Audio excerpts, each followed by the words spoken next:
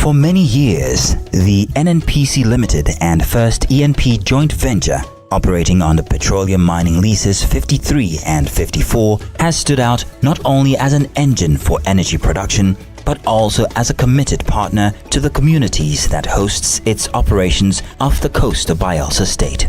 Across our 11 host communities, our belief in shared prosperity is brought to life in tangible ways through initiatives in health, education, infrastructure, and enterprise development. As well as the Host Communities Development Trust, we are delivering programs that create real, lasting impact. One of the most transformative of these is our flagship Berkey Scholarship Program, a cornerstone of our education development pillar. Through this initiative, 51 talented and determined children from our host communities are gaining access to one of the top secondary schools in Lagos, Nigeria. For many, it is a life-changing opportunity to see a world far beyond what they once imagined. The Becky Scholarship Scheme started out after we undertook our baseline assessment in our host communities, and we identified a huge gap in education. And one of the ways we decided to focus on education was to provide scholarship to students in the communities. When I heard that I was one that took first in this scholarship examination, I was happy because I know that I'm going to make my parents proud. I like that my interval scholarship, I was so happy, I don't know what to say. If looking at it, nobody in this place for now can sponsor a daughter or a son to that place. So it's a good impact that students from Fisan community are enjoying College Lagos. But providing world-class education is only the beginning. We created a mentorship program that pairs each student with a First E&P staff member, offering guidance, encouragement, and a steady hand throughout their academic journey. The mentorship program has not only added to the boys and girls under the mentorship scheme, I think it has added to me as a person as well. It gives fulfillment and joy that you are able to impact someone else that is not necessarily your blood, and you can see them grow. Because for us, these students are not statistics. They are stories.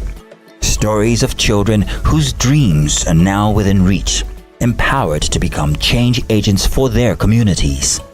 Stories of families whose hopes for a brighter tomorrow finally feel possible. Stories of communities witnessing the power of education to transform their future. I can remember when the first set came. Very timid, shy, unsure of what will happen, but I've seen a lot of transformation. Many of them have taken leadership positions. Many of them are good in sports. My teachers, actually, they have changed my life in many ways, especially in my reading and writing. Being here has helped me in different areas in my life. In my academics, I am more stronger now than before. I want to thank First E&P for this bright opportunity because it's a very big one. It has changed so many lives. Each child represents a spark of potential, of hope, of what tomorrow could be. And through Berkey Scholarship Program, that spark is being nurtured into a flame that can one day light up the world. We believe energy is more than natural resources. It is the drive to create opportunities. It is the power to uplift. It is the courage to build a better future. One child, one family, one community at a time.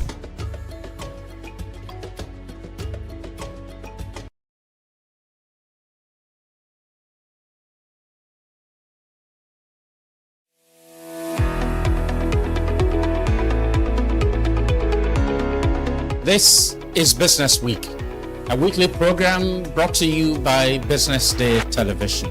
And we're live from Lagos, the nation's commercial capital, bringing you the latest insight into the stories that matter for business and the economy. I am Deborah Eze.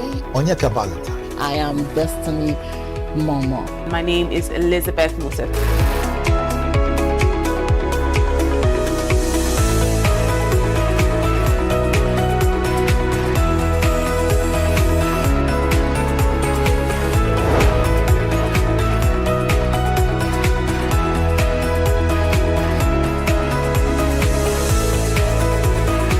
When you think of business, think no more, think Business Day. I know that Business Day television will go places. It is the next big thing that will happen to the Nigerian media sector without a shade of doubt.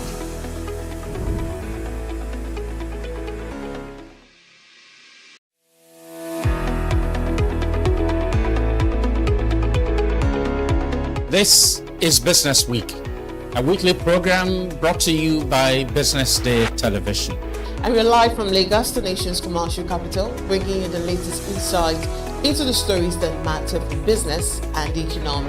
I am Deborah Eze.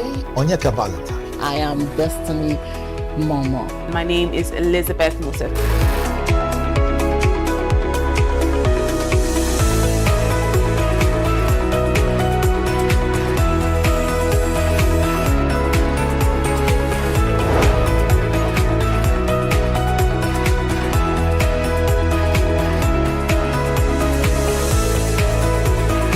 When you think of business, think no more, think Business Day. I know that Business Day television will go places. It is the next big thing that will happen to the Nigerian media sector without a shade of doubt. Attention business leaders. Want to make informed decisions? Join the ranks of the best with Premium Business Day. Access in-depth analysis and expert opinions to stay ahead. Subscribe now at premium.businessday.ng and unlock premium content. Plus, you get 50% off your first subscription. Don't miss out. Make smarter choices and seize new opportunities. Sign up now and elevate your business game. Visit premium.businessday.ng today.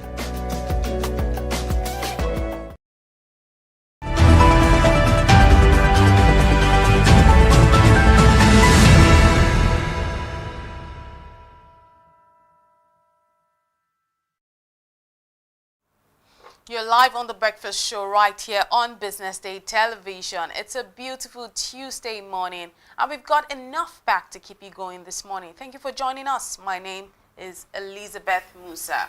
Indeed, a lot packed for today, Tuesday. Onyeka Valentine is my name. Elizabeth? Fantastic Tuesday morning, I must say. Most definitely. I think it's a good start to the week. There's a thing I'm seeing with Tuesdays now. It seems like Tuesdays are becoming the new Monday. So I agree with you. Reasons given is, if you look at it, some people just think that Sundays will obviously, flow into Mondays. But times have changed. We have what we call motivational Mondays, and so people still are within the touch of the Sunday. But when Tuesday now hits, you now really know. Look, the week is up for grabs. What would you do with it? When I say the week is up for grabs, I'm also seeing that in the corporate space, especially for the people that have the opportunity to work from home. Many of them are now opting to work from home on Mondays and then starting their days on Tuesdays, which now makes Tuesday now become the Monday, because it looks like many of them are opting for that. So it what's the word? It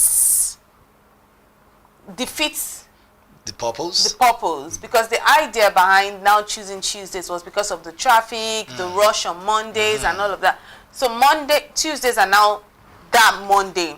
Now gives that Monday vibe now, because especially me trying to get to work every morning on Tuesdays, you find that these days on like Mondays where we have the surge for Bolt fares and all of that, Uber, the taxis, it's not more on Tuesdays. You want to say something? I want to say, if given the chance, would you like the weekend to extend to Monday?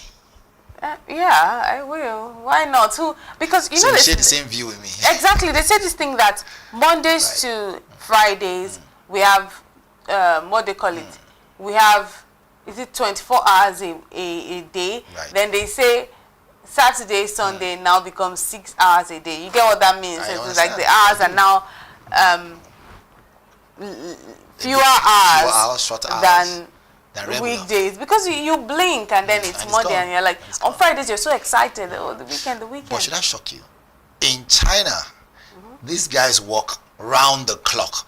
As someone is shutting down in the afternoon, someone is taking over through the night. These guys are producing back to back. I think in this country we've been spoiled with too much holidays, too much can't wait for the weekends and all that. And then productive time is wasted. When you are 1.6 or 1 point something billion people in a country, trust me, you will capitalize on the population. We are still growing, 200 and something million, but I think this might come as a shocker to those at home, but I think Saturdays and Sundays are overrated. I'm not sure you should go to your church or go to your mosque on Friday, but I think for what it is, we should invest more in using what we have to achieve what we want. People should work more. That's what I think, but get paid. I'm just going to leave it there this morning. Let's see what we have on the headlines this morning real quick. National Assembly approves 1.5 trillion naira Nigerian Army budget. And in the world of Dangote signs $400 million equipment deal to fast-track refinery expansion. And still on the headlines this morning, exports dominate Nigeria's gas market in 2025. And the world of stocks this morning, Aradel smashes 1,000 naira for first time since 2024 listing, gains 40.6% month to date. Apparently, yesterday was a very historic day. If you realize in stocks, I mean, we saw so many stocks go up. We saw, I think we were seeing like 51 trillion thereabouts in terms of gains. We saw MTN, we saw Aradel. I think we saw Nestle, a couple of them actually, and I think that it was really exciting for people that have invested stocks, especially in those in some of those companies. Yesterday was exciting. I think for me, you're 100% correct. Again, I think information needs to cut across to young people now. The only problem is they are now more social media, inclined, that they don't see the benefit in stocks. And when I say young people, I'm talking about every other person who is probably below 50 or something like that. Okay. Stocks are important. It helps to, safeguard your future moving forward. And then you must know how to monitor these things. Those economists, like our in-house analysts, will tell you, invest today so that your tomorrow will be secure. And so a lot of people don't see it. People just want quick and fast money. But you don't blame Nigerians. If I have to invest in stocks, the question will now be, with the way the economy digudallies, would I be able, to enjoy the dividends of these stocks come, say, 4 years after a new government, a new government has been sworn in? Will there be some form of decision made by leaders that will affect my stocks? And so a lot of uncertainty moving on. But I'm glad to see that companies like that and every other company can still appreciate and still say stocks is the way to go. Do you know, I'm going to say something and just differ a bit. Young people now are more invested in making investment. Yes. Young people now know more about investment, smart ways to invest their money and get profits than our parents did. Trust me. So I don't think you can say that, young people don't know about stocks. They do.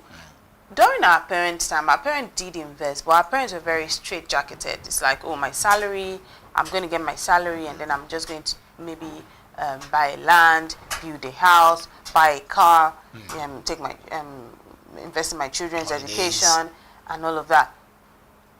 Buy stocks, obviously, and all. But the young people we have now, I don't want to mention platforms. So I think tech is one of the things that's helping them. Yes. They are more invested. The kind of things they do, I say to myself, what am I doing? Are you lacking behind? Yes, they do. They know a lot. So most times I like having most of these people around me, because then they also just keep you on Inspire your you, toes, keep you on your right? And then it just keep you inspired. So I must really say, I mean, I'm a young person too. It's not like I'm moving myself from the bucket. So I'm just saying that even someone who is in his, anyone who is in the 60s still has energy to make some strong decisions. I was watching the other day. I was watching on social media.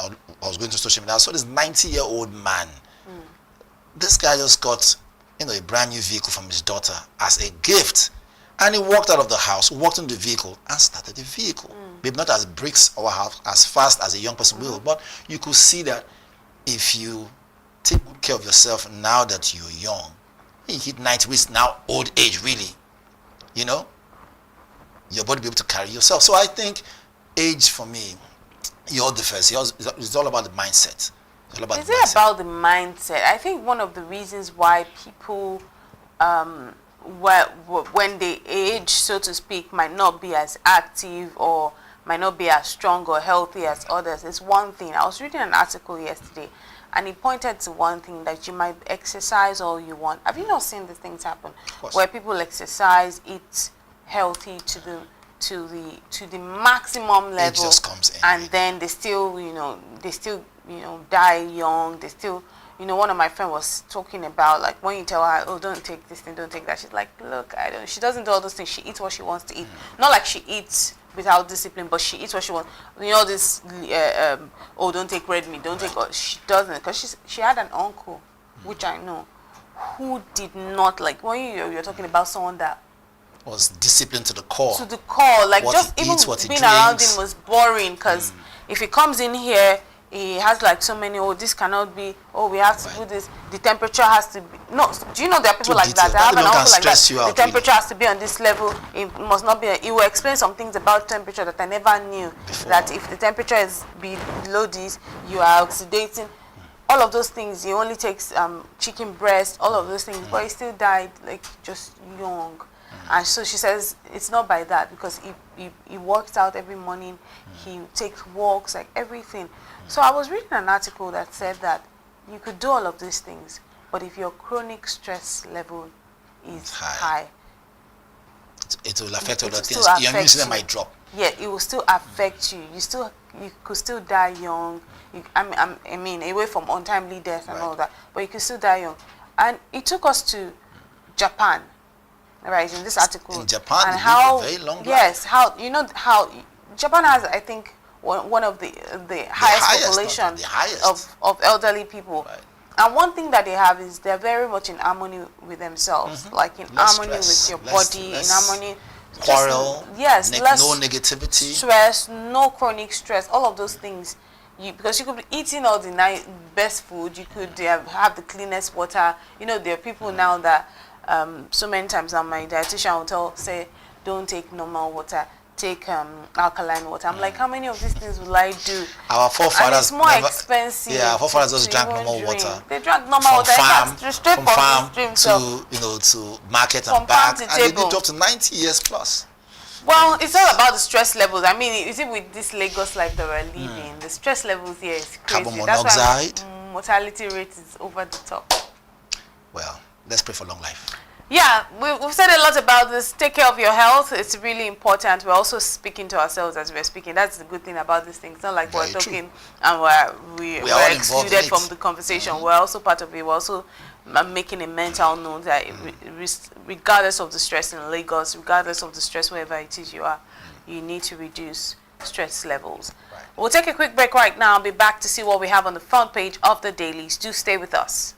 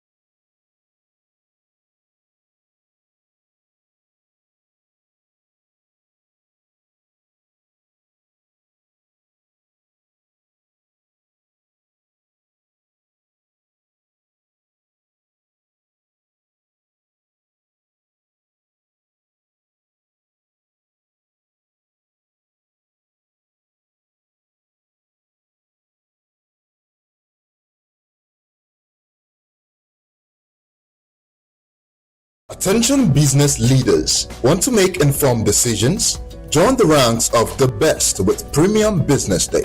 Access in-depth analysis and expert opinions to stay ahead. Subscribe now at premium.businessday.ng and unlock premium content. Plus, you get 50% off your first subscription. Don't miss out. Make smarter choices and seize new opportunities. Sign up now and elevate your business game. Visit premium.businessday.ng today.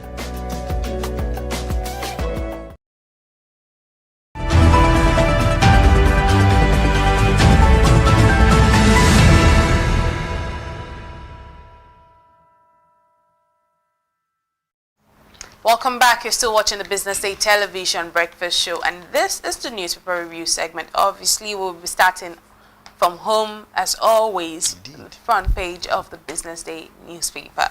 On the front page of the Business Day paper this morning, it says Nigeria joins African peers as food inflation slows to single digits, first time in 10 years. Analysts point to improved exchange rate, harvest season gains. That's on the front page of the Business Day paper this morning.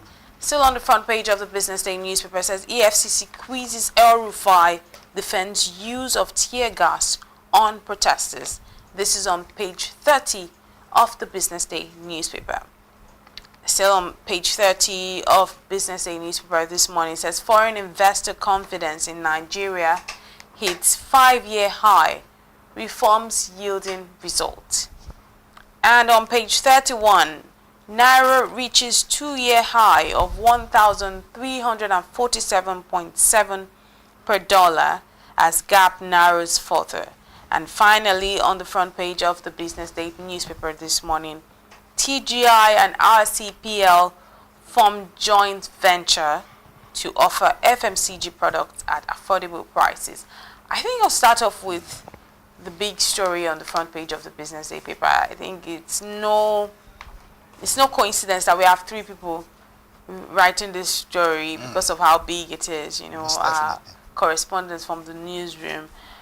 Nigeria joining African peers as food inflation slows to single digit, first time in 10 years, certainly is good news for every single one of us, because then what that means is you can go to the market now and buy a basket of tomatoes, buy a basket of pepper, okra, or whatnot. You know, I think I went to the market, you know, buy like a basket that will usually be around 1,500. It was selling at about 500 naira. That's a relative that's reduction. Significant, yeah. And you see also onions. You know, you want to buy a basket. You want to buy maybe. I'm just talking about budget because I'm trying to just relate it to an average household that wants to, an average Nigerian household. You know, most times people are running on a budget. You want to buy maybe like 1,000 naira onions and you're getting maybe about 5 pieces or something. But I think now you could get more pieces than that, even for the pepper, which means that you might have more pepper to use, you know, for more than 1 week. So. And it's pointing to improved exchange rate. It's pointing to harvest season gains. And this story is something that our in-house analyst, we wish he was here now, Mohammed, that, you know, just giving us, our very own Mohammed Akanji, shout out to him, had given a little bit of insight about it yesterday, but I don't know if I want to speak to it in any way. I mean, truth be told, it is what it is. It's a very clear indication that, look, that the idea of the fact that some people are afraid or worried about food insecurity, we begin to have a breath of fresh air a little bit, to see that now that we can join other pairs to I won't say celebrate, but at least mark the fact that food inflation is no longer jumping, rather it is, you know, taking a chill pill. What does this now mean for household people, like you said, those who earn minimum wage, right? Will they be smiling? Although the challenge there now will now be those who transport this so-called, well, I won't call it so-called because everybody needs it, those who transport food items, those who transport, you know, things that you need to just keep your daily life going. the transportation system, if it doesn't come down a little bit, it will probably not even have any effect on the common man. Food, cost of food will still almost be the same thing, because transportation, basically, if it sneezes, every other aspect catches a cold.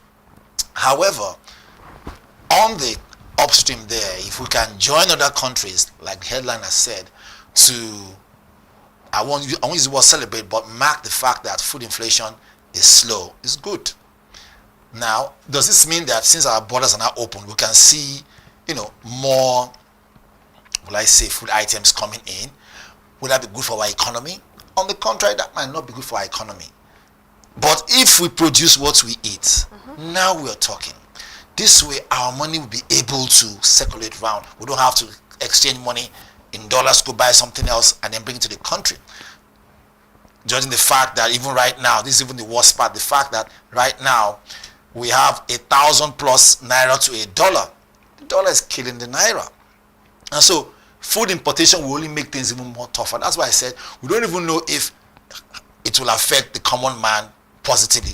Even though we see there's a slow in food inflation, will it still affect the common man? Will the cost of garri still be the same? People are envisaging that maybe the cost of garri will be lesser. Just what you said. Maybe the cost of a basket of tomato or onion. These are basic things that every housewife there needs. Will it still reduce? The answer might be no, because there are other factors that are going to affect this thing. Even those who are living the so-called blue blood life and posh life, living in the posh places, they'll feel it too, because they have family members who are depending on them. Oh, I need money for this. I need money for that to buy food for my family and this. They will also have to give out money. So it boils down to the same thing. On the top, we are seeing that food inflation is slow, but are we going to feel it, the common Nigerian like you and I? I think we are going to, just as I've mentioned, going to the market and purchasing tomatoes now. You might, if you're an average Nigerian on a tiny budget, you could buy 1,500 naira tomatoes, and you could get more pieces than you would before. You could buy, if you know your way around the market, you could even get so much more.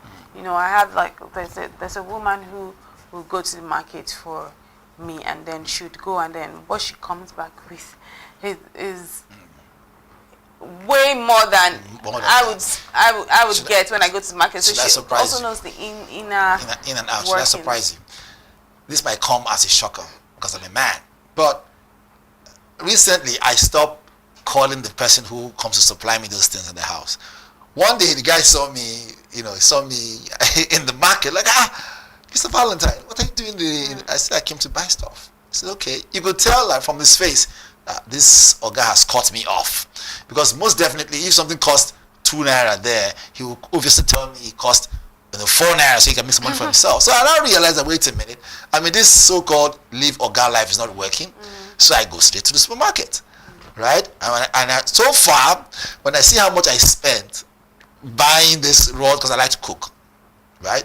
Buying these tomatoes, onions, and potatoes, and then I check how much I normally give to him. I said, okay, when I did it, my subtraction, and then I realized that I've just been throwing money away. That when I could have used probably add money to my field or other needs. So it's just all about the fact that you must know how to manage yourself. Yes, you must actually know how to manage yourself. I bet he'll be very angry. You took food away from his table. Sometimes it's just using some people is also just putting food on their table. You might as well just use them. But still on some of the gains that we're seeing, if you listen to the conversations on the economic outlook from the coordinating Minister of Finance and Economy, Mr. Wale Edun, for the most part, it talks about consolidating gains in 2026. That is, year 2025 already saw us, seeing reforms stabilizing, and now in 2026 we are consolidating those gains. And I would say that this conversation on food inflation slowing for the first time in 10 years speaks to consolidation of these gains. Same as this story on page 30, written by Wasiu Ali, which talks about foreign investor confidence in Nigeria hitting 5-year high as reforms are yielding result. That's also a part of consolidating gains. To be honest, on the front page of the Business Day paper this morning, there's such positive outlook for anyone in the business space. I mean, this is kind of news you want to read. You want to read such news because oftentimes when you're looking at the front page of the paper, it's always bearing bad news. But when you're seeing something, even if it's a trickle of hope, tell me about how inflation has slowed down. Tell me about how foreign investor confidence in Nigeria has hit a high, which means that for me, as a business person, there's a positive outcome here, because if foreign investors are looking at business opportunities here, then I certainly stand a chance. So, and the final one on Naira reaching 2-year high of 1,347. That is a given. As the gap narrows further. For me also, that's also pointing to consolidating again. So it's truly positive on the front page of the Business Day paper this morning. I wouldn't want us to talk about EFCC increasing El-Rufai because I know we'll probably see it on the front page of other papers. So let's just go see what we have on the front page of the Punch this morning. All right, of the Punch, from the very top here, it says Kwara, Niger map out joint counter-terror plans. You see that one in page 7. It says Kwara, Niger map out joint counter-terror plans in page 7. And again, here it says Kano Central to APC plans, says Shetima. Kano Central to APC plans, says Shetima. Page 8, and over here, 65% Nigerians demand low interest rates as MPC convenes. Page 44, you can see that one. Again, 65% of Nigerians demand low interest rates as MPC convenes. But there's a very important one here, which is the main one. 432 billion naira probe. EFCC detains El-Rufai. DSS on standby. So, with this now, is it, how do I put this one now? Are we beginning to see that El-Rufai might just be the next big thing on Netflix as we move along? Because, I mean, from the fact that he was accosted at the airport to the fact that he was trying to, some will say that he was trying to even up scores by dragging Ribad into the matter for the poisonous gas, and now this now, right? What does this now mean? It means El-Rufai is going to catch any sleep at all, right? But some people, I don't think he plans to catch sleep. Some people somewhere really want to pin him down. Who do we blame for this matter? Is there anyone to blame? But him. So 432 billion naira probe. EFCC detains El-Rufai. DSS on standby. You see that one in page 2, which is the major story. But you know, again, I ask myself this question. Truly speaking, if they have all this information, right? I'm sure it didn't just happen overnight. It was a build-up. So they were waiting for him to get out of office to build up the story. So, which brings me to my next, question.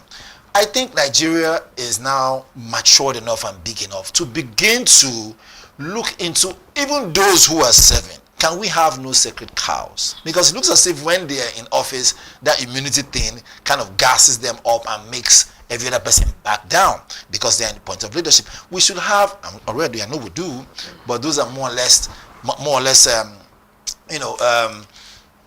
you want to call it as it may, people like Serap and every other body that question what you do to say, Oga, can you give accountability? But we want to see more of these things. So that it's not only when they leave office, this whole barrage of information starts coming out. Oh, so billion, right? Look at the likes of Emefiele, too, the same thing.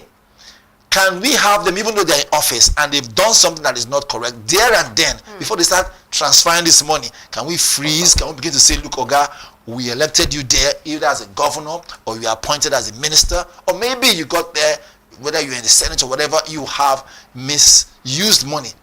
Right there and then, can you answer to Nigerians who are the ones paying your bills? Because it is our tax and pay us money that we're using to pay your salary. And now that we're now big on paying tax, we might as well fight for our Perfect, rights. Elizabeth. Perfect. So I think for what it's worth, seeing this kind of money now, do you know how many politicians, just recently, and I think right now is now being, reduced regarding the fellow, I've forgotten his name now, who has been in and out of EFCC net for money that they said he stole. I'm trying to remember his name now. But now with this one now, with El Rufai's own, it will submerge that.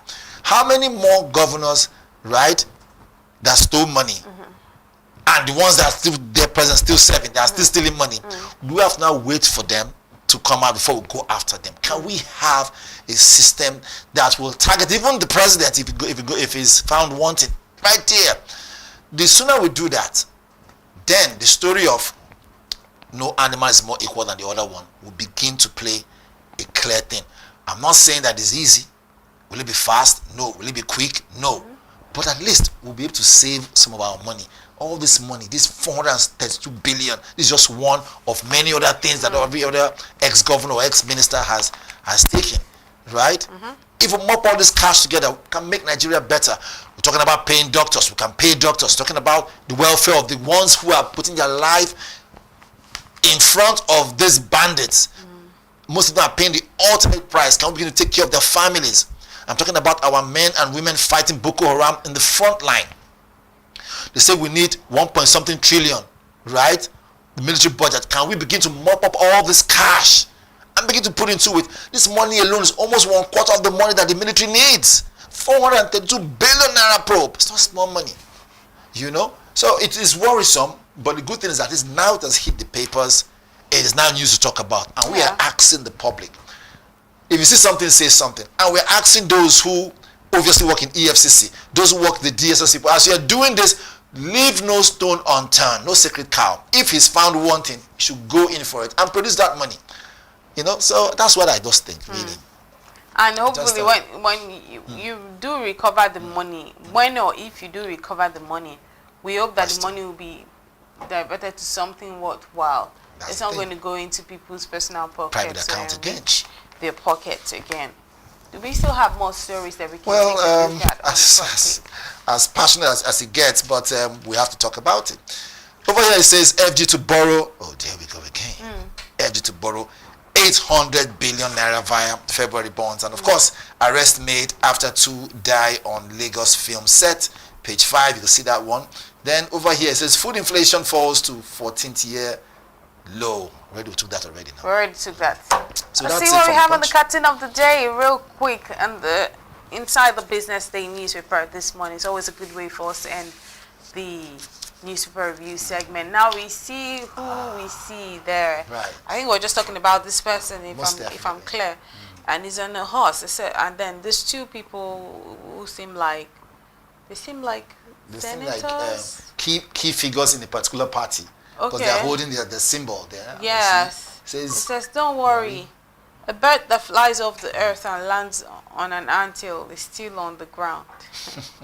And then you can see him on the horse riding off. Like I say, a picture tells 1,000 stories. It's for the message has been passed. It's for the receiver to decode. Before we go, I was going to mention something that happened in South Africa. I don't know if you heard about it. And it's the major rider there. It says, the young people who killed a Nigerian in South Africa. There's a video that they literally had them strangle this guy, and now it says court, remands the suspected killers of South African-based Nigerian student. We want to look at where is Abike Dabiri? Can she jump on this to 100%?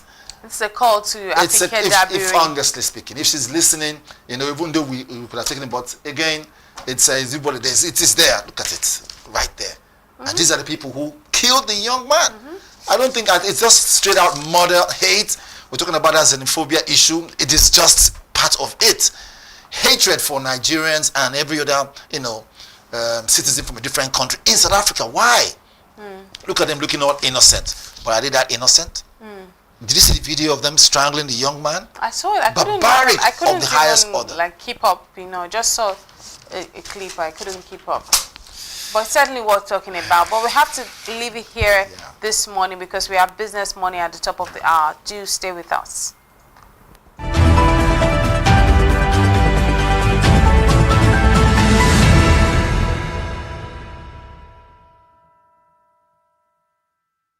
Information is everywhere, but insights, that is rare. Business Day Premium gives you analysis, data, and context that keep you ahead. Business Day Premium. Read deeper, decide smarter. They say money never sleeps. Wake up to clarity, insights, and the stories driving business in Nigeria and beyond. From the heartbeat of small and medium enterprises to the pulse of national economic policy, this is where business meets perspective. With expert guests, real-time analysis, and stories that matter to you, we go beyond headlines to bring you the full picture. Join us every morning as we break down the numbers, decode the policies, and spotlight the people shaping our economy. This is Business Money. We are not just showing off businesses, but telling the stories behind them. The hustle, the art, the orders, and the wins. Startup Spotlight, showing every Monday on Business Day Television. Welcome to the Triumph Against Odd podcast. Most people go through their lives without knowing what their superpower is, right? But if you're lucky enough and determined enough to find your superpower before you get to a certain stage of your life, you will be incredibly successful. Look, the first thing is you just decide not to look at the challenges, because if you do, it's going to end you. The closest thing I think is that I had a deeply military background, which is a bit of a never say die background. I saw an opportunity in non-interest banking, and I felt that the demand was there. There was pent-up demand for it. People were yearning for it, and I felt that if we did it properly, if we brought in professionalism into it, and if we brought in our experiences, our various experiences from various backgrounds into it, that it could succeed. Very few people do that because very few people explore their superpowers. They just explore bread and butter issues. I need to eat, and Yes, there will be challenges. This is a very difficult business environment. The government keeps working on how to make business easier. The first problem to overcome is really just starting, right? We thought about this idea for over 2 years before we even took the first step. You cannot ignore this country. No, and to be from here, I think is an incredible privilege. Nigeria will be ascendant in my lifetime. This is Business Week, a weekly program brought to you by Business Day Television.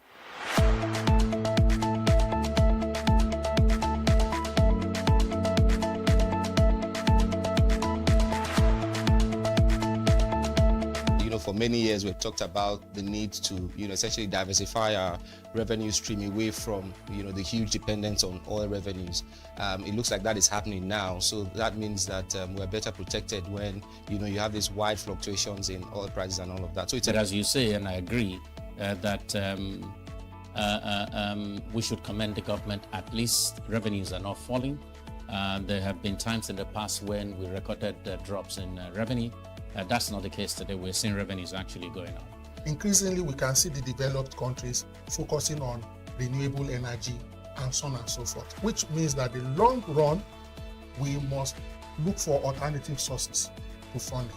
So, the government says that crude oil theft has essentially come to an end.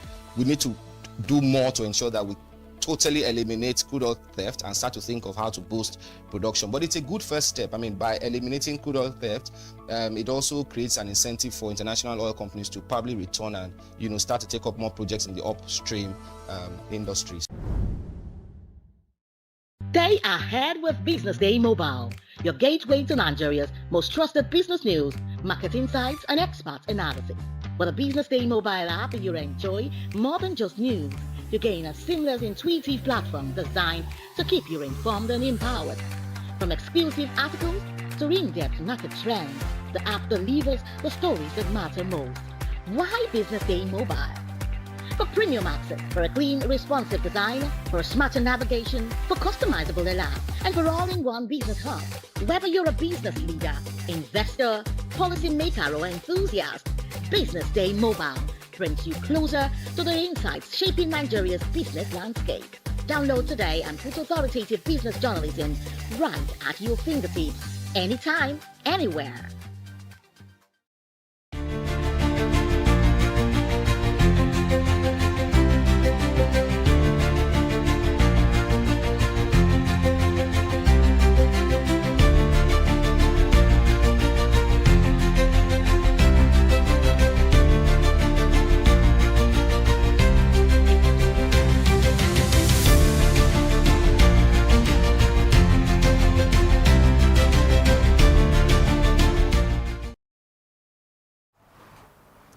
Good morning, you're still watching The Breakfast Show right here on Business Day Television. This is Business Morning. My name is Elizabeth Musa. Now let's bring you the news in detail. A joint committee of the National Assembly on the Army has approved a 1.5 trillion naira budget for the Nigerian Army for 2026 after expressing satisfaction with the proposal and pledging to support its implementation. Chairman of the Senate Committee on Army, Abdulaziz Yaradua, revealed this following a joint budget defense session with the Chief of Army Staff, Lieutenant General Waidi Shuaibu in Abuja. Aminu Balile, Chairman of the House of Representatives Committee on Army, commended Shuaibu and personnel of the Nigerian Army for what he described as their patriotism and commitment in the fight against insurgency and the protection of Nigeria's territorial integrity.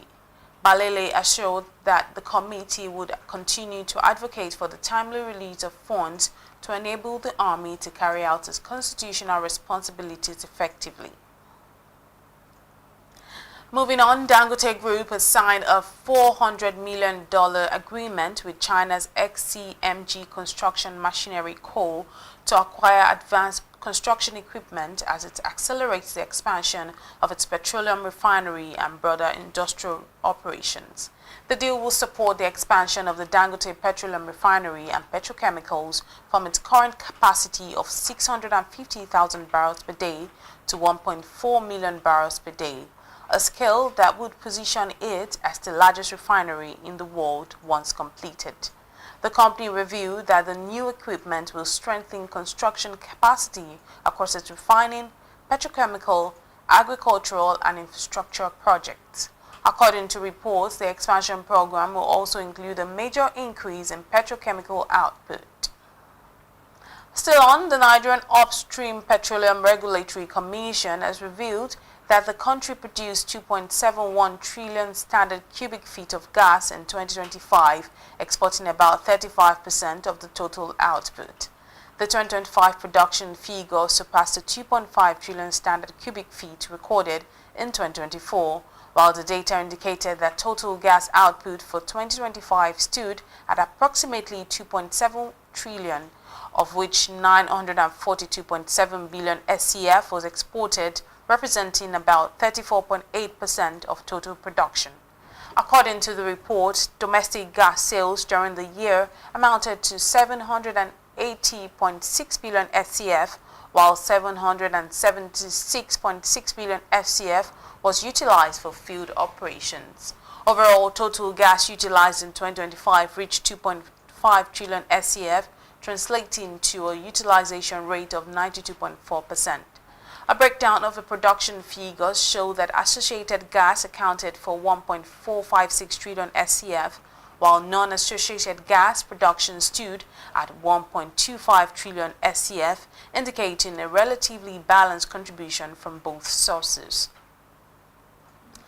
Now to end the news, shares of Aradel Holdings PLC have surged past the 1,000 naira mark for the first time ever, closing at 1,096.70 naira per unit on 16th of February 2026. The rally reflects strong buying pressure, triggering NGX 10% daily trading limit and lifting the stock's month-to-date gain in February to 40.6%. Year-to-date, Aradel shares have delivered a 63.7% return, with over 101 million shares traded so far on the Nigerian exchange. The rally follows a 12-month target of 1,040 naira set by analysts at RentCap in October 2025, a milestone the stock has now exceeded since being listed at 702.69 naira per share in October 2024. Let's go on a quick break. When we're back, we'll be discussing our conversation on Business Morning. Do stay with us. Don't go anywhere.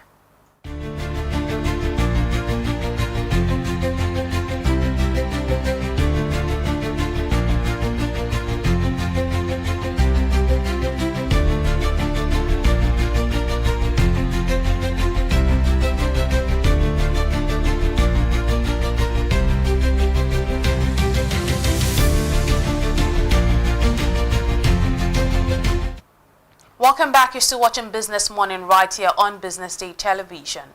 Mounting pressure to improve public service delivery is pushing experts and policymakers to consider a new approach known as product thinking, a strategy traditionally used in the technology and private sectors as a potential solution to long-standing government challenges. Across Nigeria, citizens continue to face difficulties accessing essential services such as healthcare, licensing, taxation, and social welfare programs. Long processing times, complex procedures, and limited accountability have often weakened public trust in government institutions.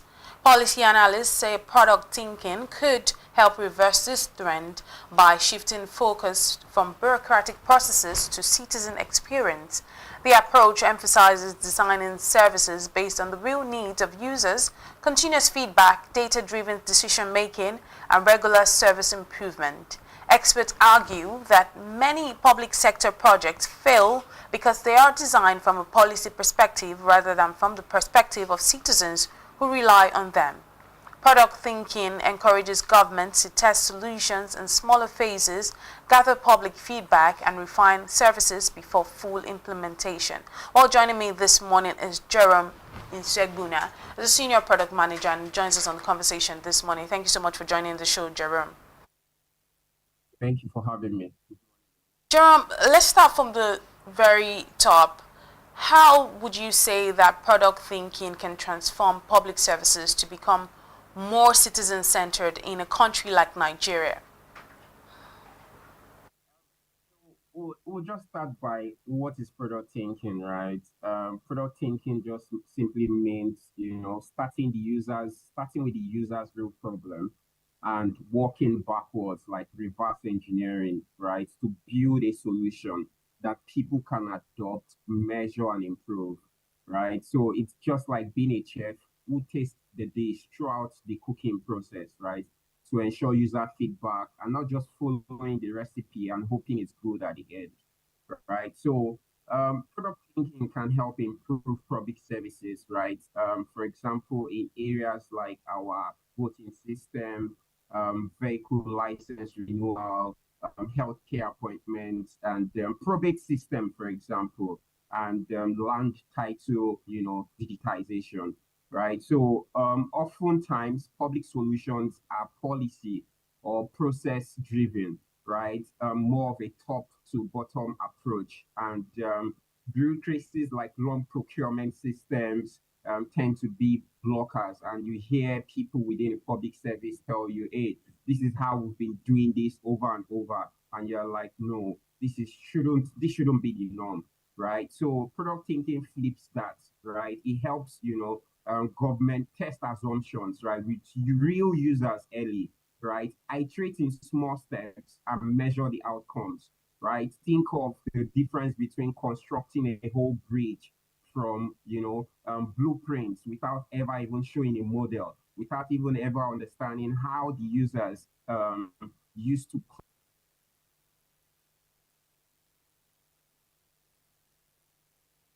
Your product manager on product thinking and how it could become something that is continuously practiced and can transform public services in a country like Nigeria. So Jerome is back now. Jerome, you could pick up your conversation.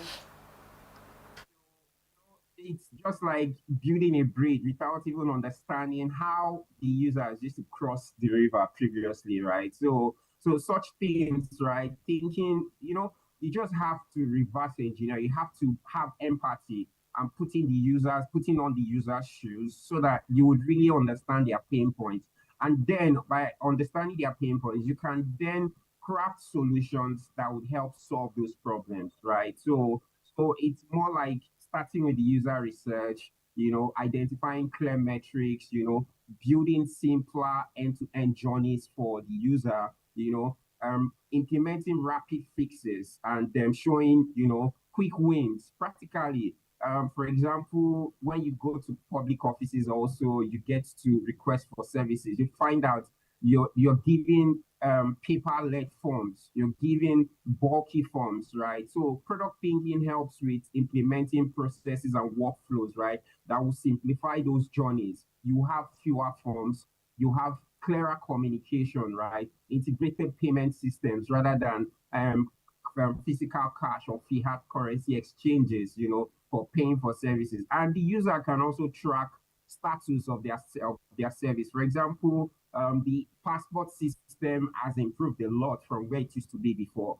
But there could also be more improvements in enhancing the entire process end to end to curb all those loopholes and to cut out those losses, right? And make the process simpler for both those in diaspora and both those locally. And also looking at our electronic voting system.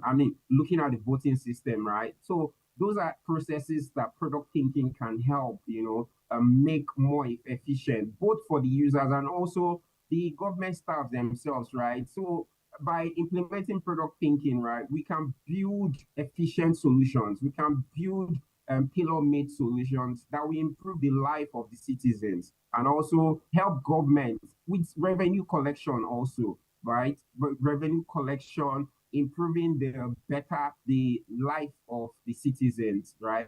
Helping the citizens get more service and get to feel the government presence, right? So product thinking also, could also help with, putting up guardrails, guided pilots. For example, time box projects that meet compliance and reporting needs, right? So it doesn't eliminate those whole government processes. It's just simplifying it. It helps keep governance for, at check so that the citizens will know that, okay, we are getting benefits from the government. So we are willing to even give more and see how we can even get more. So it allows the delivery teams within government, right, especially from the point of procurement down to the project management themselves, right, to iterate in small sprints, right, and deliver tiny bite solutions, bit by bit, MVPs, we call them MVPs in product management, right?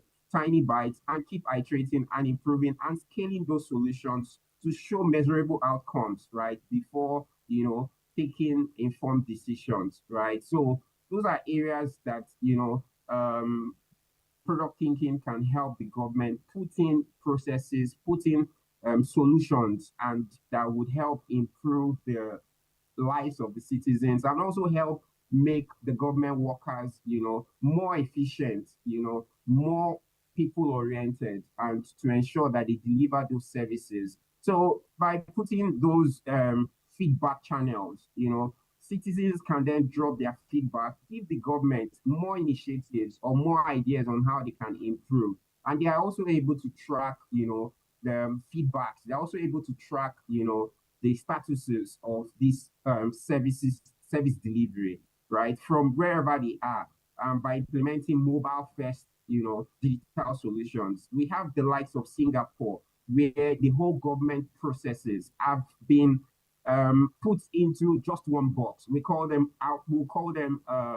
single SSO, whereby once you sign in with just one ID, right, you're able to access all the government services and products, right, within just one portal, and you don't even have to look at multiple websites, multiple products for you to access different services, right? Just imputing your ID, you're able to access every solution, every product, every service just from one point of entry, right? So those are what product thinking helps. And there are other similar countries like that who have implemented such solutions, right? From ID to healthcare to voting systems to digital banking also, right? And also helping the government digitalize their own, payment solutions, their own service, paid for services, right? So in one thing, right, for one thing I would really love to, or two things I would really love to see where government applies product thinking would be in the land and title registration system.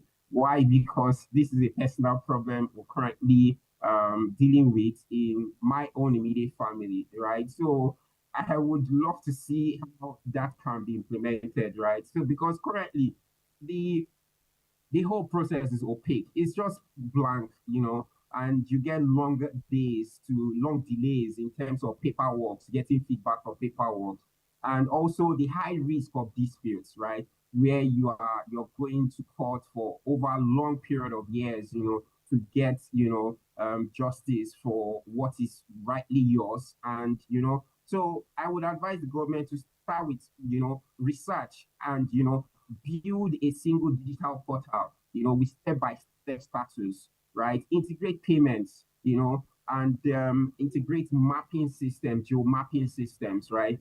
Create auditable digital titles, right? And measure, time to transfer and dispute rates, and also try to see how much they can also, make available those lands and make them all for sale, more like a marketplace, and roll this solution out regionally.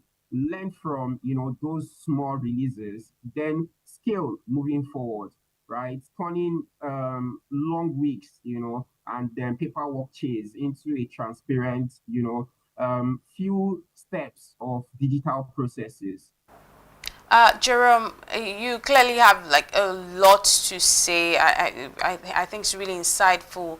But let's also talk about product thinking and how it could reduce bureaucracy and improve efficiency in government institutions. Because what we often see is many projects failing to meet public expectations.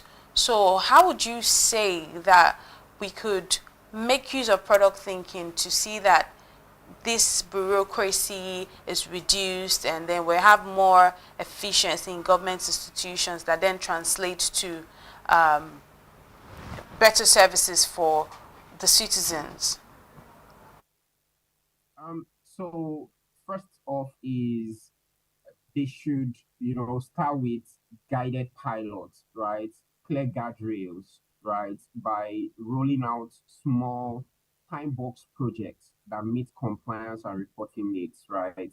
To help the government, implement governance for risk and oversight, but allow delivery teams to, iterate in small sprints, small cycles, project cycles, deliver MVPs, minimum valuable, products, and then show measurable outcomes before they decide to, scale across broad, right? Also, within the government sector, most times there's these common pushbacks like fear of failure, where the staff will tell you this is how we've been doing things over time, right? They can also implement, staff trainings, make available staff trainings for them to adopt latest technology and learn these technologies, right? And see how they can implement them into their day-to-day, duties within their offices, right? So also they should also look at improving the procurement rules within the government service, right? Make it more transparent, make it more open, and allow specialized individuals and organizations within those sectors to come play within and help, deliver those projects, efficiently end to end, right? specialists, professionals within those industries to come, right? So that those KPIs can be measured, and also the projects themselves, right, can also be tracked, to bridge, and trainings also help with, bridging the skills gap, right, within those sectors. And by mitigating these risks, right, they can also deliver quick wins, aligning incentives to outcomes. For example, telling the staffs that, okay, if you adopt this tool, you get this incentive, you are liable to promotions, right? Also for the citizens, adopt the model of incentives, right? And, getting senior sponsorships, right? Like top to bottom approach towards adoption within those sectors, so that pilots become accepted practices, right?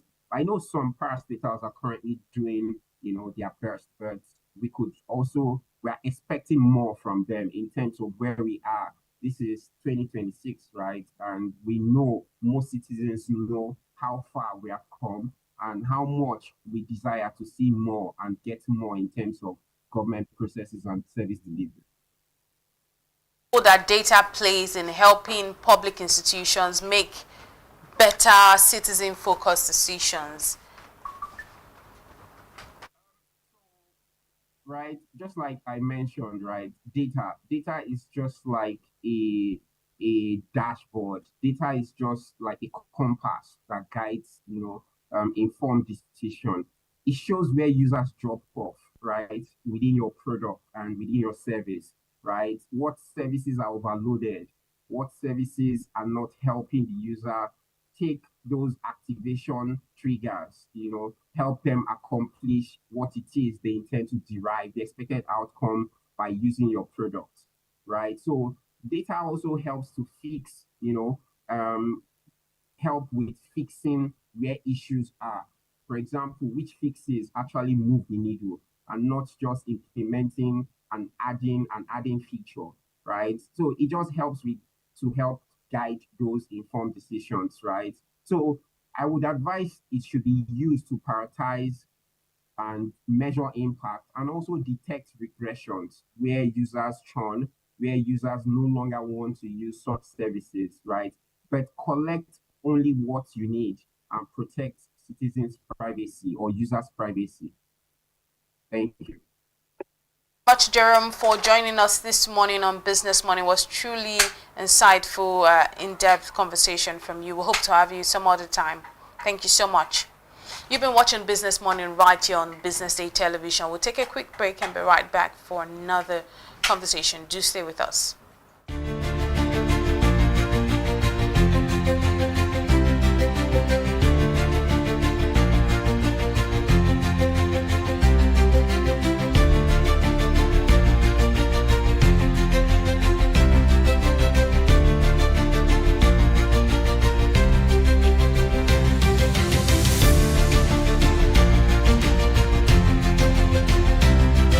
Not everyone gains access. Not everyone belongs to the room within the room. The Shift Conference Lagos 2026 introduces the VIP experience for leaders who refuse to simply attend, but who have chosen rather to ascend. The VIP session gives you some benefits that the general session can't. Special registration and access into the room, a meet and greet with me before the general session starts, front row seats, and at the VIP session, opportunity to ask the speakers direct questions, strategic networking, and a curated launch designed to enhance networking and opportunity. There are few seats, but so many on our wait list already. If you belong to the table, this is your invitation. Lock in your seat before someone else takes your place.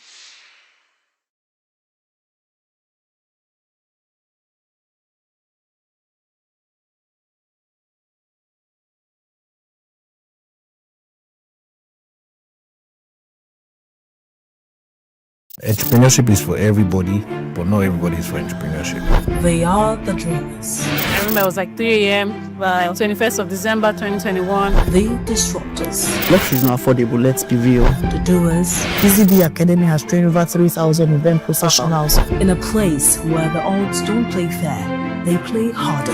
I would like my business to be remembered as one of the homegrown organizations that has helped with shaping the narrative of this continent positively. From first-time founders to industry giants, this is where serious business meets unexpected turns. I could stay up hours of the night just watching things about space.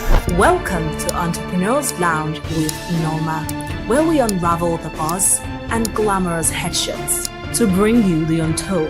When I went for youth service, where I was sent to, instead of me to go to work, I went to go and learn how to sew. Raw. I'm blown away by the challenges they're facing. And real stories of Nigeria's fearless young entrepreneurs. And not only not yet. Watch Entrepreneurs Lounge with Norma every Tuesday on BusinessDay television.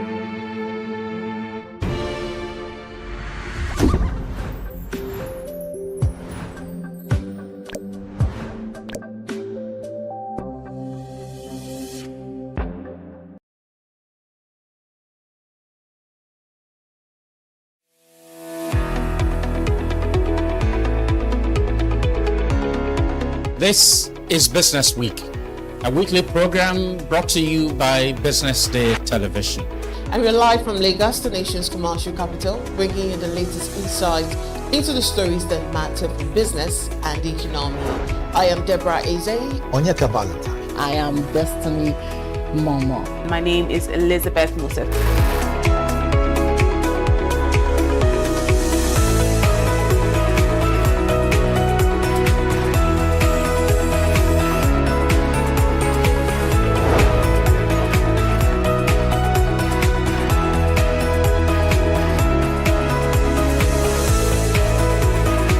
When you think of business, think no more, think Business Day. I know that Business Day television will go places. It is the next big thing that will happen to the Nigerian media sector without a shred of doubt.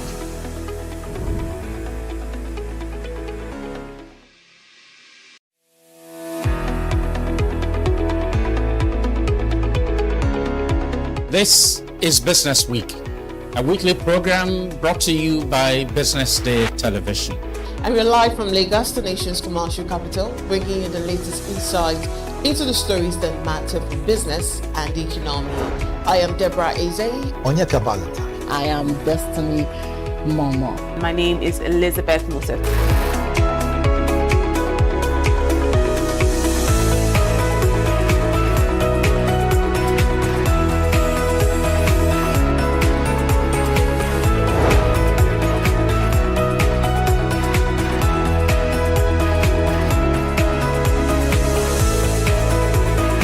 When you think of business, think no more, think Business Day. I know that Business Day television will go places. It is the next big thing that will happen to the Nigerian media sector without a shred of doubt.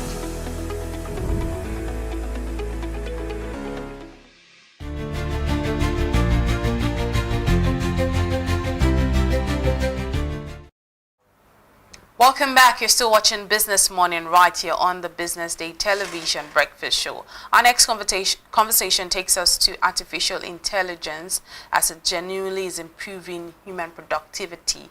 As artificial intelligence continues to reshape industries, education, and major everyday life, a major question is emerging. Is AI making life easier or simply making it louder and more complicated? From virtual assistants to automated writing tools and smart business systems, AI is rapidly becoming part of how people work, learn, and communicate. Supporters say technology is improving efficiency, helping businesses grow faster, and allowing people to complete tasks in seconds that once took hours. But critics warn that the rise of AI may also be creating new challenges. Experts say the overwhelming flow of AI-generated content is making it harder for people to identify accurate information, raising concerns about misinformation and digital trust. There are also growing fears about overdependence. Some analysts worry that as AI takes over thinking, planning, and creative processes, human critical thinking skills may gradually decline. Well, joining me this morning is Abdul Kabir Musa. He's a front-end developer and is vast in the area of artificial intelligence, and he joins me this morning on the conversation. Welcome to the show, Abdul Kabir. Good morning. It's good to have you this morning.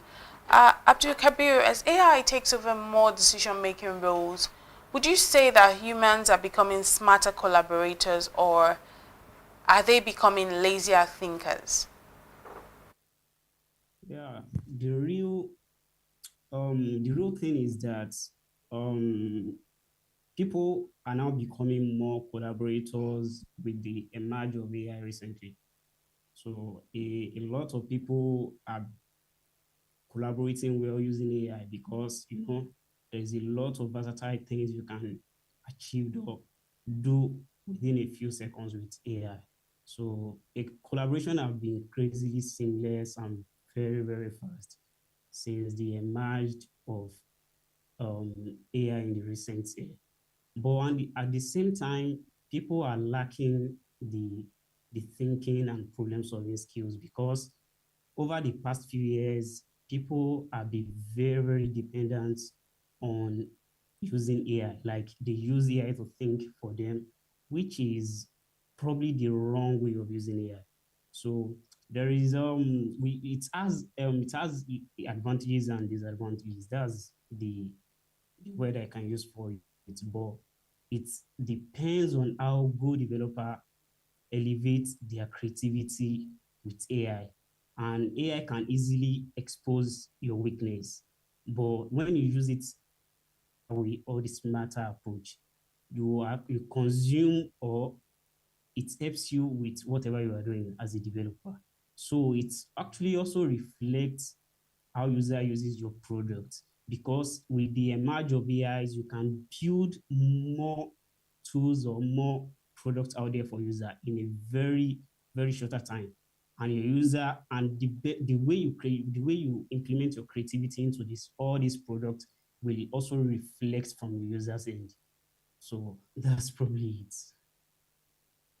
About AI being able to expose your weaknesses, could you talk to us about how to make use of AI to not expose your weaknesses, but then to portray or to push forward your strength? That's an absolute a great question, and what people should be more asking about in these days, because with AI you can easily go astray because when you enjoy the way you interact with AI is giving you immediate response, and you can literally wake up anytime, ask it question, and anything it will probably give you a very, very confident answer, and you will feel like that's the correct answer, which might be the best wrong answer. With AI will give you with confidence. So the best way I would need like the best way I can educate people about it, like the way they should use AI better, is by knowing the best way to use AI. What I mean by that is that whenever AI generates anything for you, whether it's a code or it's some piece of information, make sure to verify it. So a lot of people are not fact checking everything AI generates for them. So people are just using it randomly, consuming content from AI, which is very, very, absolutely very wrong. Because, all these AI providers like Claude, OpenAI, ChatGPT, they literally says below it that AI can make mistakes. So which is, that their models can literally hallucinate. So we call it hallucination. So that's it. So that any answers you got from AI will definitely, everything won't be right. So you need to always fact check all response and answers you got from AI so that you will know that you'll be on the right side. Assuming now that you are a developer, you AI generates a code for you, make sure to read each lines, confirm the logics and problems AI solved in such kind of piece of code. Make sure that you confirm everything before integrating it into your existing application or your new application. If you are literally a normal user consuming some piece of knowledge or some piece of information, make sure to fact check it, whether through Google or some other various platforms, or it can be some people's, they know better than you. Make sure to confirm from them, because AI was trained on very versatile, a lot of data sets, and it's usually the way AI works behind the scene.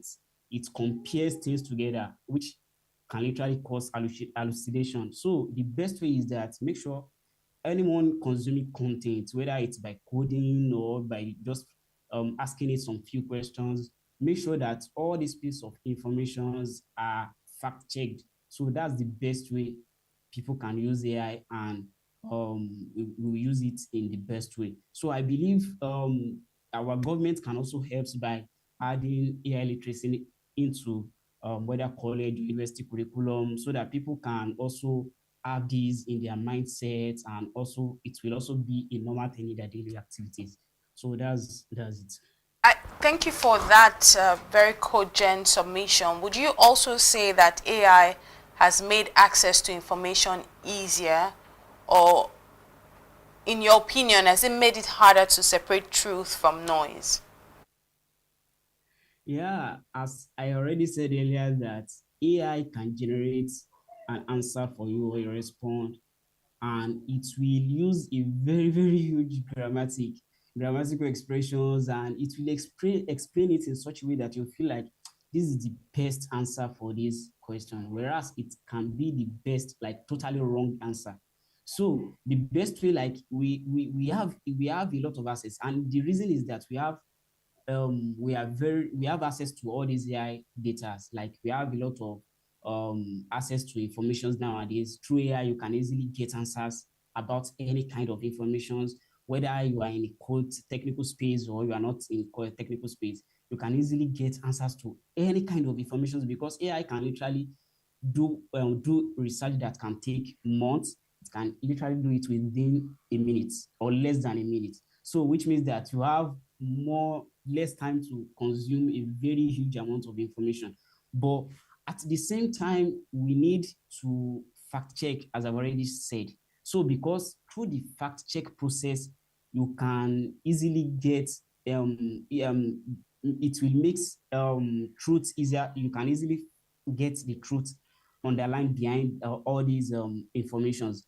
AI will just compile together truths and false information from the internet around all the resources out there.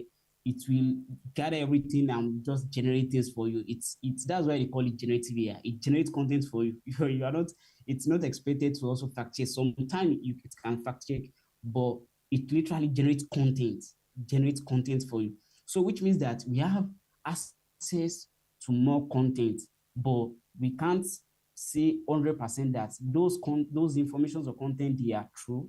So now the best thing for users is that they should now fact check on their own end, so that we can easily get the truth. So nowadays it's really hard to get to know which one is true or which one is false, because as we can see out there, there's a lot of false information out there, and that has caused a lot of arguments, like within the government officials or personal individual, fake content generation. Some people will even comes online to explain that I'm not the one here, it's AI generated. That's why platforms like Google, YouTube's, TikTok, and other various major platforms suggested that whenever you are posting or creating any content, if it is an AI generated, you have to tick that it's AI generated, so that you can also label such kind of content as AI generated. So people will know that this is a content generated by AI. You can't really show that this is actually true. So, but that's one of the policy I think we can use to access truth information from the internet, because social media is a lot of places where people spread tons of false and true information. So the best way is that there should be policies, like I think channels have already did that. They have policy for creators creating any content, you have to label and such kind of thing. So I believe government officials, they need to look into this and make sure that citizens abide by this, so that we won't have 99% of false information out there and 1% hidden information. So that's it. For us to do a measurement of whether AI is improving quality of life rather than perhaps just increasing speed and efficiency, because we have this conversation a number of times where we say to ourselves, I mean, AI is helping, it's making things faster and all of that. But would you say that it's in improving quality of life? Improving quality of life, yeah. And the thing is that, speed metrics are easy, but the burnout isn't measured, right?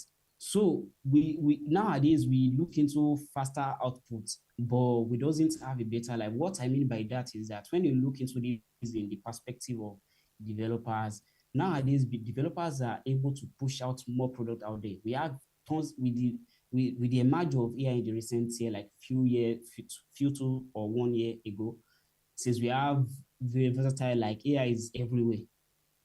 So there is a lot of products, like technical or software products that has been emerged, and these products, they emerged in very large scales. Like there's a lot of things to do. Like you have to monitor and look into latency and there's a lot of stuff technical stuff.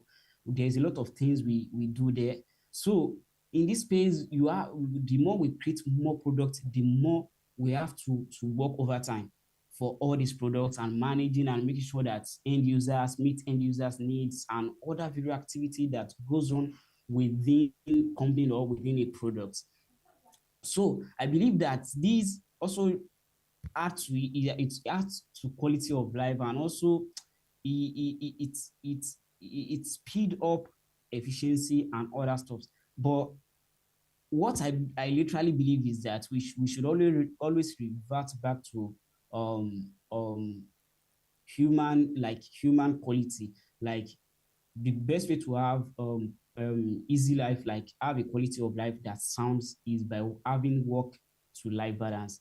Like make sure that we should always make sure that we have specific hour for work and specific hour for doing other work, resting. I mean resting.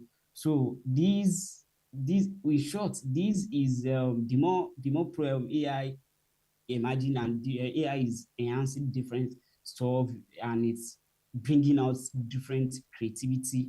We are thinking of producing more products and different solutions for end users. And with this, we have to work more and do more. So with this, we are, as a human, we need to create efficient time and leisure time we can like have rest for ourselves. So that's just a piece of information from me. Think that in any way AI is replacing the need for original human thought? Because with your submission where you say that with AI and all of the, I mean, as a front-end developer that you're able to create, more products and all of that. So that means, if I hear you correctly, that you're still making a lot of thought, you're still going through your creative process, thinking process. So you don't think in any way that AI is replacing the need for original human thoughts, do you? I do not think AI is going to replace any human thinking creativity, because when we look into AI itself, human creativity is behind it. Let's start from the data or informations AI they used that is being used to train all these AIs. So everything comes from human, right? So all this information, all these AI, they are trained on versatile or variety of data sets, which from this data they learn. Anything that is not within their data, they don't know it. That's why sometimes you will ask AI a question, it will say I don't know, or it should produce it with wrong answer. So it's AI are trained on human creativity, which means that if there is no more human creativity, the AI doesn't have anything to learn from, right? So this is so let's now take me back to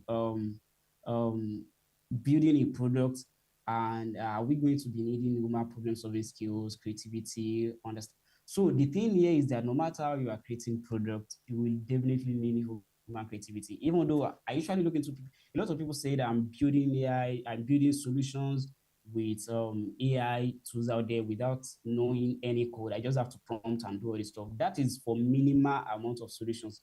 Or even though if it is for minimal amount of minimal solution, you still need human creativity, because whenever any kind of application or software, we need maintenance. You have to upgrade features or fix bug, deal with creativity, upgrade, and a lot of different things. So all these things are, you need human creativity, because AI has limitations. In most, like 99 or 95% of AI these days, they only generate content.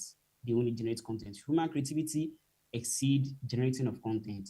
They think beyond the product, like they think in users and like think like users. And that's it. If you build a product and you do not think in the way your user will do, so you are literally building a product for yourself.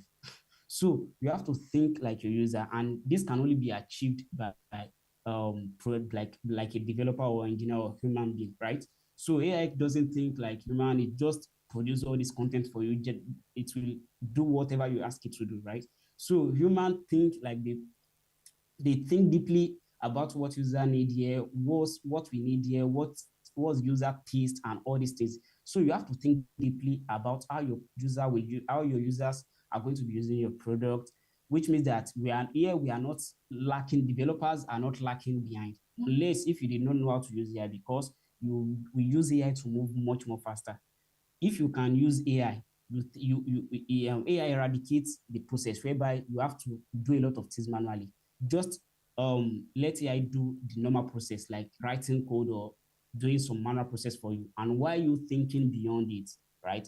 Thinking about some external stuff, like some things that can make your product much more better, right? So that's one of the way, that's a good approach, right? That's a good approach. So you don't have to think about some manual process anymore. Currently, AI is already eradicating a manual process, like the manual input of some stuff, sending some manual emails, and some like other majority of manual stuff like that. AI is already automating everything. So it's better human beings started thinking creativity, like thinking about creative, how you can add values to your product. So that's it. It is not eradicating, it is not like eliminating users needing a product or something.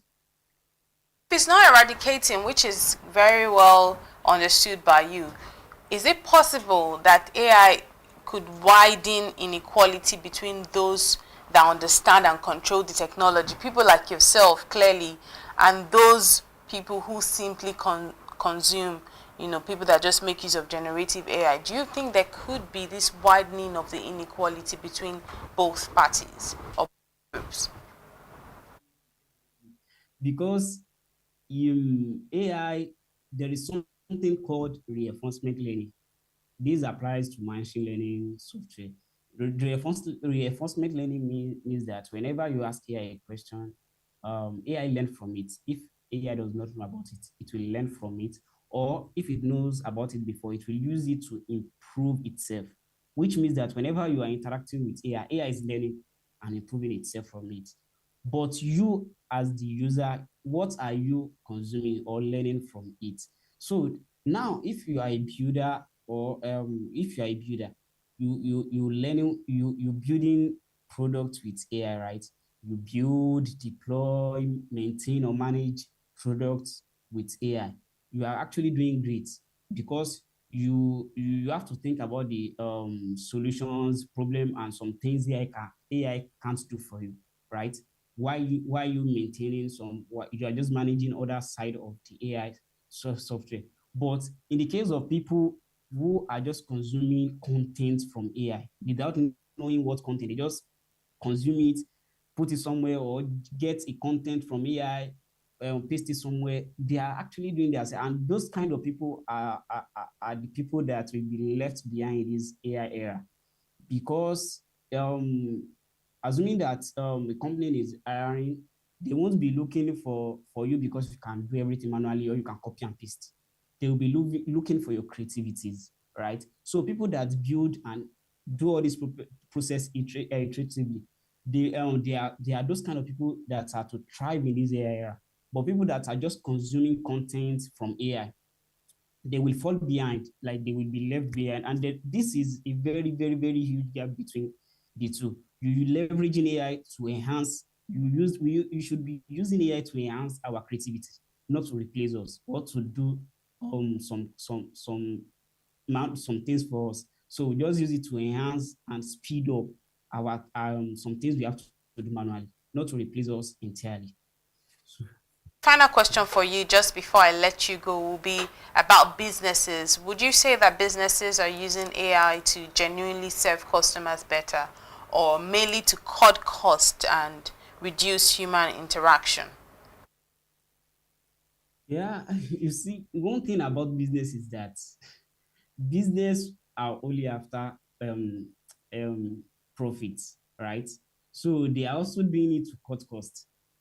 But at the same time, they can got a very, very huge amount of aftermath that is not really good for them, because whenever any company or any product neglect human creativity or emotion, there will be a lot of very bad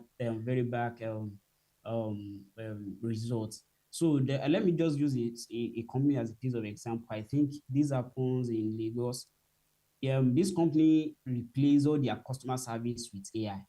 So within a few weeks, they did this. They did this replacement. All their users keep complaining that they are not getting a very good response from the AI or customer service they are responding to. It's like a phone call. So in this kind of scenarios, human creativity cannot be replaced, because human understand the emotion better, right? So businesses can try to let their customer service AI to handle some manual process, so that customer service can focus on some area parts of the system.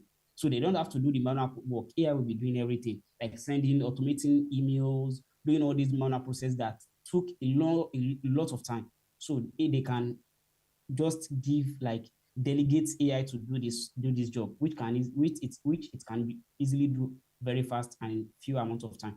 So, but for the user emotional side and some other area where you can't really replace human from, people like humans should still be used there, because AI doesn't feel emotion or have any feelings or something like that. It's only do whatever you instructed it to do, and there's nothing much. So for business perspective, I believe that business usually do this to cut costs. They usually do this to cut costs, and it makes sense, because assuming that a business has like 10,000 customer service. So if they brought in an AI, it can cut at least whether 2,000 or 3,000 customer service, and that will cost, when you try to calculate their salaries and other stuff. So they can be replaced by AI, which means that AI will be doing the normal task. But at the same time, they still need other amount of customer service to do all the other stuffs which AI can't do. So that's my own personal opinion about that. Thank you very much, Mr. Abdul Kabir Musa, for this very knowledgeable conversation on artificial intelligence. I think we can't even stop here today. We have to keep the conversation going, especially because this is the time where everyone has to adopt AI or die, literally. So thank you so much for your submissions this morning on the Business Morning. We hope to have you soon some other time. But you've been watching the Business Morning segment here on the Business Day Television Breakfast Show. We have more coming your way. Don't go anywhere.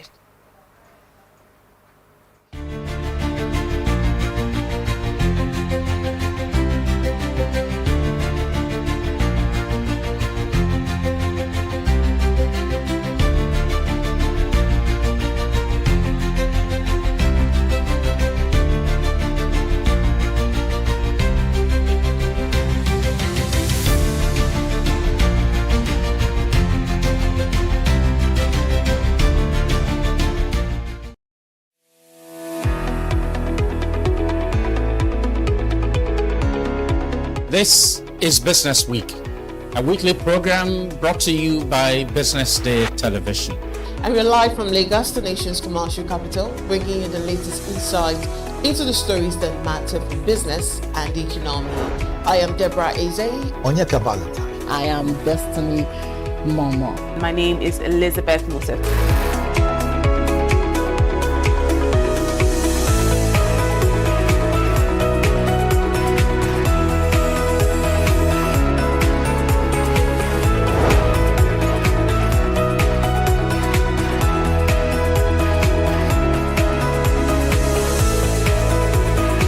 When you think of business, think no more, think Business Day. I know that Business Day television will go places. It is the next big thing that will happen to the Nigerian media sector without a shade of doubt.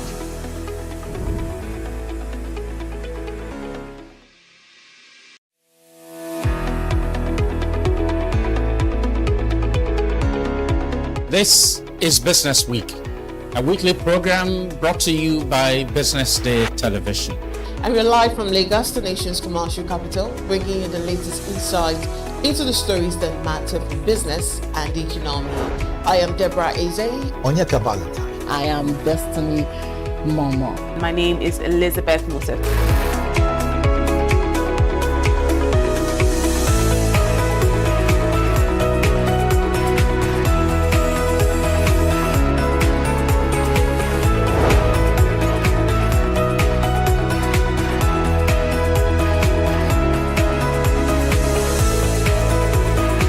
When you think of business, think no more, think Business Day. I know that Business Day television will go places. It is the next big thing that will happen to the Nigerian media sector without a shade of doubt. Information is everywhere, but insights, that is rare. Business Day Premium gives you analysis, data, and context that keep you ahead. Business Day Premium. Read deeper, decide smarter. They say money never sleeps. Wake up to clarity, insights, and the stories driving business in Nigeria and beyond. From the heartbeat of small and medium enterprises to the pulse of national economic policy, this is where business meets perspective. With expert guests, real-time analysis, and stories that matter to you. We go beyond headlines to bring you the full picture. Join us every morning as we break down the numbers, decode the policies, and spotlight the people shaping our economy.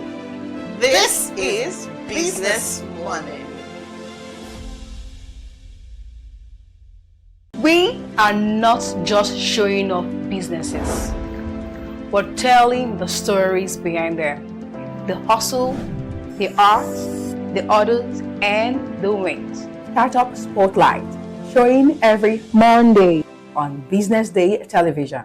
Welcome to the Triumph Against Odd podcast. Most people go through their lives without knowing what their superpower is, right? But if you're lucky enough and determined enough to find your superpower before you get to a certain stage of your life, you will be incredibly successful. Look, the first thing is you just decide not to look at the challenges, because if you do, it's going to end you. The closest thing I think is that I had a deeply military background, which is a bit of a never say die background. I saw an opportunity in non-interest banking, and I felt that the demand was there. There was pent-up demand for it. People were yearning for it. And I felt that if we did it properly, if we brought in professionalism into it, and if we brought in our experiences, our various experiences from various backgrounds into it, that it could succeed. Very few people do that because very few people explore their superpowers. They just explore bread and butter issues. I need to eat, and Yes, there will be challenges. This is a very difficult business environment. The government keeps working on how to make business easier. The first problem to overcome is really just starting, right? We thought about this idea for over 2 years before we even took the first step. You cannot ignore this country. No, and to be from here, I think is an incredible privilege. Nigeria will be ascendant in my lifetime. This is Business Week, a weekly program brought to you by Business Day Television.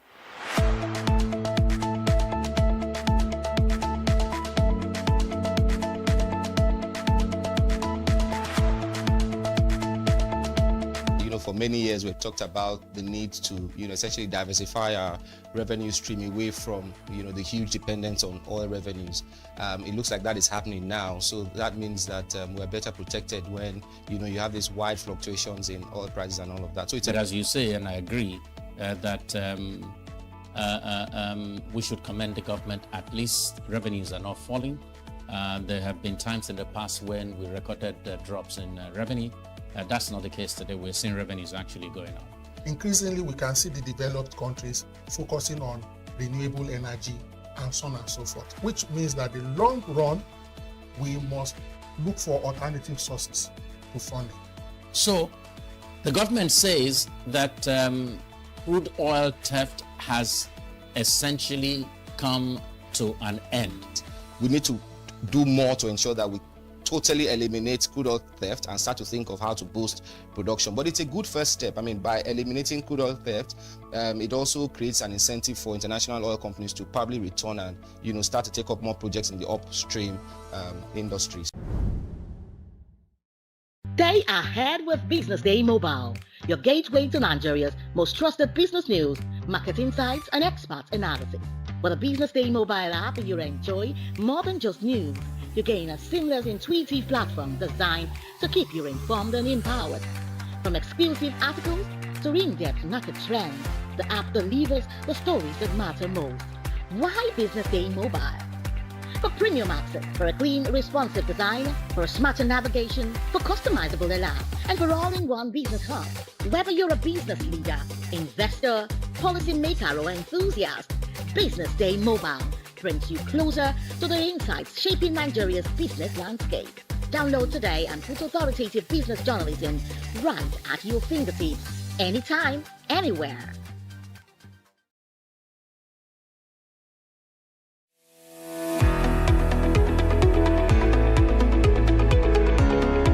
This is Business Week, a weekly program brought to you by Business Day Television. And we're live from Lagos, the nation's commercial capital, bringing you the latest insight into the stories that matter for business and the economy. I am Deborah Eze. Onyeka Valentine. I am Destiny Momo. My name is Elizabeth Moses.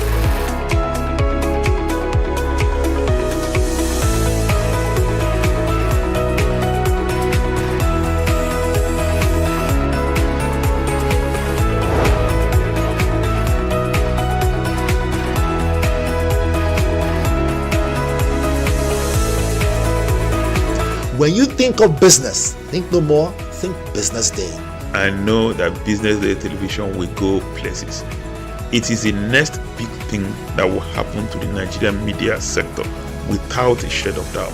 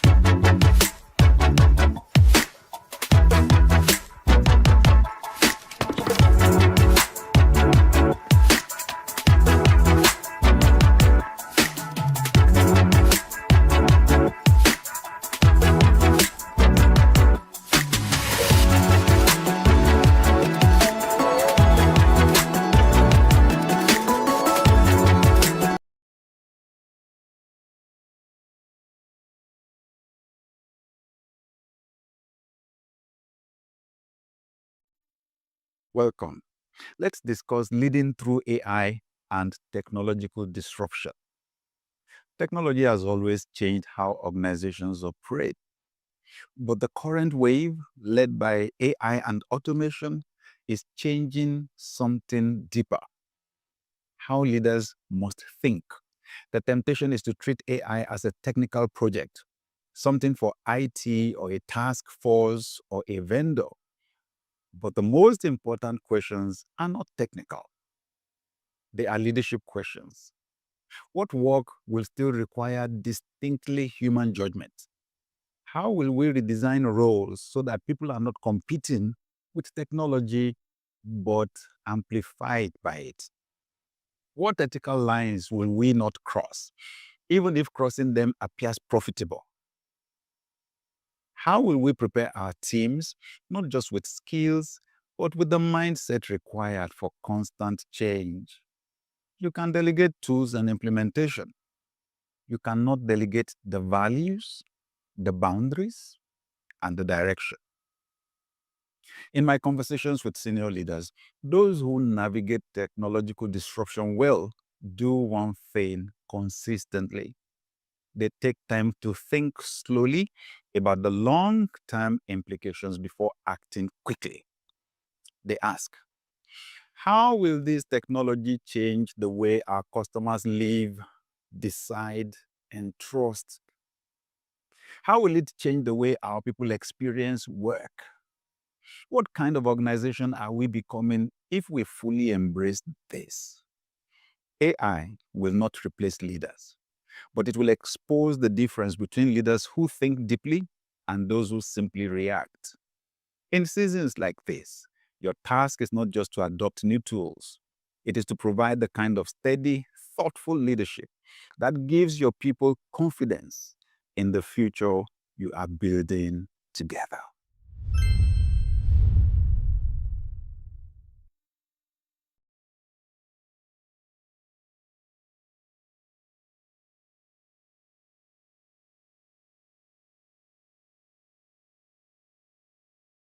Attention business leaders. Want to make informed decisions? Join the ranks of the best with Premium Business Day.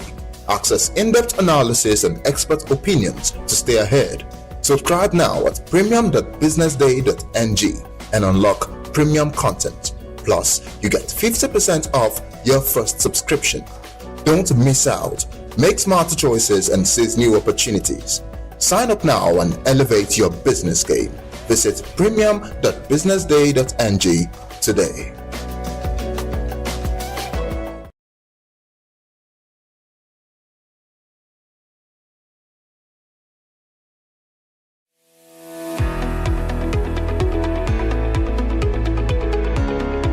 This is Business Week, a weekly program brought to you by Business Day Television. And we're live from Lagos, the nation's commercial capital, bringing you the latest insight into the stories that matter for business and the economy. I am Deborah Eze.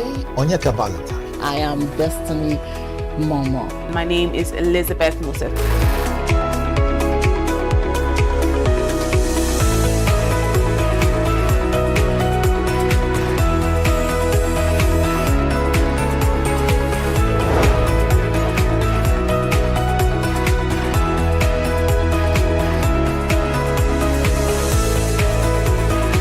When you think of business, think no more, think Business Day.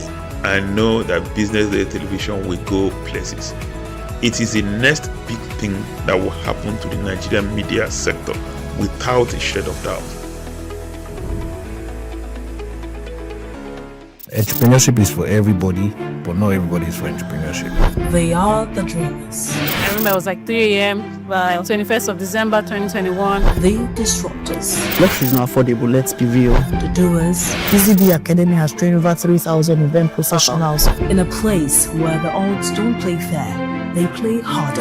I would like my business to be remembered as one of the homegrown organizations that has helped with shaping the narrative of this continent positively. From first-time founders to industry giants, this is where serious business meets unexpected turns. I could stay up hours of the night just watching things about space. Welcome to Entrepreneurs Lounge with Norma, where we unravel the buzz and glamorous headshots to bring you the untold. When I went for youth service, where I was sent to, instead of me to go to work, I went to go and learn how to sew. Raw. I'm blown away by the challenges they're facing. And real stories of Nigeria's fearless young entrepreneurs. And not only not yet. Watch Entrepreneurs Lounge with Norma every Tuesday on BusinessDay television.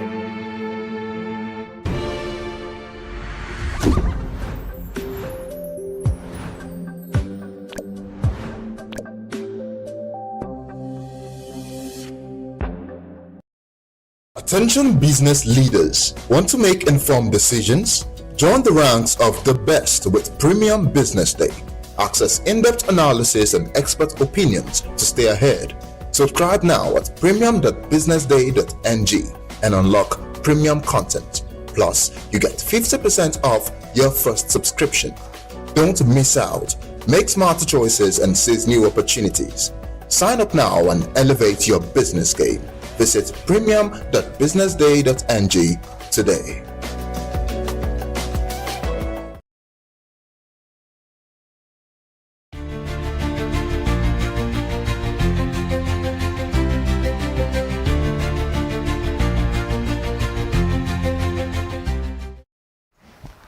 You're still watching the Business Day television breakfast show. This is Social Listening, where we go on the streets of social media to see what's making the rounds on social media. My name, of course, remains Elizabeth Musa, and I'm here with Onyeka Valentine. Social Listening.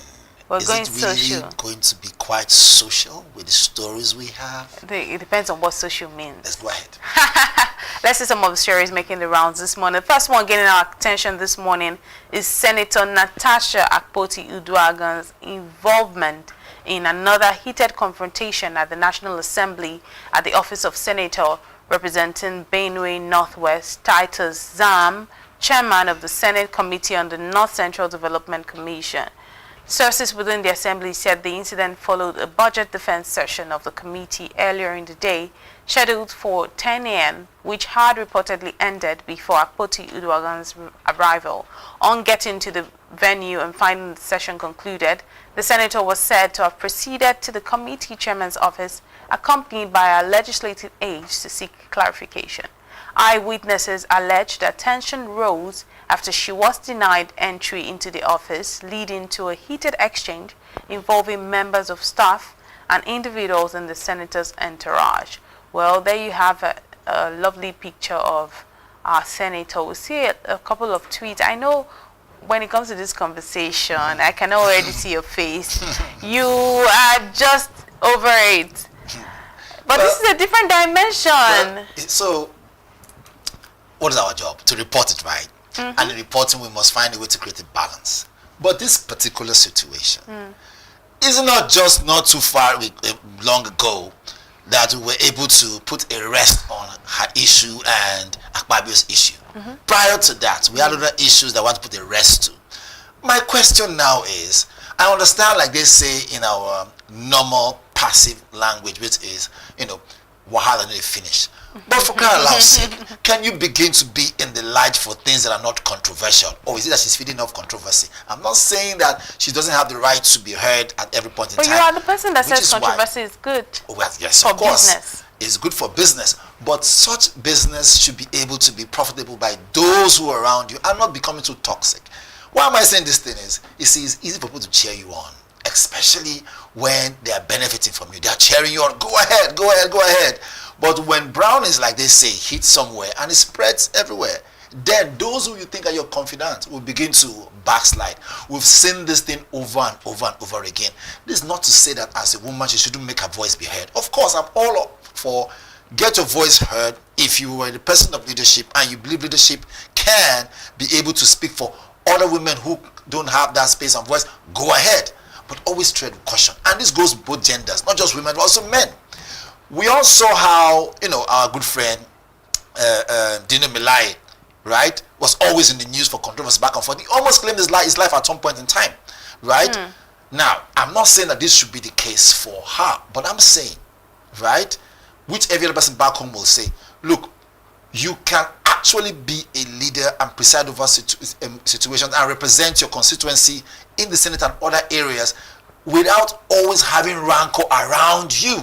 No one is coming to chase you around. Just do your part. That's what I think. So I think at some point, look, when you are always caught up in a heated situation, people begin to ask themselves, do you have like a death wish on you or something? And this thing I'm telling you. Has it gotten to that? Well, like I said, when I use that word, I mean to say it is a clause people use as if, are you like a troublemaker?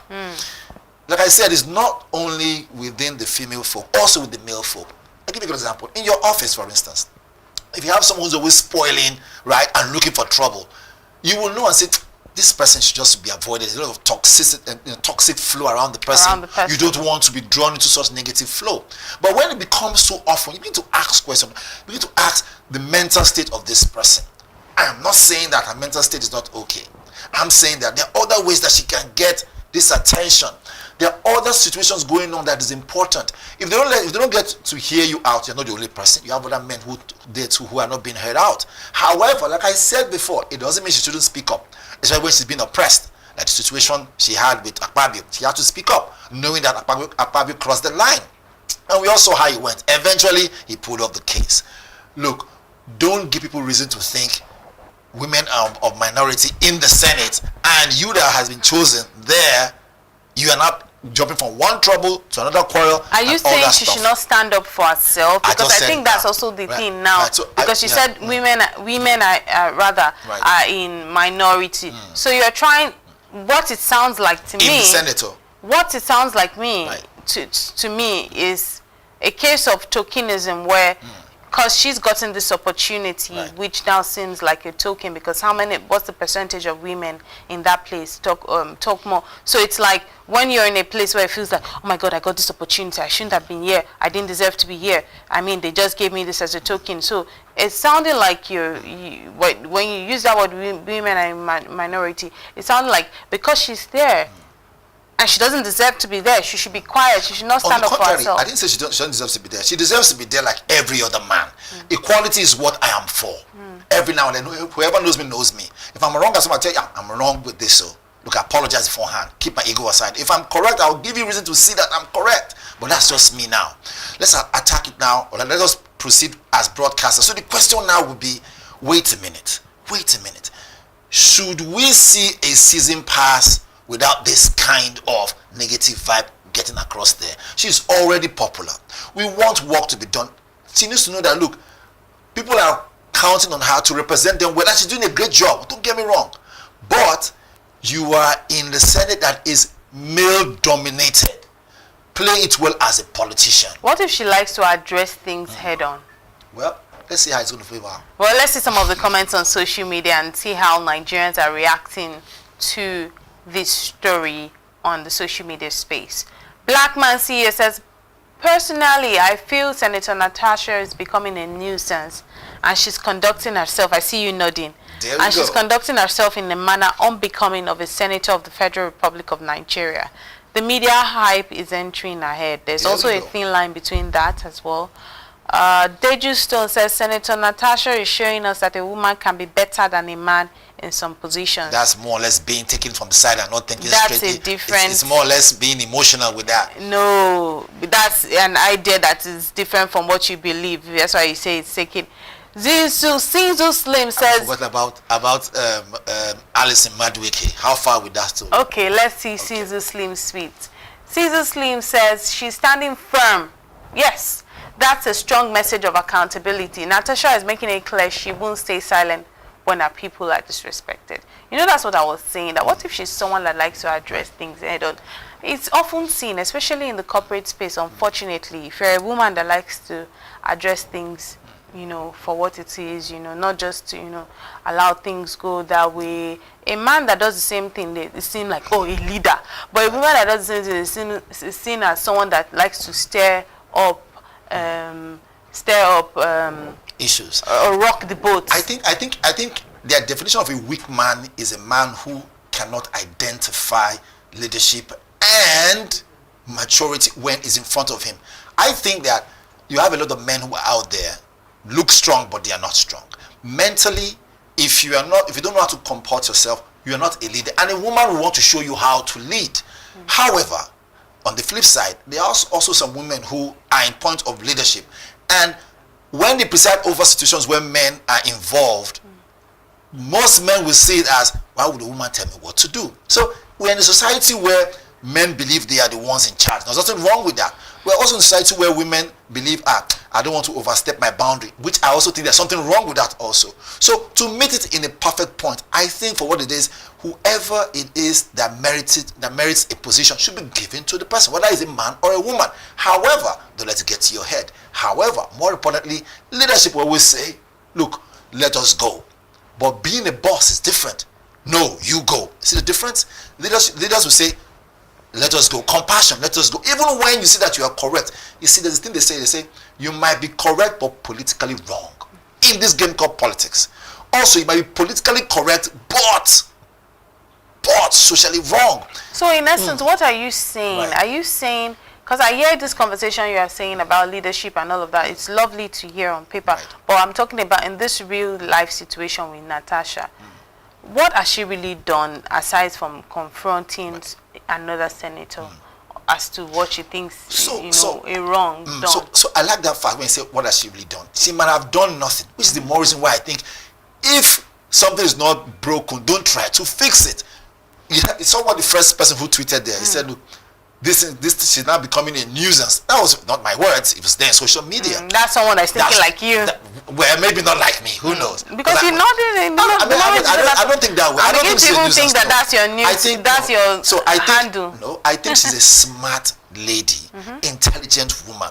She has the opportunity to create change in this country. And I'm saying, can she move away from negative vibe to positive vibe continuously? I know it's not easy because you are, like I said, you are in the Senate where you have more men. So it's difficult to have men give you space. I know that she will face a lot of challenges. These are the challenges that will be there. But I'm sure there are other ways that she can get her voice heard and even make her point. Don't forget that when you are challenging a status quo in any way, they will not give you you space. Will always be seen as somebody that is causing problems. Because change never comes easy. Change always comes with a lot of side talks, a lot of she's doing too much, and all of that, even if it's for the greater good. So there's that part that we also need to note. But I like someone like Natasha because she seems to be somebody that really doesn't care about what people think, and I think we need more people like that. But but the thoughts create actions, right? If I think negative towards my co-anchor, right, I will not be able to be more fluid in conversation. It's the same thing in the Senate. If someone keeps thinking negative towards you, at some point you need, no one's an island, you need people to actually come on your side to vote either for a bill or against it, as the case may be. And who says that they're not on our side? Well, I'm not saying that they're not on her side, but if history has taught us anything, with what has happened, avoid away from her, what has happened with even other men against other men in the same Senate. Once you don't know how to play that politics, that political game in the Senate, they will edge you out, whether or not you're a man or a woman. This is my case now. So I think she's well seasoned, she's a smart, intelligent lady who I respect, and I think so far, based on her trajectory and her history, because I've taken my time to see, her progression, she will go very far. But at the same time, tread with caution, because there are men and women out there who might not just like the way you do things, but are also around you sycophants. They'll be cheering you on. Go ahead, go ahead, go ahead. But like I said, when brownies hit the fan, what happens? Then you now see the rise away from the shaft. And these things happen not just in Nigeria, in several countries. Right now, they are cheering Donald Trump. Some of his people, you know, the Republicans, oh, Donald Trump is this, MAGA, whatever.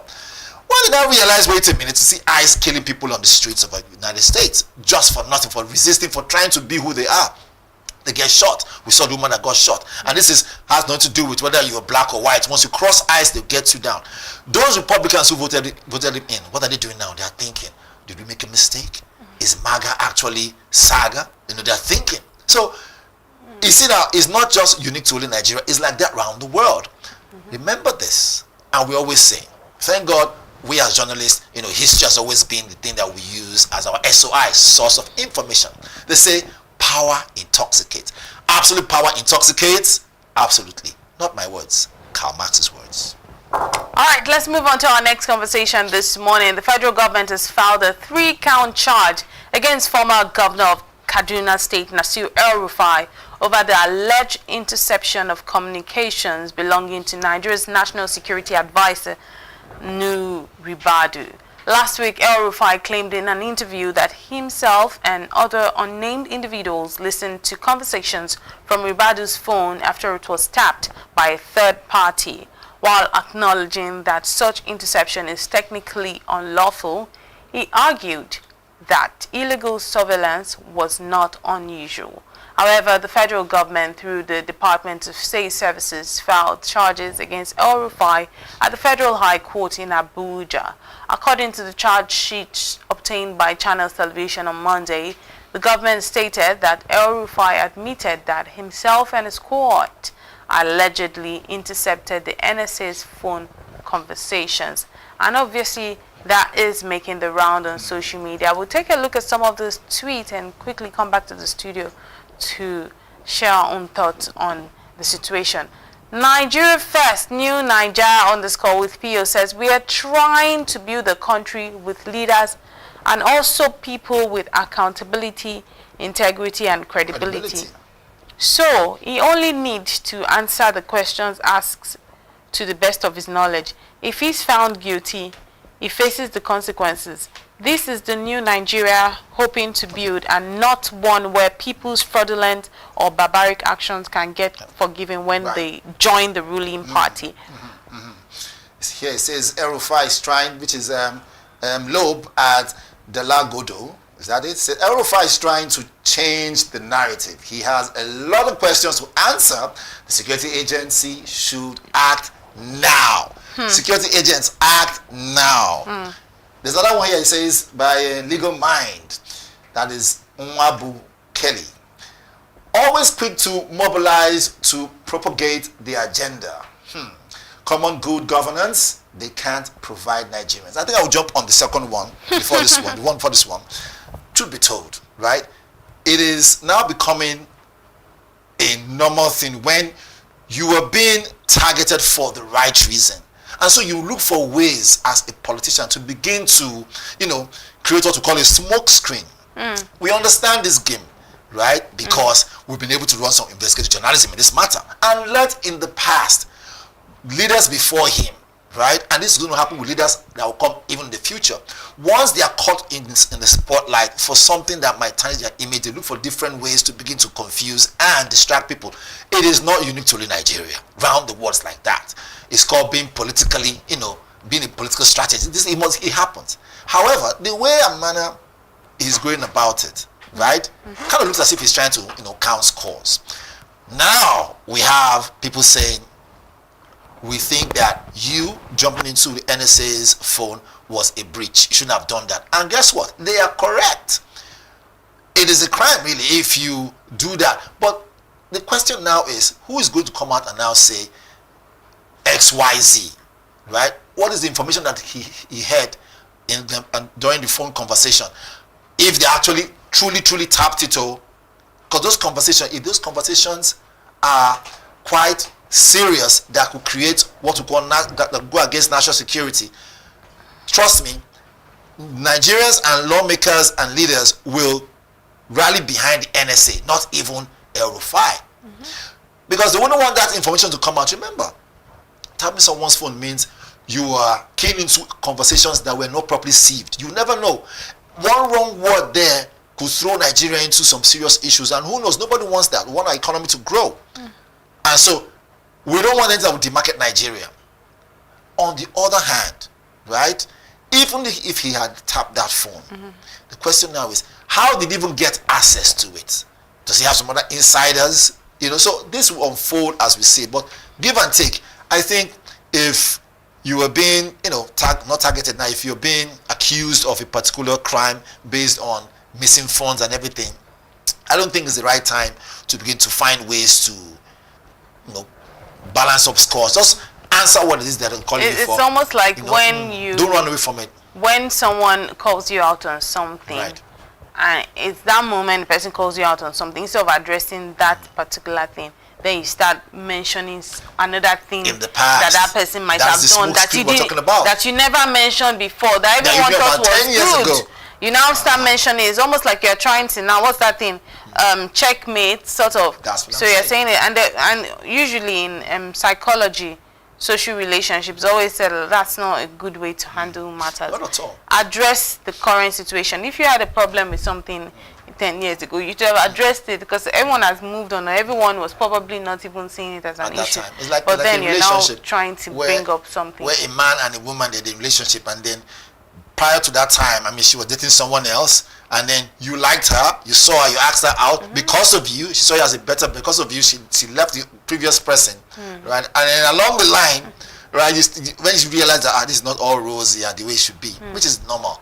No relationship is made in heaven. You have your challenges. So around that time, right, when there's that chaos, you're not saying, think I don't know who you are, this is so thing with your last, that's why you left your last relationship, and all that stuff. It, for me, I think is condescending / is just demeaning. It doesn't present you as a matured person, whether you're in politics, in leadership, or even a head of a home, right? What it does is that it creates room for you, for the world to see you as someone who is insecure. I think that moving forward, El Rufai should say, I'm being accused of this, I will stand, I will focus, and I will fight it in the court of law and prove my innocence. That way, he will not only be respected, people will follow him moving forward. And 2027, if he still wishes so far to go ahead and, you know, and what's it called again, run for office, good and fine. But not look for ways to escape, like someone who, or like you know, when a rabbit is caught up in a hole, look for somewhere else to escape. You only create room for people to see this guy is insecure. He might be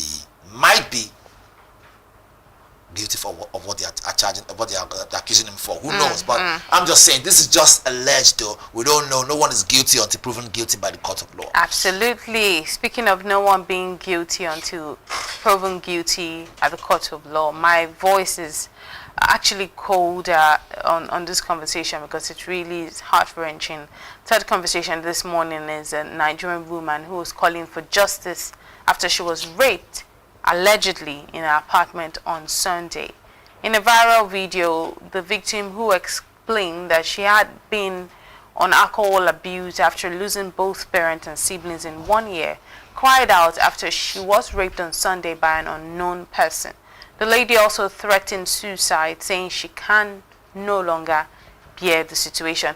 Now, it's the details here that is even quite gory. I mean, the video which was circulated, obviously, from the lady, where she made, I mean, we can't play the video, but she really explained in detail what the alleged abuser did. Apparently, a guy who has his eye on her for a while, who has been seeing her in the neighborhood, trying to get to talk to her, and then even seeing, you know, telling bike people, you know, to keep moving so he could have the opportunity to talk to her. And then he got the opportunity to speak to her, and then having spoken to her, she seemed cute, she seemed friendly and all of that, but she didn't give him she didn't give him her number.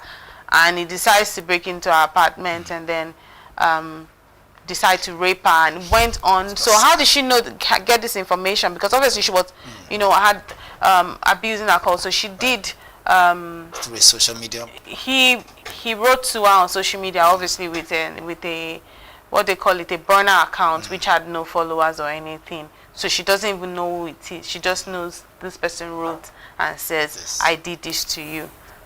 So that's the situation. What is first and foremost, it is sad, right? I would just pray that she doesn't tip overboard based on being so depressed and take her life. We pray that never happens, and we hope that people can actually, those. So I'll put it this way: we have a lot of trauma centers, right, that are out there to help her. I hope that she has reliable friends and people who she can count on to take her there, just to have her process, and then of course have her go through that counseling for a while. Because that would really help it. Any other thing I want to say right now might only pour more kerosene to the fire. But having said so, it's a sad thing that has happened to her. Now, to hit the nail on the head, first and foremost, I think that any man or woman who, against anyone's will, force themselves on the person, it goes to show you the mental state of this person. Whether it's, like I said, whether it's a man or a woman, because we also heard of women raping men too, or boys, as the case may be. But in this case, the guy that did that, he shouldn't think that he's not, we can't get him. No. There are always many ways to get him. Once you're on social media, they can get you.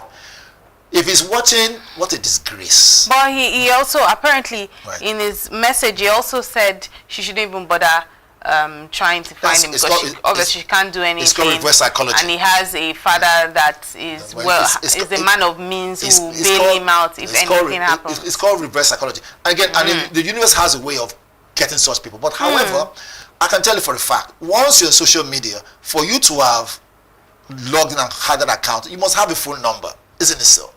Now, again, I'm sure right now she's not in the right state of mind. Because that's why I said she needs counseling, she needs that trauma center now. More than ever. Again, sorry to see that this kind of thing happened to her.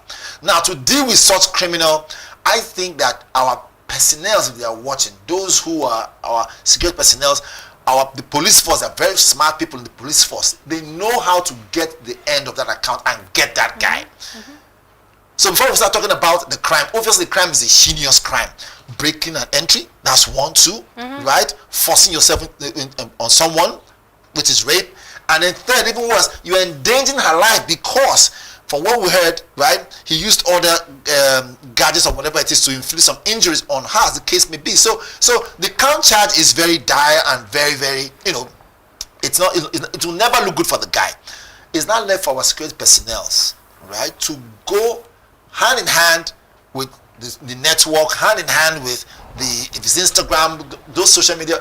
We know contacts, they know how to get. All they have to do is to report that account, right? Apply for the details of this social person, and then lay out the case. And if you have the force like Nigerian police force and a special unit writing out to that social media account, social media platform, they will obviously want to help to find out who it is, because they will it will come under the umbrella of 1, bullying, 2, a lot of things will come under, and they will release the details of that account. And once there's a phone number that can be released from that social media account, they can get that guy. Because now phone numbers have your NIN, have your BVN, and so it's easier now to get such person. Unfortunately, for him to have said to her, don't bother coming to look for me, it's just messy.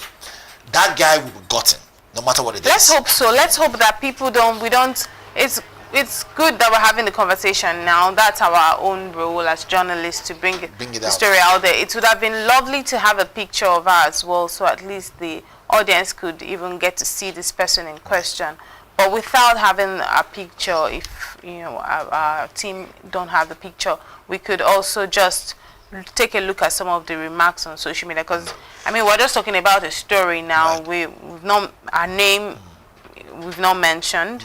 Her picture as well, we don't have. So things that will help security personnel to narrow down their investigation in a just a little way because it is just sketchy. There are no details.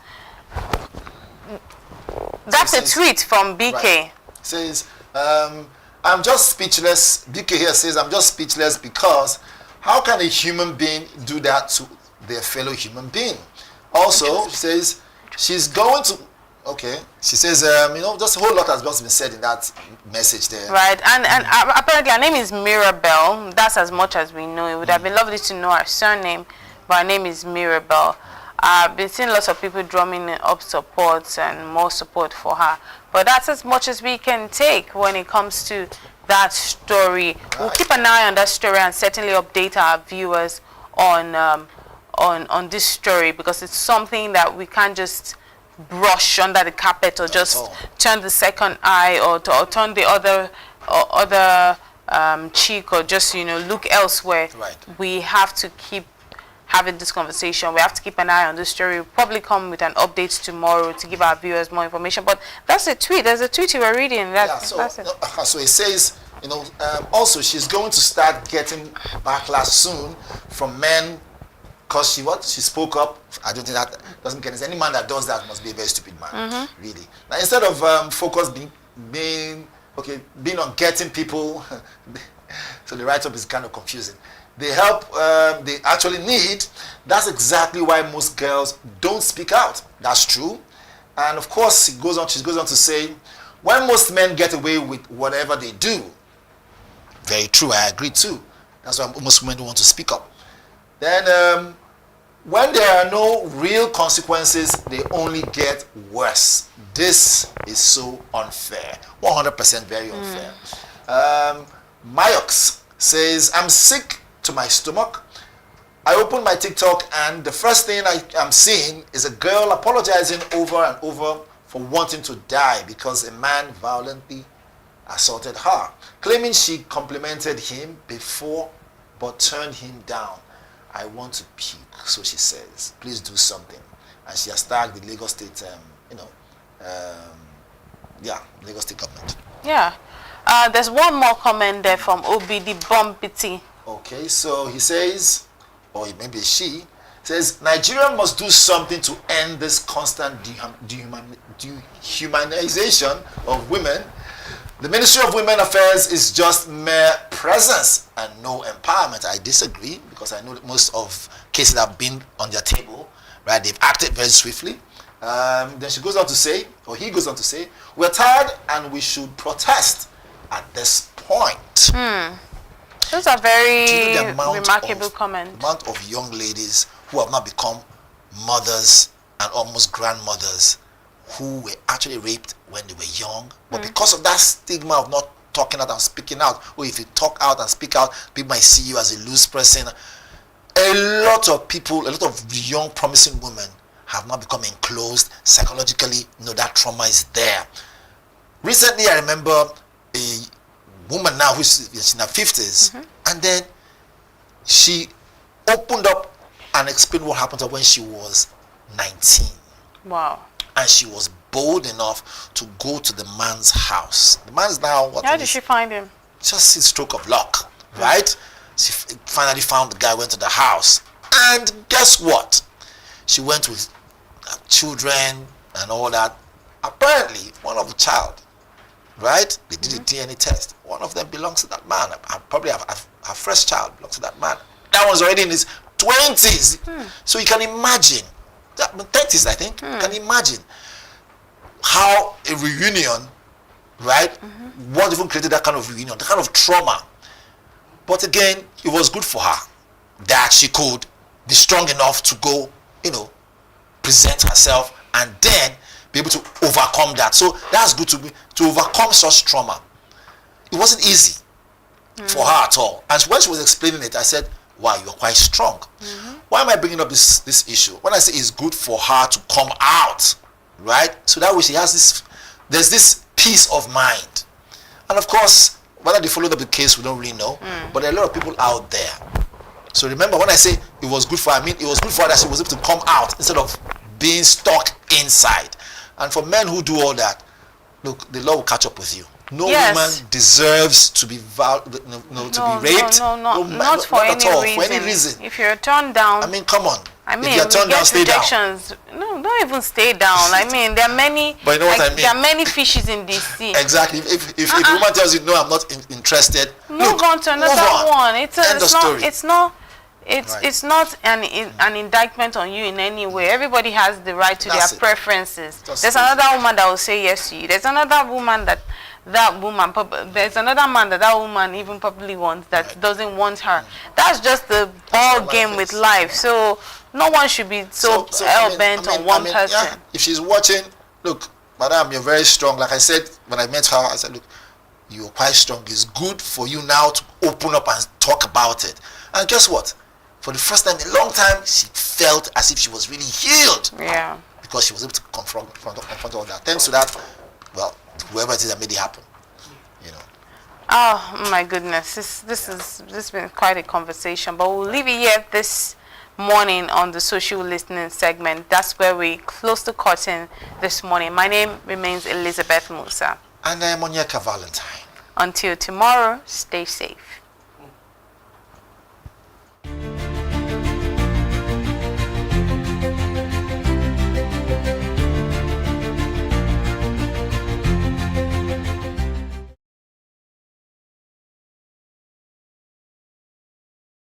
For many years, the NNPC Limited and First ENP joint venture, operating under Petroleum Mining Leases 53 and 54, has stood out not only as an engine for energy production, but also as a committed partner to the communities that hosts its operations off the coast of Bayelsa State.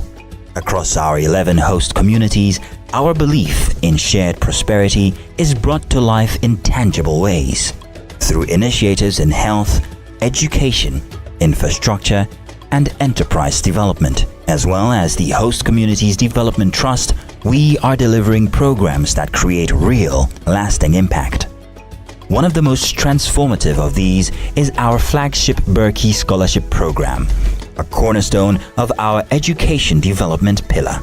Through this initiative, 51 talented and determined children from our host communities are gaining access to one of the top secondary schools in Lagos, Nigeria. For many, it is a life-changing opportunity to see a world far beyond what they once imagined. The Becky Scholarship Scheme started out after we undertook our baseline assessment in host communities, and we identified a huge gap in education. And one of the ways we decided to focus on education was to provide scholarship to students in the communities. When I heard that I was one that took first in this scholarship examination, I was happy because I know that I'm going to make my parents proud. I that my interval scholarship, I was so happy, I don't know what to say. If looking at it, nobody in this place for now can sponsor a daughter or a son to that place. So it's a good impact that students from Fisan community are enjoying College Lagos. But providing world-class education is only the beginning. We created a mentorship program that pairs each student with a First ENP staff member, offering guidance, encouragement, and a steady hand throughout their academic journey. The mentorship program has not only added to the boys and girls under the mentorship scheme, I think it has added to me as a person as well. It gives fulfillment and joy that you are able to impact someone else that is not necessarily your blood, and you can see them grow. Because for us, these students are not statistics. They are stories. Stories of children whose dreams are now within reach, empowered to become change agents for their communities. Stories of families whose hopes for a brighter tomorrow finally feel possible. Stories of communities witnessing the power of education to transform their future. I can remember when the first set came. Very timid, shy, unsure of what will happen, but have seen a lot of transformation. Many of them have taken leadership positions. Many of them are good in sports. My teachers, actually, they have changed my life in many ways, especially in my reading and writing. Being here has helped me in different areas in my life. In my academics, I am more stronger now than before. I want to thank First E&P for this bright opportunity because it's a very big one. It has changed so many lives. Each child represents a spark of potential, of hope, of what tomorrow could be. And through Berkey's scholarship program, that spark is being nurtured into a flame that can one day light up the world. We believe energy is more than natural resources. It is the drive to create opportunities. It is the power to uplift. It is the courage to build a better future. One child, one family, one community at a time.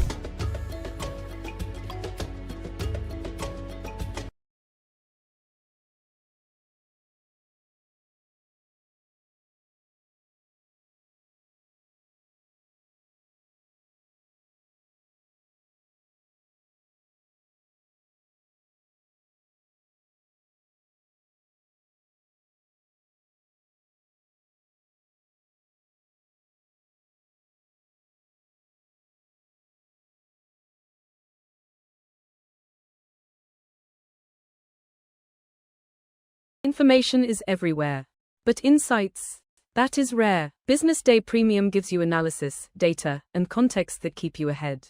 BusinessDay Premium. Read deeper, decide smarter. They say money never sleeps. Wake up to clarity, insights, and the stories driving business in Nigeria and beyond. From the heartbeat of small and medium enterprises to the pulse of national economic policy, this is where business meets perspective. With expert guests, real-time analysis, and stories that matter to you, we go beyond headlines to bring you the full picture. Join us every morning as we break down the numbers, decode the policies, and spotlight the people shaping our economy. This is Business Money. We are not just showing off businesses, but telling the stories behind them. The hustle, the art, the orders, and the wins. Startup Spotlight, showing every Monday on Business Day television. Welcome to the Triumph Against Odd podcast.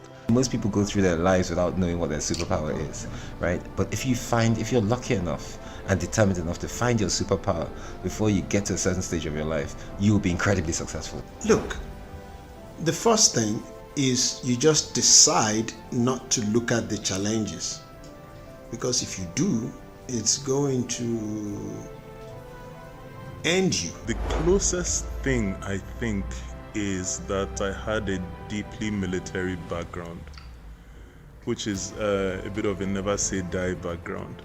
I saw an opportunity in non-interest banking, and I felt that the demand was there. There was pent-up demand for it. People were yearning for it, and I felt that if we did it properly, if we brought in professionalism into it, and if we brought in our experiences, our various experiences from various backgrounds into it, that it could succeed. Very few people do that because very few people explore their superpowers. They just explore bread and butter issues. I need to eat, and Yes, there will be challenges. This is a very difficult business environment. The government keeps working on how to make business easier. The first problem to overcome is really just starting, right? We thought about this idea for over 2 years before we even took the first step. You cannot ignore this country. No, and to be from here, I think is an incredible privilege. Nigeria will be ascendant in my lifetime. This is Business Week, a weekly program brought to you by Business Day Television.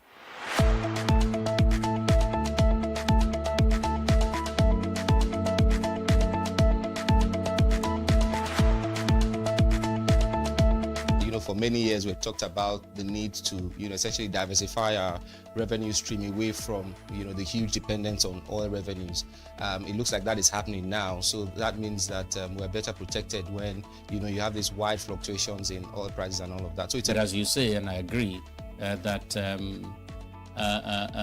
we should commend the government. At least revenues are not falling. There have been times in the past when we recorded drops in revenue. That's not the case today. We're seeing revenues actually going up. Increasingly, we can see the developed countries focusing on renewable energy and so on and so forth, which means that in the long run, we must look for alternative sources to funding. So, the government says that crude oil theft has essentially come to an end.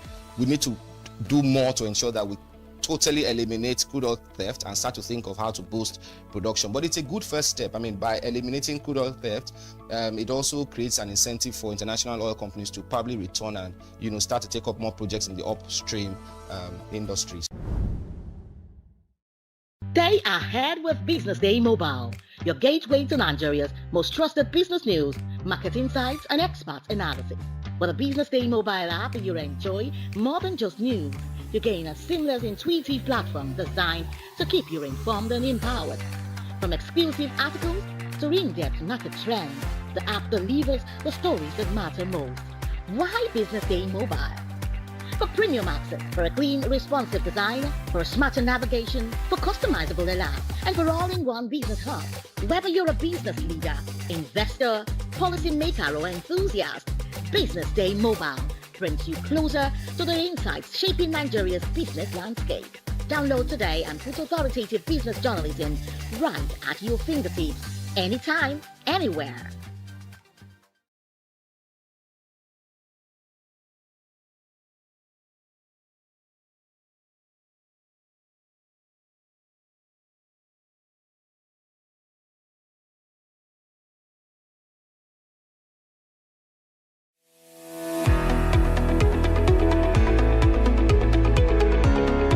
This is Business Week, a weekly program brought to you by Business Day Television.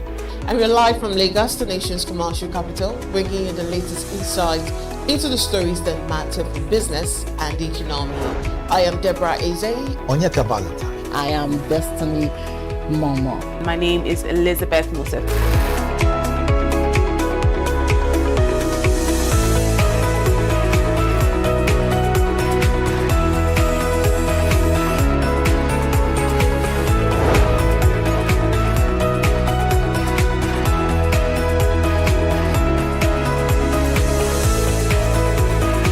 When you think of business, think no more, think Business Day. I know that Business Day Television will go places. It is the next big thing that will happen to the Nigerian media sector without a shred of doubt.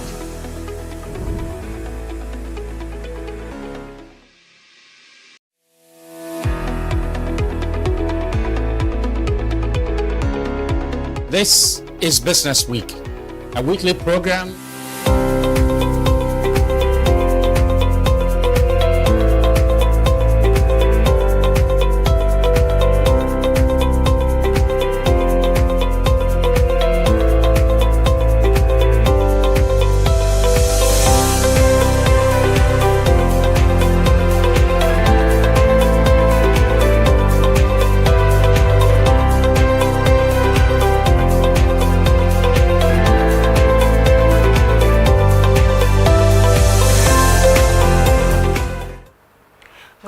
And welcome to the Business News Hour, coming to you live from Business Day Television.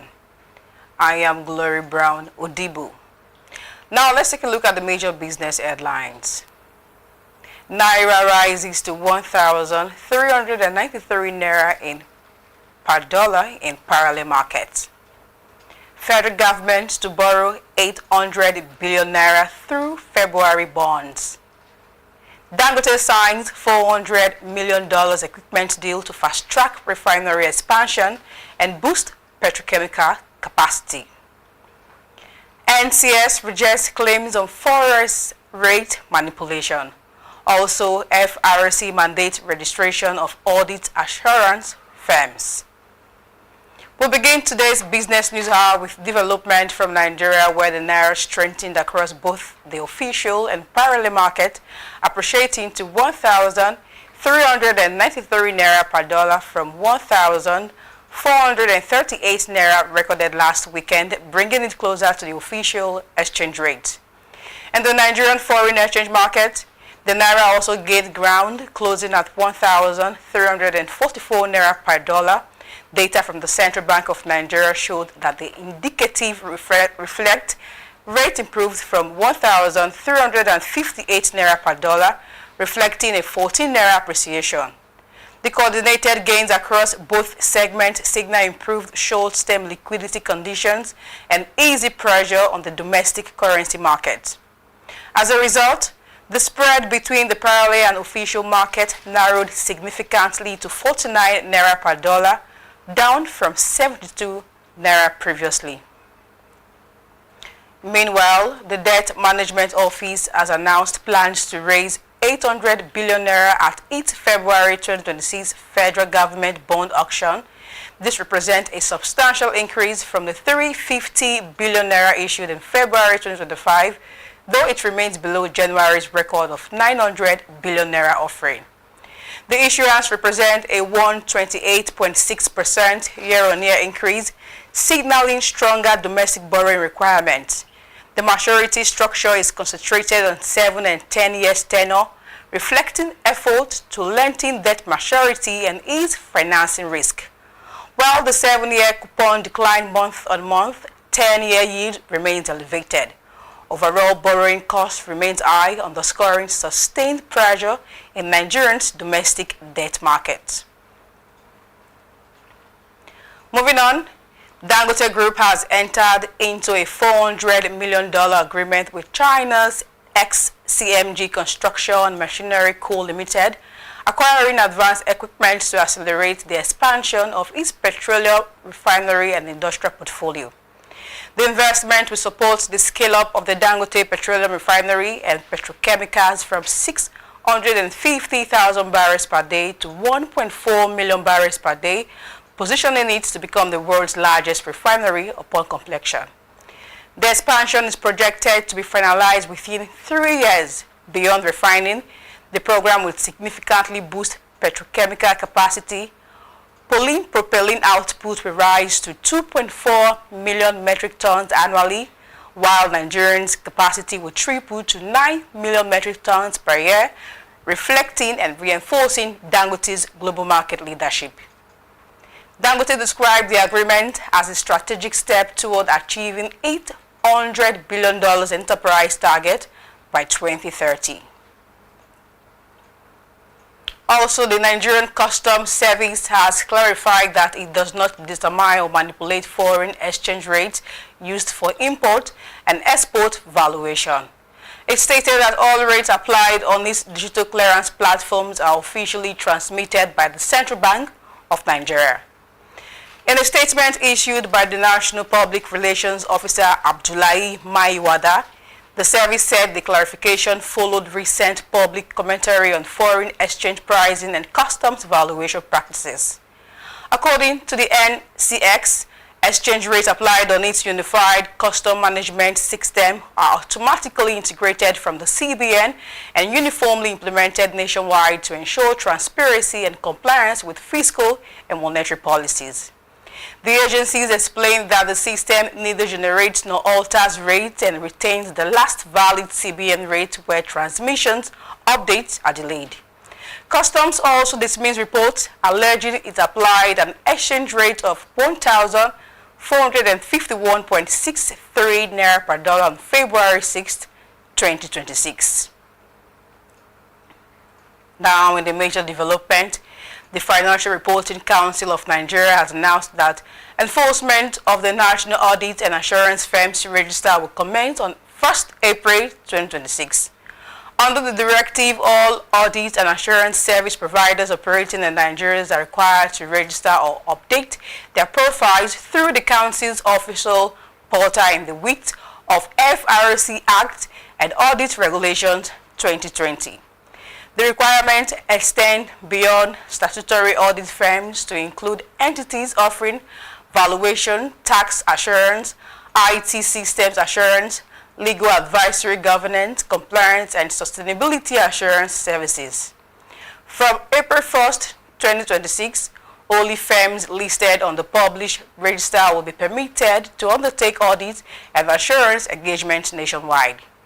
The Council warned that engagement conducted by unregistered firms will be deemed invalid and attract regulatory sanctions for both service providers and reporting entities. Still on, the Nigerian Revenue Service has announced a phased rollout of its electronic invoicing and fiscal monitoring service to strengthen tax administration, enhance transparency, and promote voluntary compliance nationwide. The platform, known as the Merchant Buyer Solution, went live for large taxpayers on August 1st, 2025, following stakeholders' consultations and pilot deployment. According to the service, most large taxpayers have been onboarded and are successfully transmitting invoice data through the system. The rollout will now extend to medium and emerging taxpayers in structured phases, backed by provisions of the Nigerian National Administration Act and Nigerian Tax Act. Medium taxpayers will commence with implementation in July 2026, while smaller businesses are scheduled for rollout in 2027, with enforcement to follow thereafter. We'll be right back after a quick break with more updates from the business world. Do stay with us.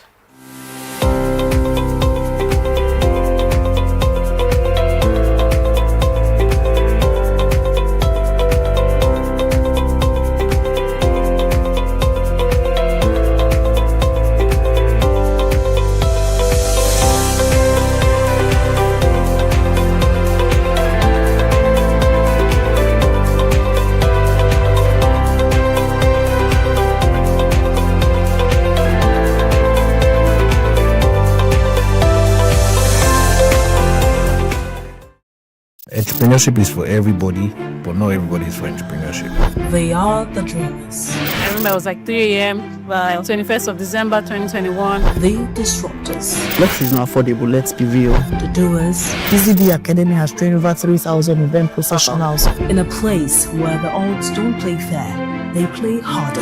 I would like my business to be remembered as one of the homegrown organizations that has helped with shaping the narrative of this continent positively. From first-time founders to industry giants, this is where serious business meets unexpected turns. I could stay up hours of the night just watching things about space. Welcome to Entrepreneurs Lounge with Norma, where we unravel the buzz and glamorous headshots to bring you the untold. When I went for youth service, where I was sent to, instead of me to go to work, I went to go and learn how to sew. Raw. I'm blown away by the challenges they're facing. And real stories of Nigeria's fearless young entrepreneurs. And not only not yet. Watch Entrepreneurs Lounge with Norma every Tuesday on BusinessDay television.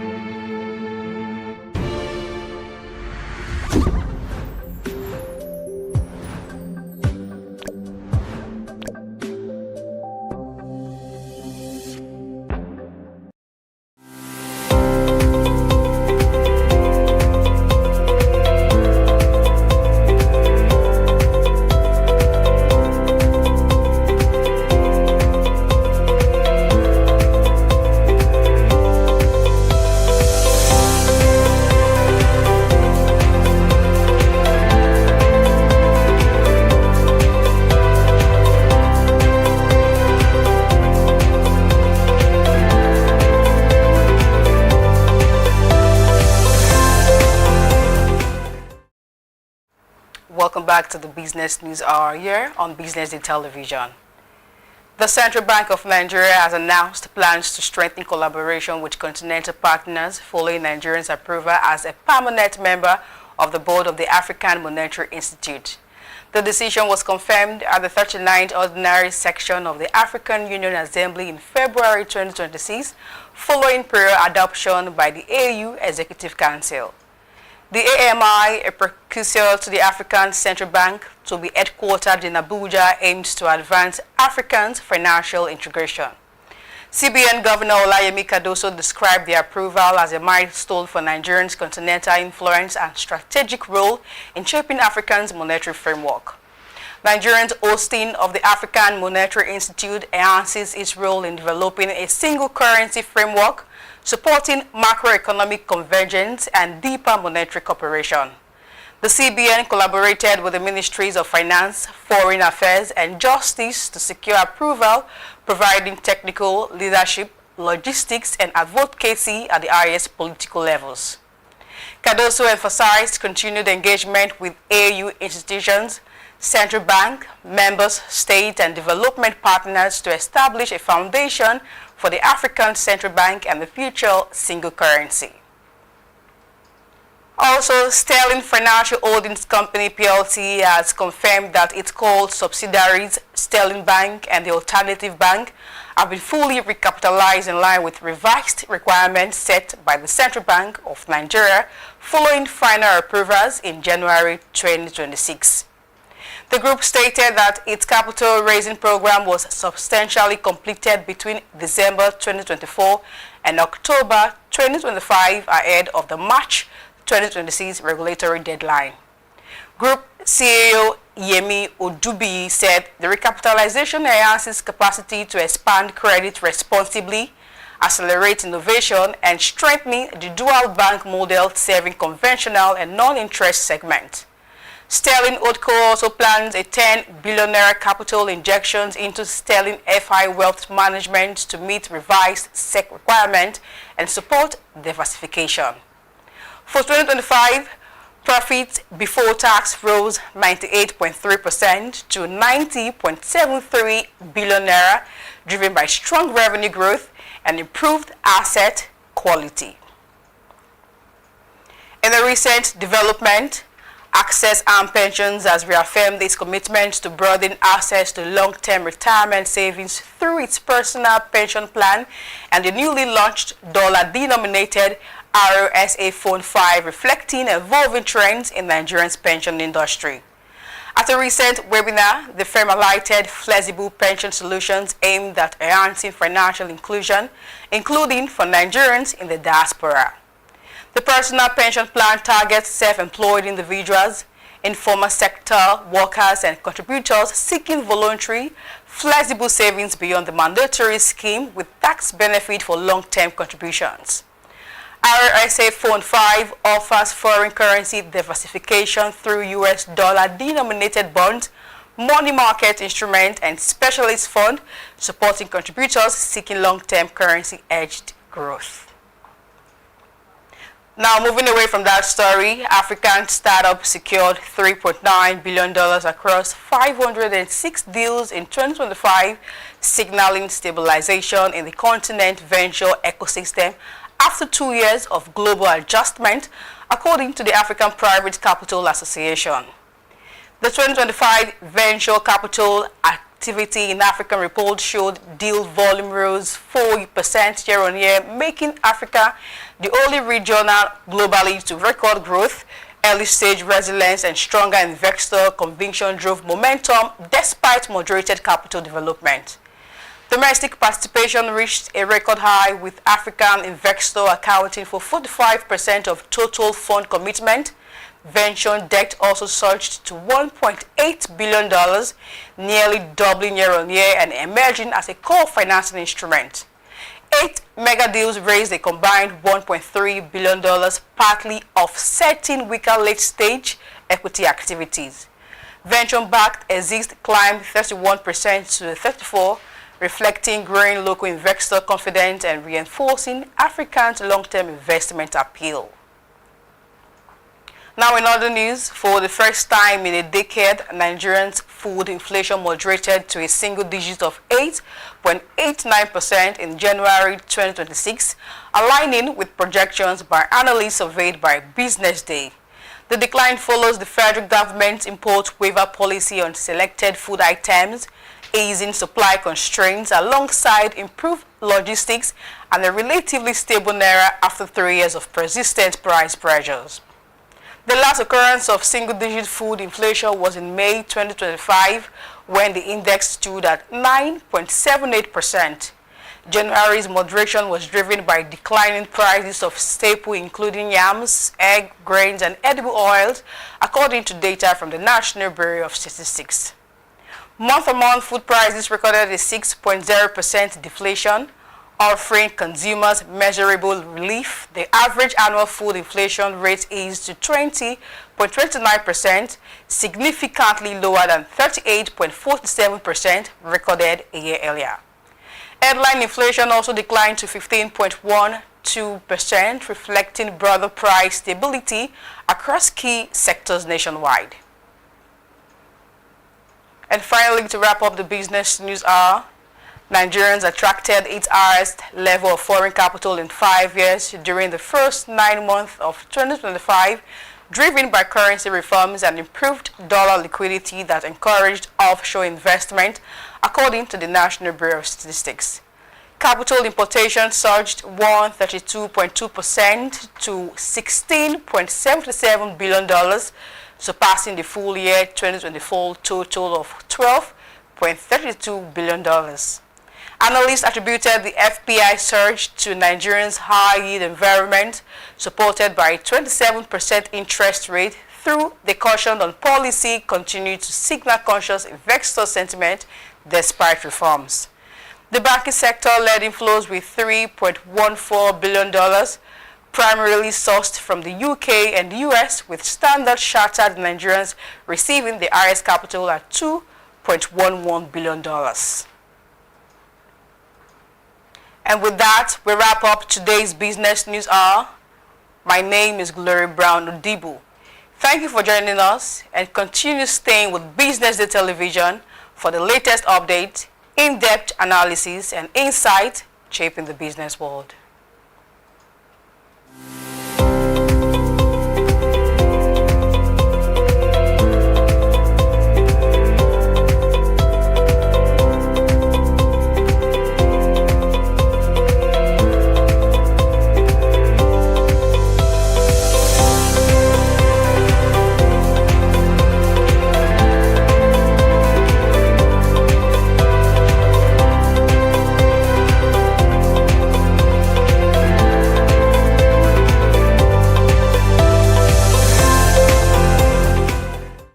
Information is everywhere, but insights, that is rare. BusinessDay Premium gives you analysis, data, and context that keep you ahead.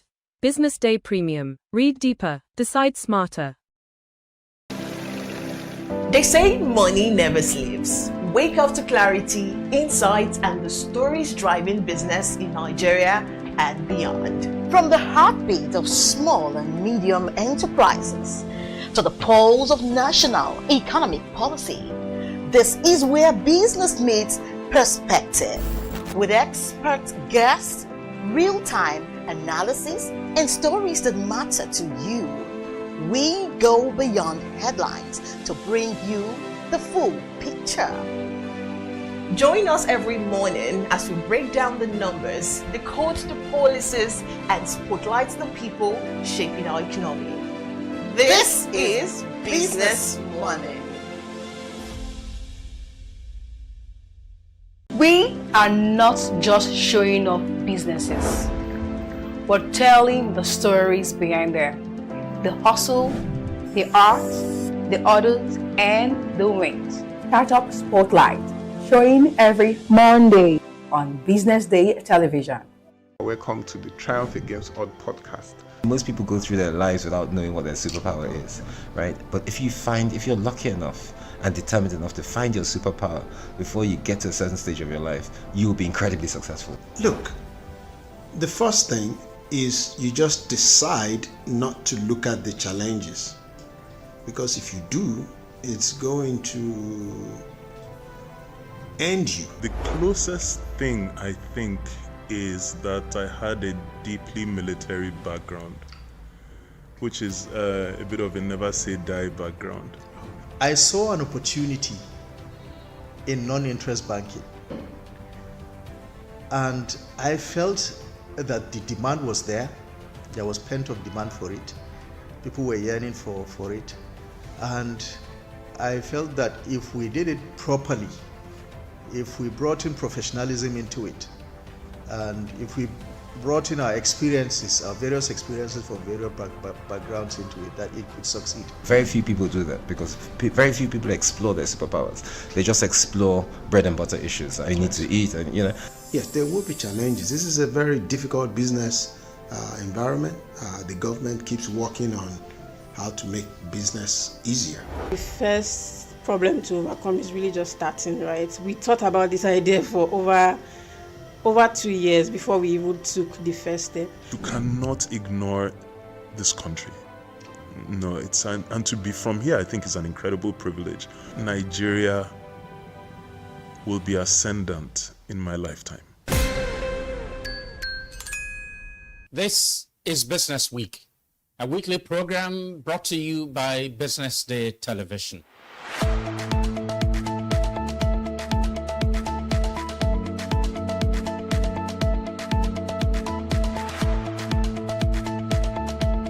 For many years, we've talked about the need to, essentially diversify our revenue stream away from, the huge dependence on oil revenues. It looks like that is happening now. So that means that we're better protected when, you have these wide fluctuations in oil prices and all of that. So But as you say, and I agree, that we should commend the government. At least revenues are not falling. There have been times in the past when we recorded drops in revenue. That's not the case today. We're seeing revenues actually going up. Increasingly, we can see the developed countries focusing on renewable energy and so on and so forth, which means that in the long run, we must look for alternative sources to funding. So the government says that crude oil theft has essentially come to an end. We need to do more to ensure that we totally eliminate crude oil theft and start to think of how to boost production. But it's a good first step. I mean, by eliminating crude oil theft, it also creates an incentive for international oil companies to probably return and, start to take up more projects in the upstream industries. Stay ahead with Business Day Mobile, your gateway to Nigeria's most trusted business news, market insights, and expert analysis. With a Business Day Mobile app, you enjoy more than just news. You gain a seamless, intuitive platform designed to keep you informed and empowered. From exclusive articles to in-depth market trends, the app delivers the stories that matter most. Why Business Day Mobile? For premium access, for a clean, responsive design, for a smarter navigation, for customizable alerts, and for all-in-one business hub.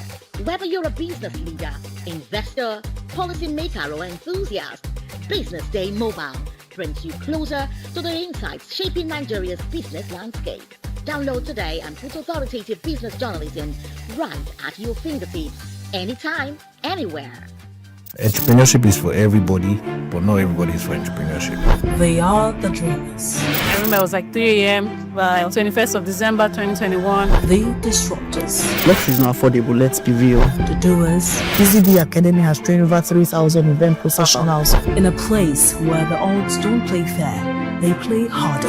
I would like my business to be remembered as one of the homegrown organizations that has helped with shaping the narrative of this continent positively. From first-time founders to industry giants, this is where serious business meets unexpected turns. I could stay up hours of the night just watching things about space. Welcome to Entrepreneurs Lounge with Norma, where we unravel the buzz and glamorous headshots to bring you the untold. When I went for youth service, where I was sent to, instead of me to go to work, I went to go and learn how to sew. Raw. I'm blown away by the challenges they're facing. and real stories of Nigeria's fearless young entrepreneurs. And not only not yes. Watch Entrepreneurs Lounge with Norma every Tuesday on Business Day Television.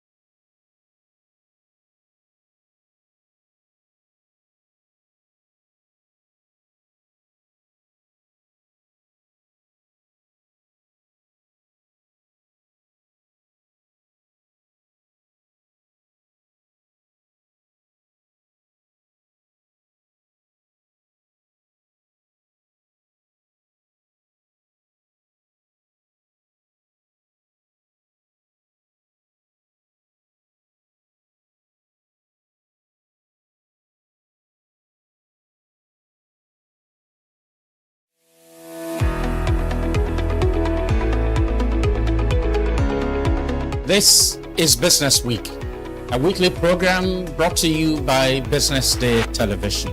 And we're live from Lagos, the nation's commercial capital, bringing you the latest insight into the stories that matter for business and the economy. I am Deborah Eze.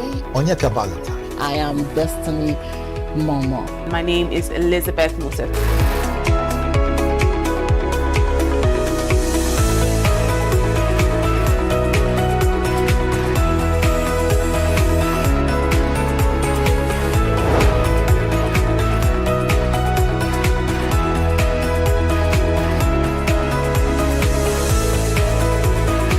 When you think of business, think no more, think Business Day.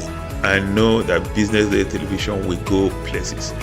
It is the next big thing that will happen to the Nigerian media sector without a shred of doubt.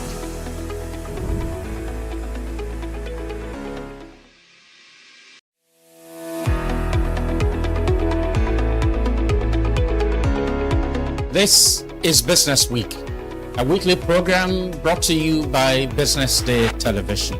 And we're live from Lagos, the nation's commercial capital, bringing you the latest insight into the stories that matter for business and the economy. I am Deborah Eze. Onyeka Valentine. I am Destiny Momo. My name is Elizabeth Mosef.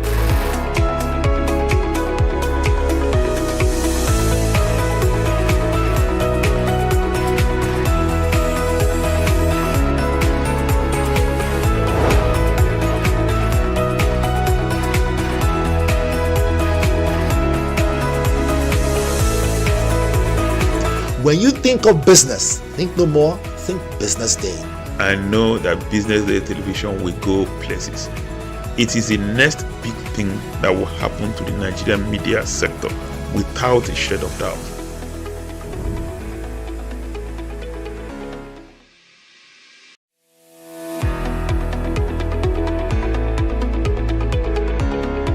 This is Business Week, a weekly program brought to you by Business Day Television. And we're live from Lagos, the nation's commercial capital, bringing you the latest insight into the stories that matter for business and the economy. I am Deborah Eze.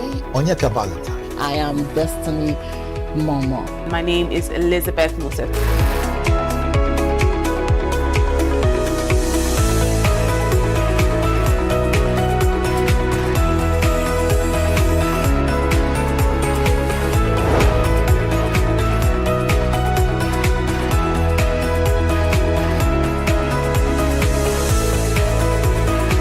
When you think of business, think no more, think Business Day. I know that Business Day Television will go places.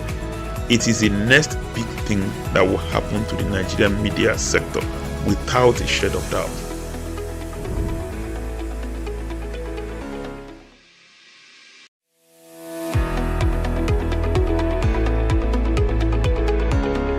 This is Business Week, a weekly program brought to you by Business Day Television.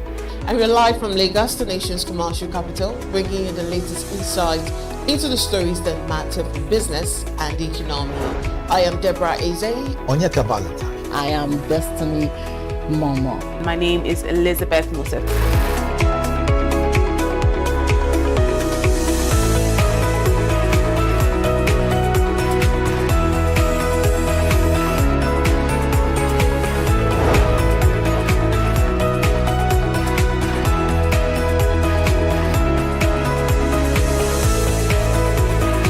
When you think of business, think no more, think Business Day. I know that Business Day television will go places. It is the next big thing that will happen to the Nigerian media sector without a shade of doubt.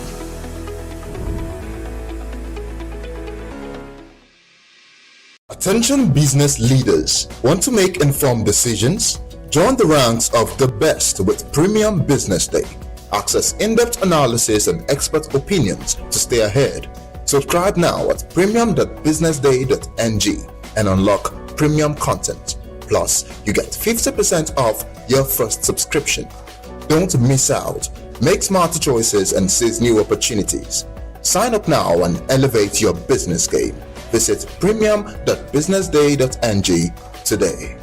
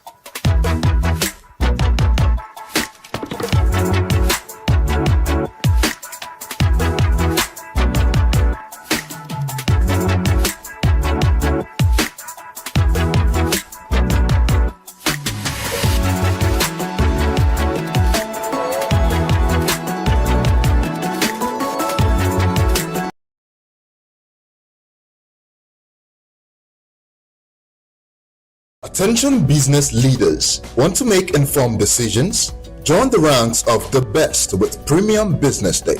Access in-depth analysis and expert opinions to stay ahead. Subscribe now at premium.businessday.ng and unlock premium content. Plus, you get 50% off your first subscription. Don't miss out. Make smarter choices and seize new opportunities. Sign up now and elevate your business game. Visit premium.businessday.ng today.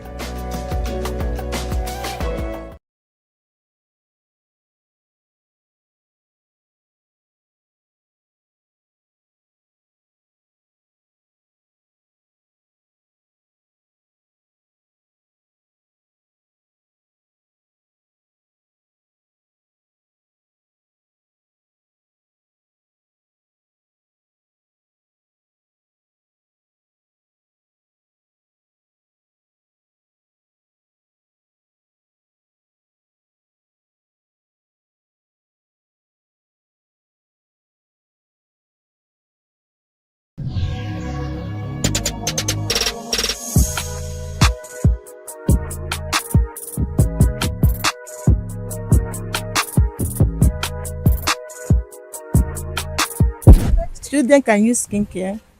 Adults can use skincare. Man can use skincare. Boys can use skincare. It is apparent. It is meant for everybody, not one, not ladies alone. Only women use skincare. Agenda must agenda, and that is one propaganda I am not falling for. Welcome to this episode of Market Pulse, where we are exploring the skincare industry, and of course, we are going to talk to experts. We are listening to and we are surveying the prices of the skincare industry. So join me as we explore this industry. With shop now, with 8 to 10 million, I think your shop will still be empty.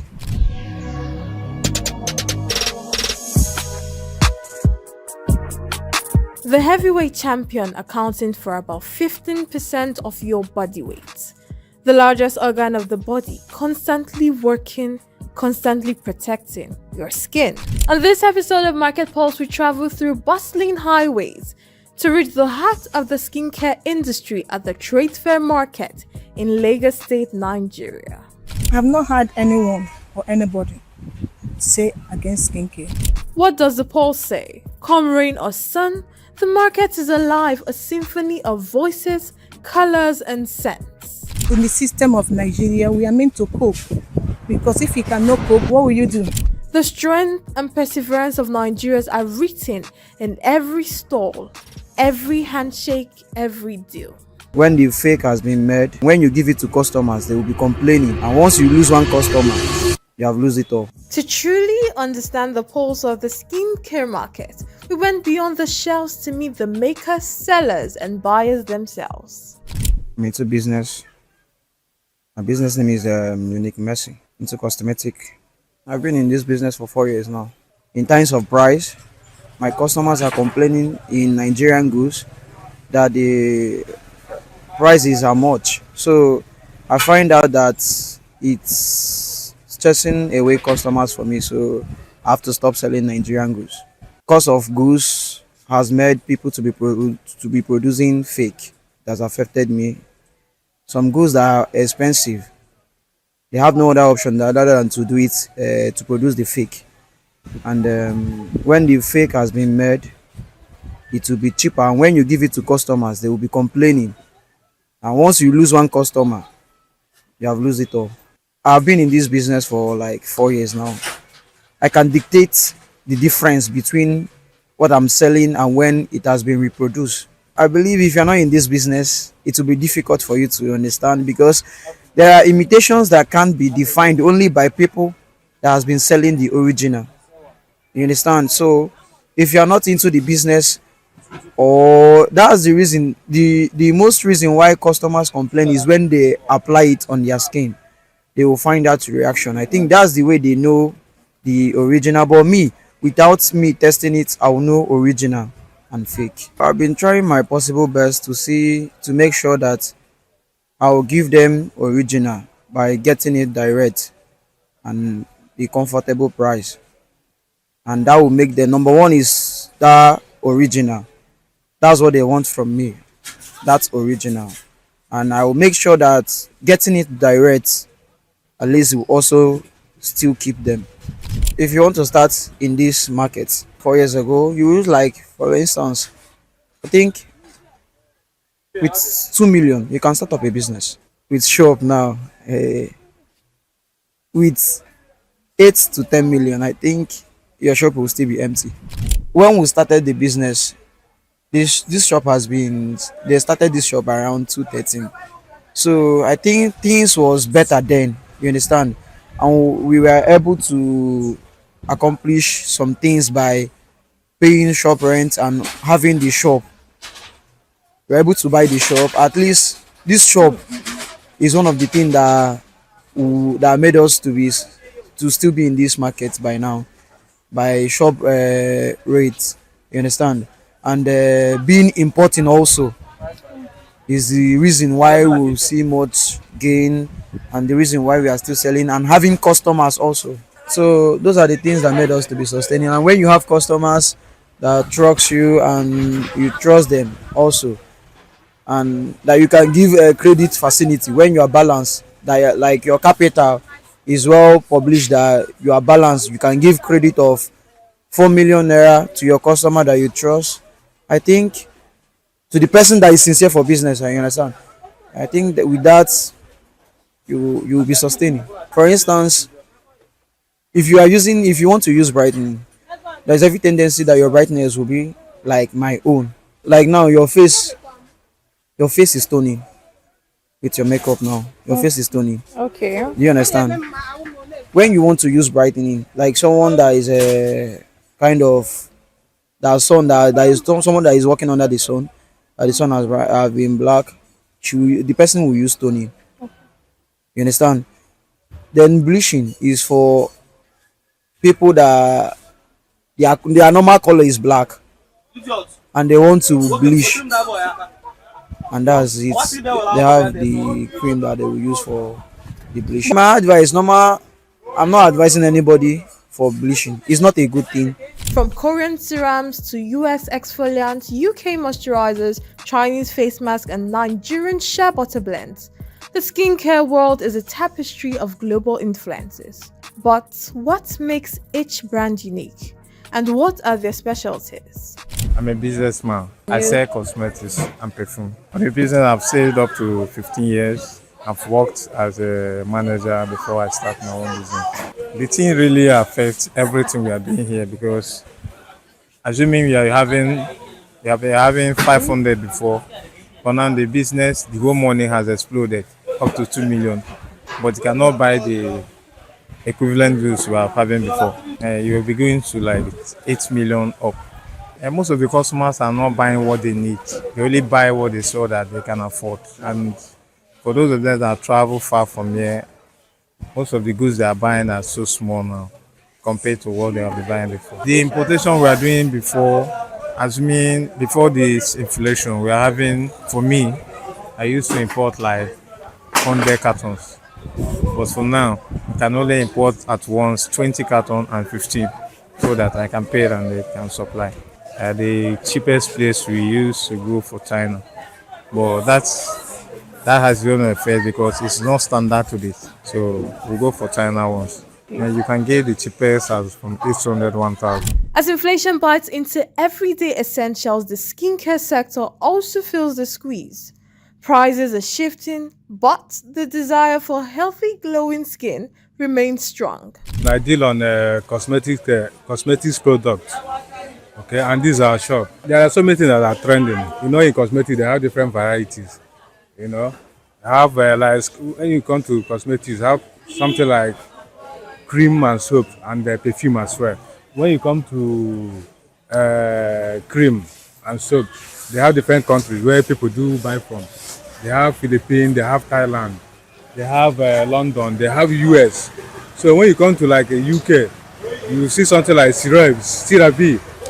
Simple product. These are very quality products that people often go for, especially ladies. These are skincare that will not bleach you or whitening you. Rather, it will tone your skin. It will make your skin to glow. Then when you come to like French product, like the product that they've been gotten from France, they're actually nice cream as well, but they are more of lightening cream. And as well again, in Nigeria here, you have local products that are very, very okay too. You know, they have a lot of them, like Skin Magnet,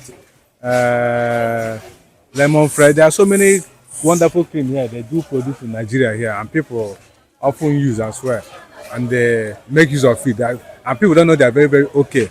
Before you go into it, you need to be sure of what you want to do. You need to be very, very sure of what you want to do. Then I know how to go about it.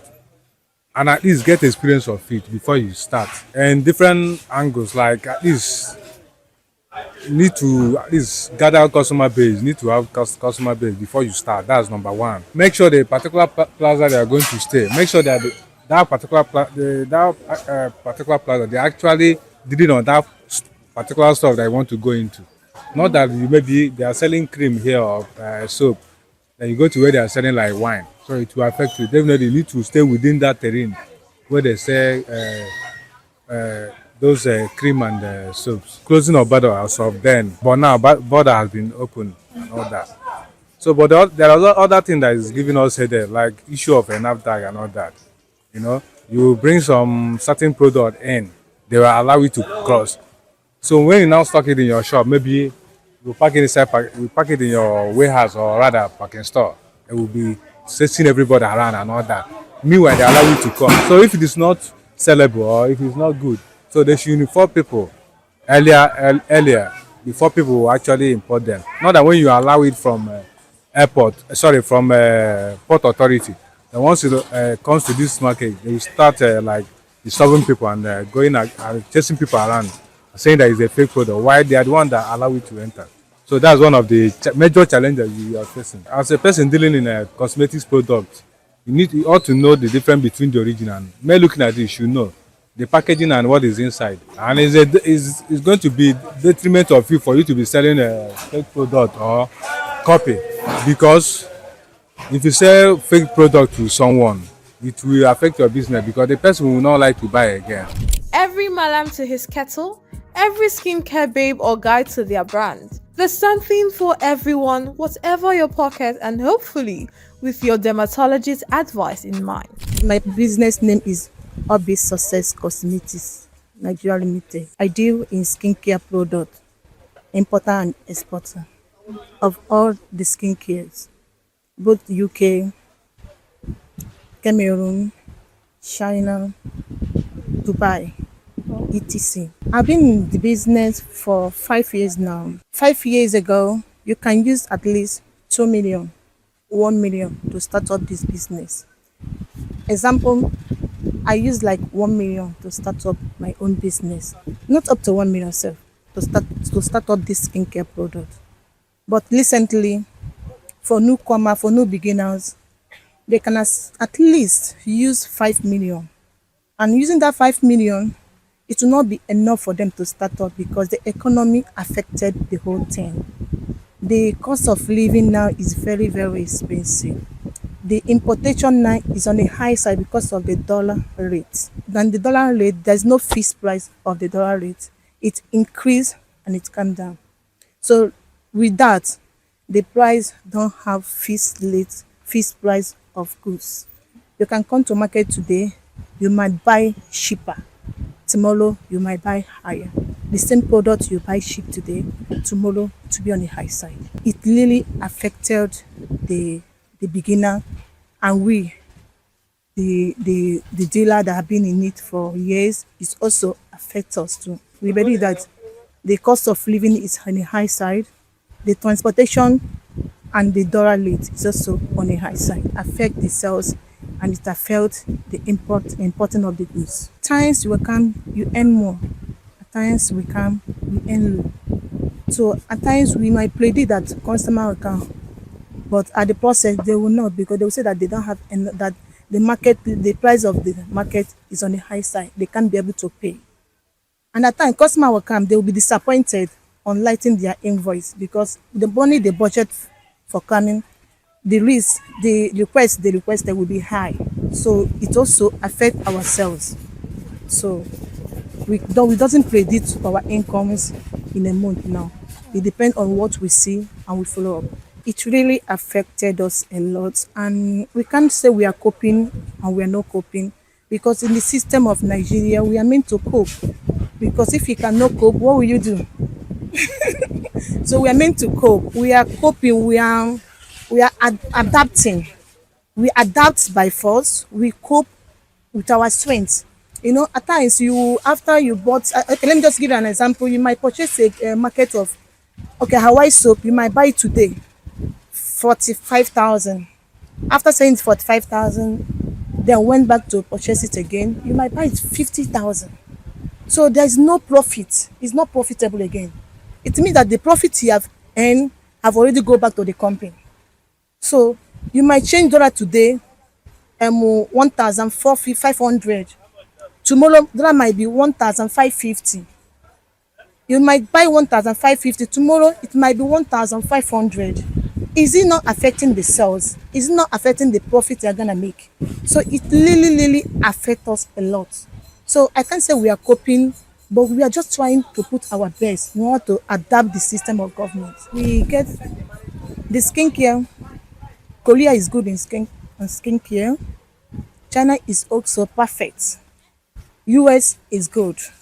But the skincare has levels by levels, department by department. Understand? China skincare, they are where they basically on, they specialize on. The same thing applicable to Korea and the US.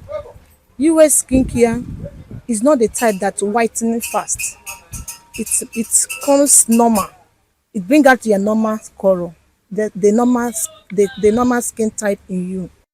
It glow your color. The same thing applicable to Korea, and some of China skincare also like that. So the skincare is level by level.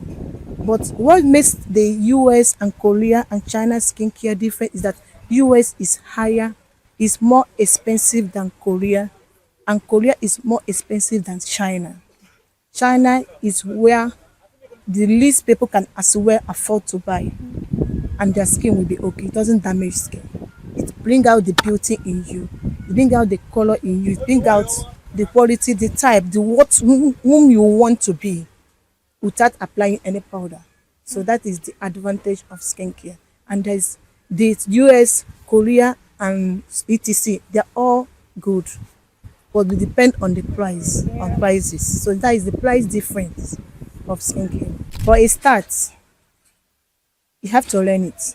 You have to enter inside market, meet someone to teach you on skincare. You can't just bust inside. You can't just join skincare without having update on it.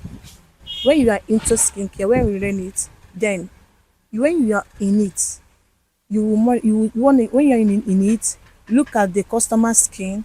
As you are touching the customer skin or as you are sighting the customer skin, you can as well dictate the skin type of that customer because you knows about it. So, but when you're a novice on it, you cannot dictate the customer skin type.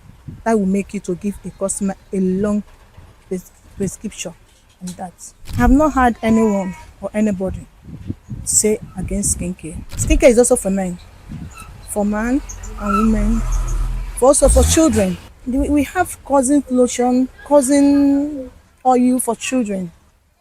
As you put to bed, you start applying the skincare for your child for smooth body. You understand? So also for children, but there's some skincare that you not use on children, and there's some skincare you use on children. So we also have children's skincare. You understand?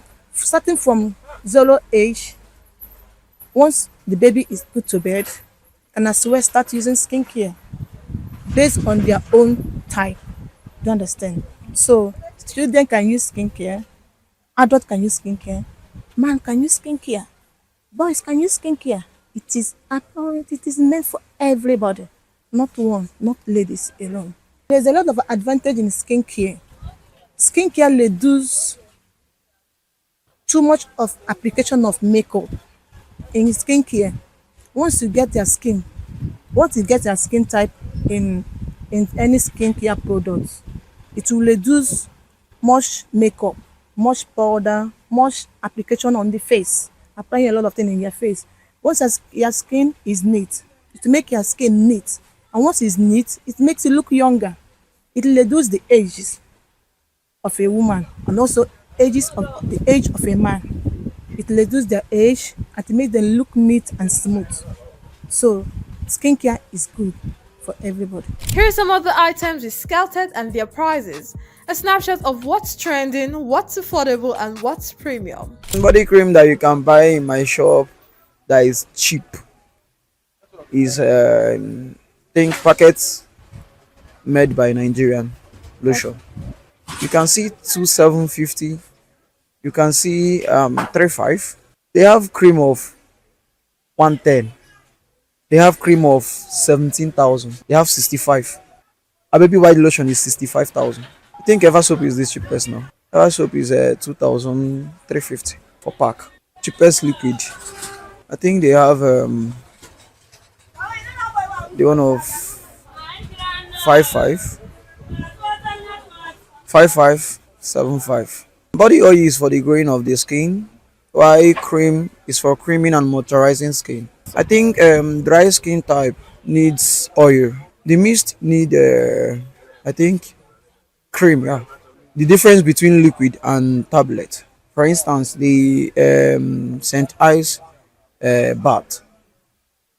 Some people will use the bath, it will react on their skin based on the fragrance. But that body wash has scrub inside. That's the difference. The wash, the cheapest one should be from 2,000 up. And the shower gel is mostly for females, for their feminine, but all of them do foam. But the shower gel contain most of the germs. While the tablet one can keep it for long and it's to say, but the shower gel is only meant for women and some careful men, because once it's poured on the sponge you cannot get it back, but the tablet one you can be taking next month. The cheapest roller now is 700. The disadvantage is that most of the work written on it is not being done by the same roller. For skincare for face, to apply it on face, you don't need to use face cream regular. If you are using face cream, use it. You don't need to use face cream as your normal body cream. Face cream can be applied 3 times in a week. And about body serum, face serum can be applying every day, morning and night. Cleanser, you can clean your face morning and night after taking shower, after your bath. Then, after applying your cleanser, you apply your serum before putting in face cream. Face cream is the last you will apply. And finally, you can as well use sunscreen. Sunscreen protects you from from sun. So that is how to apply skincare. The cheapest cleanser you will see in my shop is Dr. Rachel cleanser. It's 2.5. The cheapest moisturizer is also Dr. Rachel or Beauty Formula. Beauty Formula.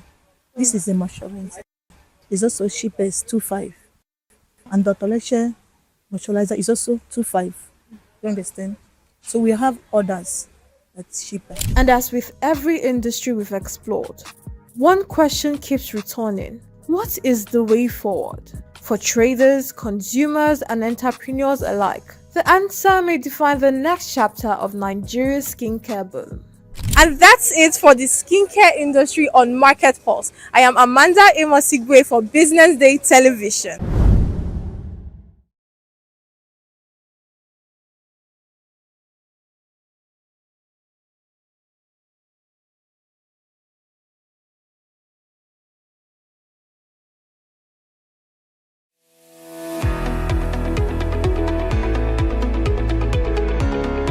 This is Business Week, a weekly program brought to you by Business Day Television. And we're live from Lagos, the nation's commercial capital, bringing you the latest insight into the stories that matter for business and the economy. I am Deborah Eze. Onyeka Valentine. I am Destiny Momo. My name is Elizabeth Moses.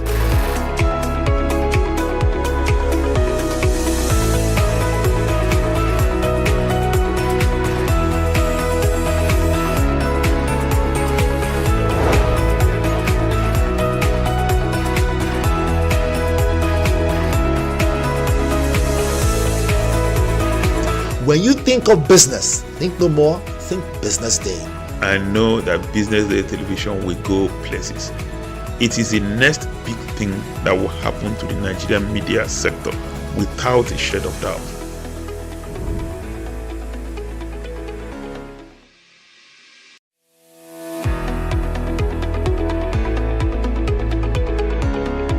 This is Business Week, a weekly program brought to you by Business Day Television. And we're live from Lagos, the nation's commercial capital, bringing you the latest insight into the stories that matter for business and the economy. I am Deborah Eze.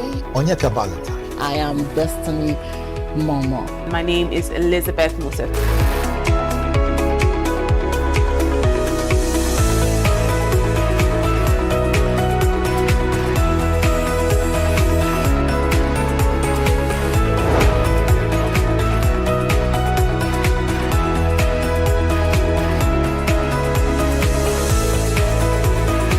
When you think of business, think no more, think Business Day.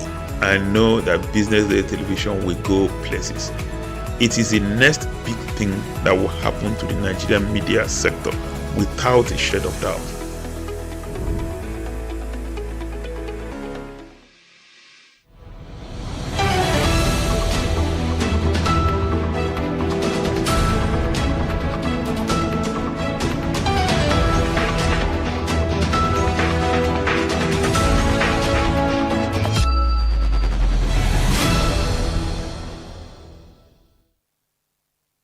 Is the Business Day Television midday bulletin coming to you live from our studio here in Lagos, Nigeria. Coming up, Sword stocks hit 110.58 trillion naira market cap as MTN Nigeria becomes most capitalized stock. Food inflation falls to 14-year low. Federal government Nigeria savings bonds records 5.9 billion naira since February 2026 subscriptions. Peter Obi faults 10 billion naira presidential villa solar plan, cites greed neglect. Thank you for joining us. My name is Norma Obona. Nigeria's League of Stocks worth over 1 trillion naira has expanded to 26 companies, with their combined market capitalization climbing to about 110.58 trillion naira, underscoring the growing concentration of value on the Nigerian exchange.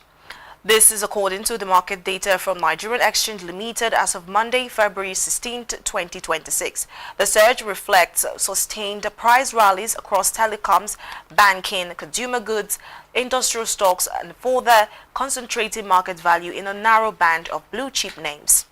The expansion marks a sharp rise from 22 swords valued at 78.92 trillion naira in October 2025, highlighting strong appreciation among large cap equities, with total market capitalization currently at 122.13 trillion naira. The trillion naira cohort now controls about 85 to 5% of overall, equity value on the NGX.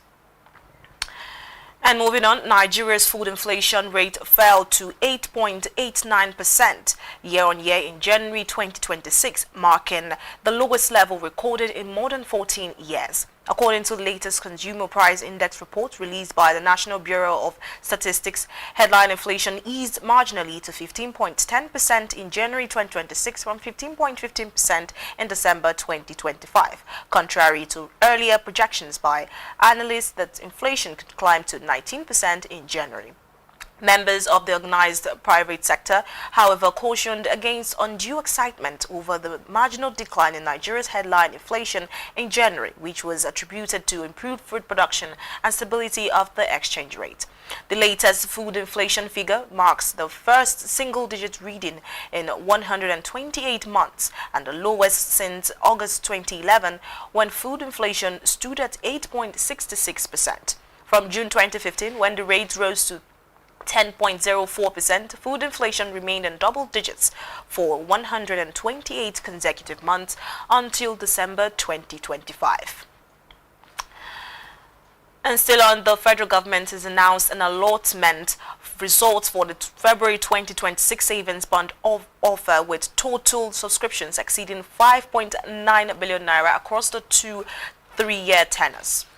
The figures were released by the Debt Management Office, which oversees the federal government domestic borrowing program. The outcome reflects sustained retail investor interest in government-backed securities despite interest rate volatility and shifting market conditions. The February 2026 offer comprised two instruments, a 2-year and a 3-year federal government of Nigeria savings bond, both carrying double-digit coupon rates. The subscription window opened on February 2nd and closed on February 6, 2026, with settlement was completed on February 11th, 2026. Coming up, Peter Obi faults 10 billion naira presidential villa solar plan, cites greed neglect. We'll bring you these and more after this short break.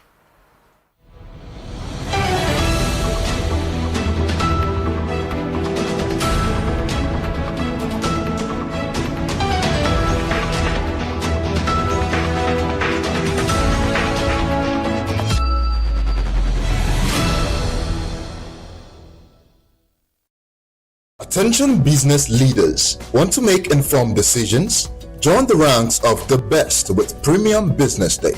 Access in-depth analysis and expert opinions to stay ahead. Subscribe now at premium.businessday.ng and unlock premium content. Plus, you get 50% off your first subscription. Don't miss out. Make smarter choices and seize new opportunities. Sign up now and elevate your business game. Visit premium.businessday.ng today.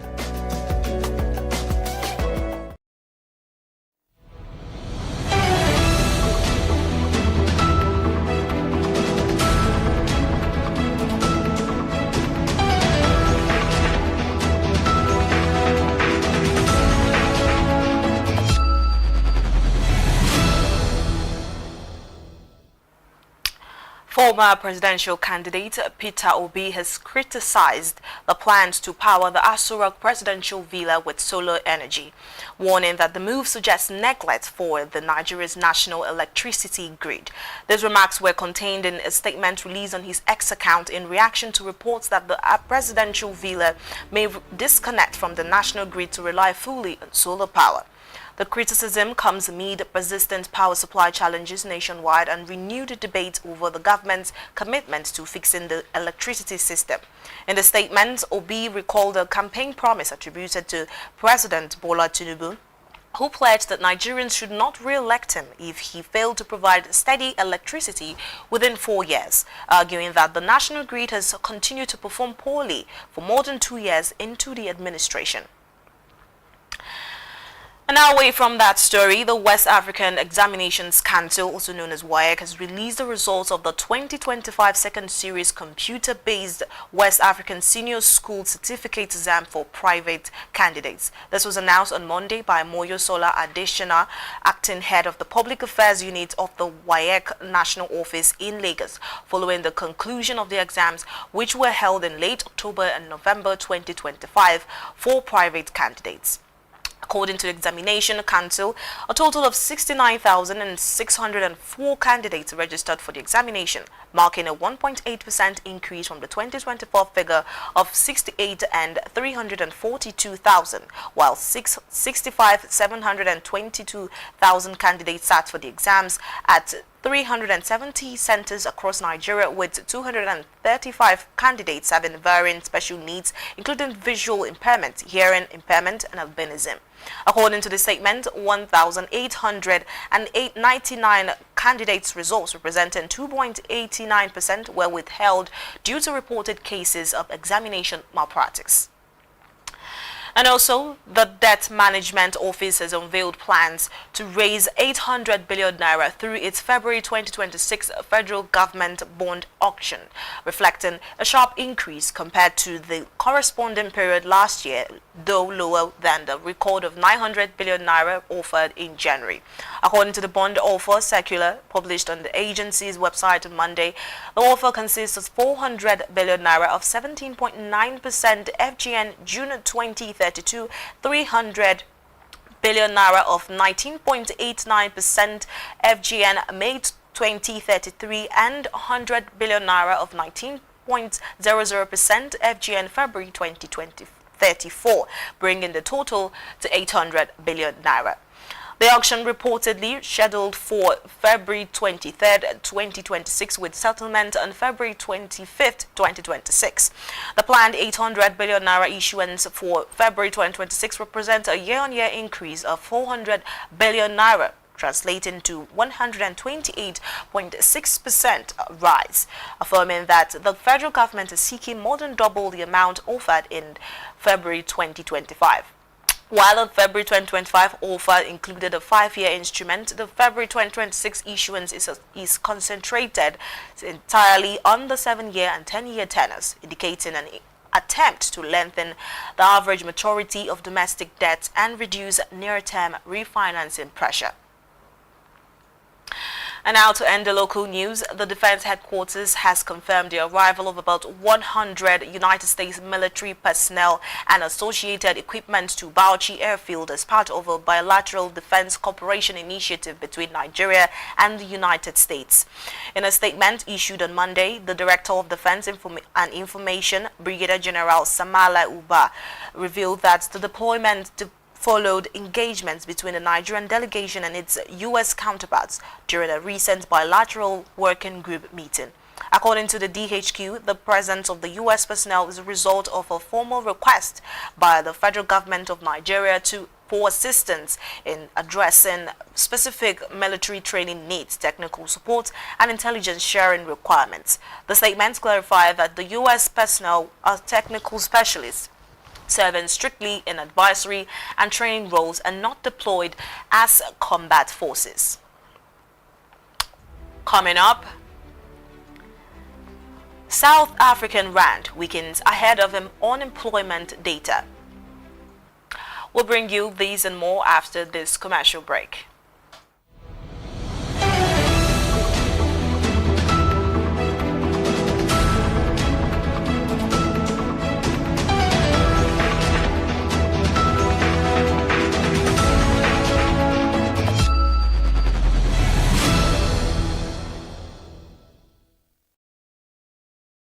Entrepreneurship is for everybody, but not everybody is for entrepreneurship.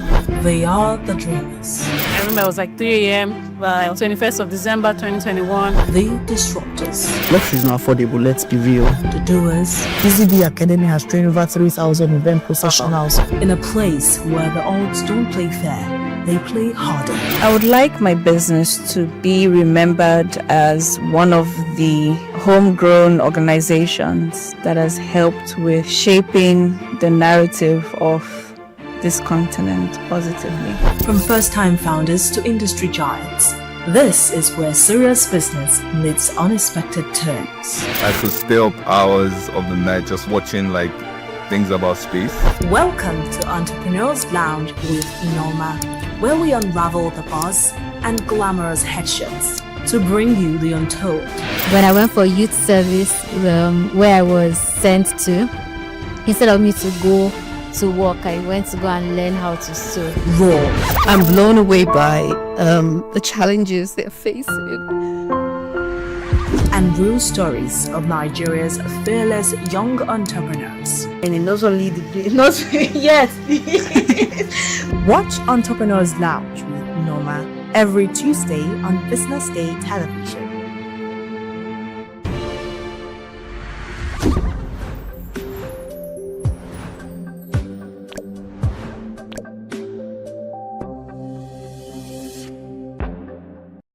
Attention business leaders. Want to make informed decisions? Join the ranks of the best with Premium Business Day.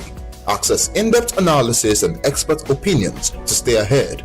Subscribe now at premium.businessday.ng and unlock premium content. Plus, you get 50% off your first subscription. Don't miss out. Make smarter choices and seize new opportunities. Sign up now and elevate your business game. Visit premium.businessday.ng today.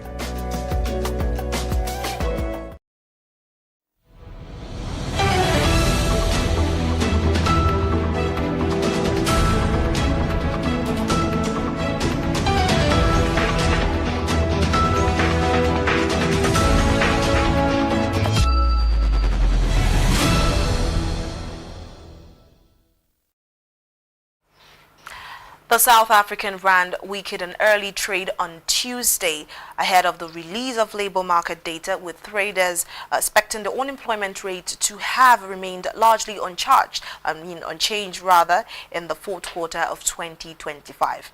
According to reports, the rand traded 16.0375 against the dollar, about 0.4% below Monday's close. Domestic investors are reportedly awaiting the unemployment data due today to gauge the condition of the labor market of Africa's most industrialized economy. Lara Hodds, an economist at Investec, revealed that the unemployment will remain largely unchanged, perhaps easing marginally to 31.7% in Q4, while Nedbank economists expect the unemployment rate to hold close to 32% in the fourth quarter. And also, the crisis over contaminated baby formula has grown, with product recall after recall in recent weeks. Paris public prosecutor on Friday said it opened investigations into 5 companies that make the formula, with parents and investors on edge. The investigation covers possibly contaminated infant nutrition products distributed by the third world's largest dairy groups, Nestle, Danone, and privately held Lactalis, as well as smaller brands Baby Bio and Lamarck and Moy.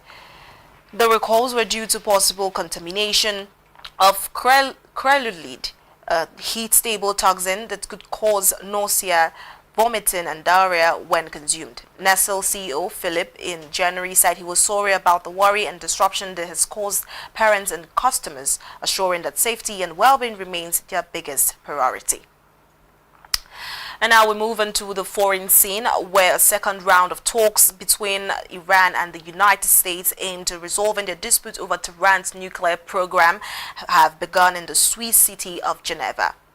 The The indirect discussions follow repeated military threats against Iran over the country's deadly crackdown on anti-government protests and the ongoing dispute over its nuclear program. U.S. President Donald Trump, speaking to newsmen, revealed that he believed Iran wanted to make a deal over its nuclear program. The foreign ministry in Tehran, however, said it believed that the U.S. position on the nuclear issue has moved towards a more realistic one. Iran says Tuesday's meeting, mediated at Oman, will focus on its nuclear program and the potential lifting of economic sanctions imposed by the U.S., while Washington has previously indicated it wants to discuss other issues as well as such Iran's missile stockpile. Still on, Hillary Clinton has accused U.S. President Donald Trump administration of a cover-up over its handling of files related to the late sex offender Jeffrey Epstein. The former U.S. Secretary revealed this in Berlin when she attended the annual World Forum. The White House, however, insisted that by releasing the files, they had done more for the victims than Democrats ever had.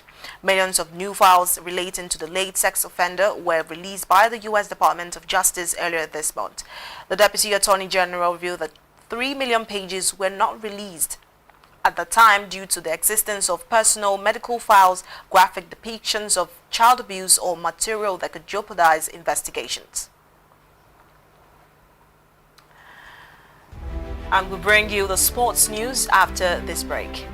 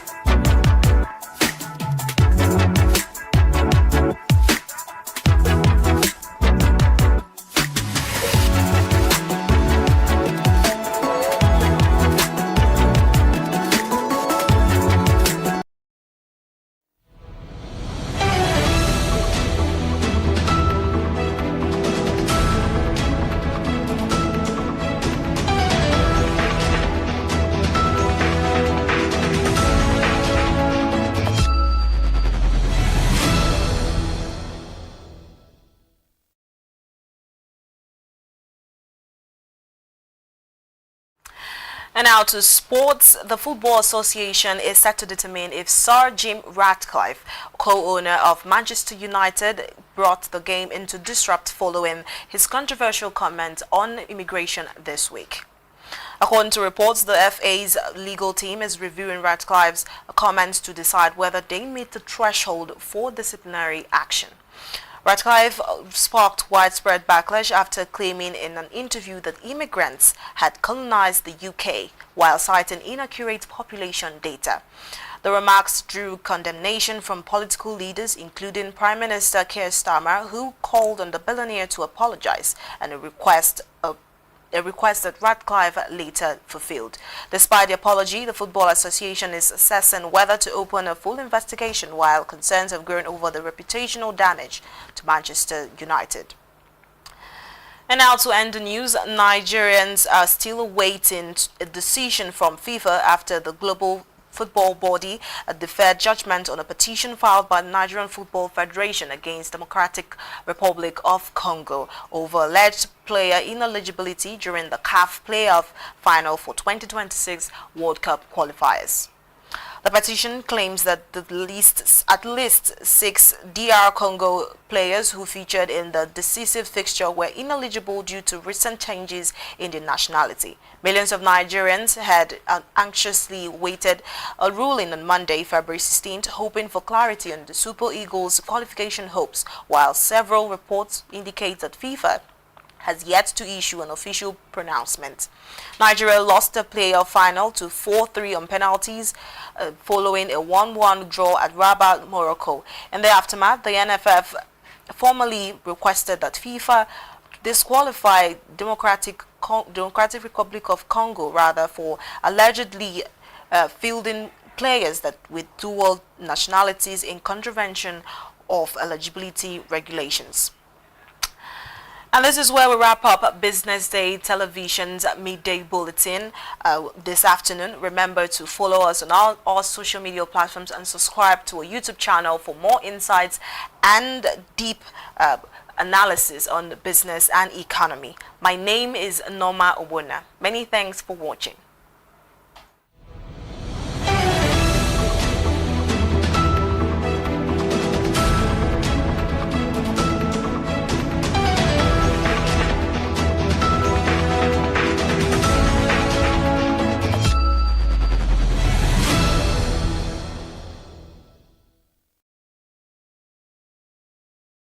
Information is everywhere. But insights, that is rare. Business Day Premium gives you analysis, data, and context that keep you ahead. Business Day Premium. Read deeper, decide smarter. They say money never sleeps. Wake up to clarity, insights, and the stories driving business in Nigeria and beyond. From the heartbeat of small and medium enterprises to the pulse of national economic policy, this is where business meets perspective. With expert guests, real-time analysis, and stories that matter to you, we go beyond headlines to bring you the full picture. Join us every morning as we break down the numbers, decode the policies, and spotlight the people shaping our economy. This is Business Money. We are not just showing off businesses, but telling the stories behind them. The hustle, the art, the orders, and the wins. Startup Spotlight, showing every Monday on Business Day Television. Welcome to the Triumph Against Odd podcast. Most people go through their lives without knowing what their superpower is, right? But if you're lucky enough and determined enough to find your superpower before you get to a certain stage of your life, you will be incredibly successful. Look, the first thing is you just decide not to look at the challenges, because if you do, it's going to end you. The closest thing I think is that I had a deeply military background, which is a bit of a never say die background. I saw an opportunity in non-interest banking, and I felt that the demand was there. There was pent-up demand for it. People were yearning for it, and I felt that if we did it properly, if we brought in professionalism into it, and if we brought in our experiences, our various experiences from various backgrounds into it, that it could succeed. Very few people do that because very few people explore their superpowers. They just explore bread and butter issues. I need to eat, and Yes, there will be challenges. This is a very difficult business environment. The government keeps working on how to make business easier. The first problem to overcome is really just starting, right? We thought about this idea for over 2 years before we even took the first step. You cannot ignore this country. No, and to be from here, I think is an incredible privilege. Nigeria will be ascendant in my lifetime. This is Business Week, a weekly program brought to you by Business Day Television.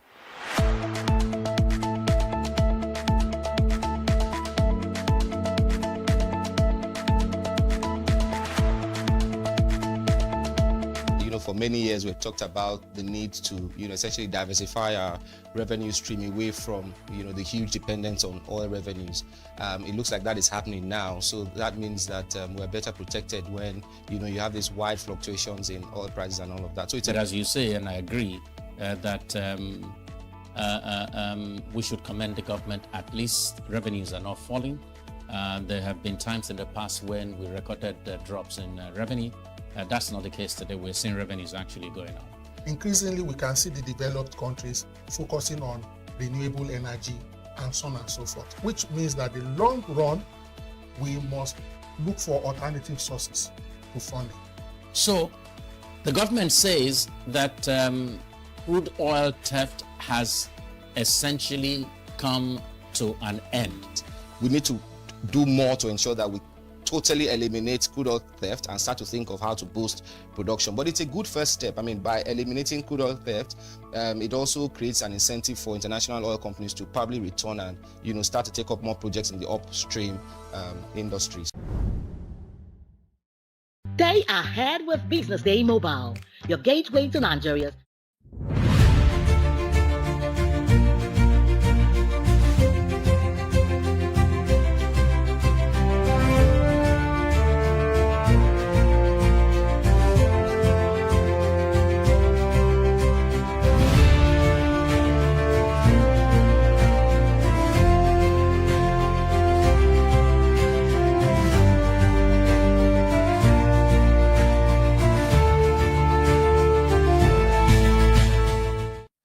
Good afternoon and welcome back to Business Day Television. Let us jump right into Industry Focus. Well, like you always know, we bring to you that which is important, where we come with everything that is necessary so you get to know the latest thing happening in the industry, no matter the industry that you find yourself, thus highlighting the economic and business values and how it affects the GDP of Nigeria and, of course, Nigerians globally. So, welcome to Industry Focus, right here. Let's look at our segments as they will appear. One, we will talk about the quote of the day on fitness business. You get to find out why it's important to take your business seriously. And when it comes to fitness, you will know why there's so much money in it. And right after that, we'll also give you a retrospect on the business health in Nigeria, talking about where fitness plays a major role so far. That will come your way. And number three, we turn to our captain who is in the building. We say captain's opinion with our guests. So in case you don't know, well, now you know. A Kemeni in the building. They call him Kemen. You get to find out why fitness plays a key role and why our questions will have perfect answers when we touch captain's opinion segment. And then after that, and obviously in that particular segment, we're looking at how Nigeria's fitness boom is creating a new economy. Stay with us. You don't want to miss that one. And towards the end, we'll talk about deal or no deal. We get to ask our guest what he thinks about the federal government's arrangement based on health and fitness. All this coming your way. I am Onyeka Valentine. We'll be right back. This is Industry Focus on Business Day Television. Don't go away.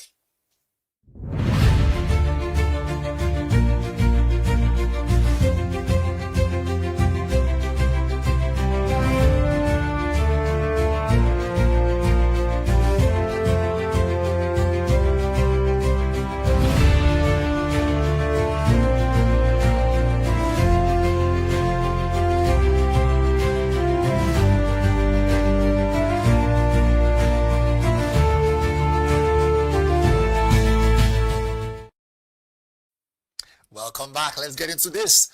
Our quote of the day on business fitness. It says, sometimes a workout is all the therapy that you need.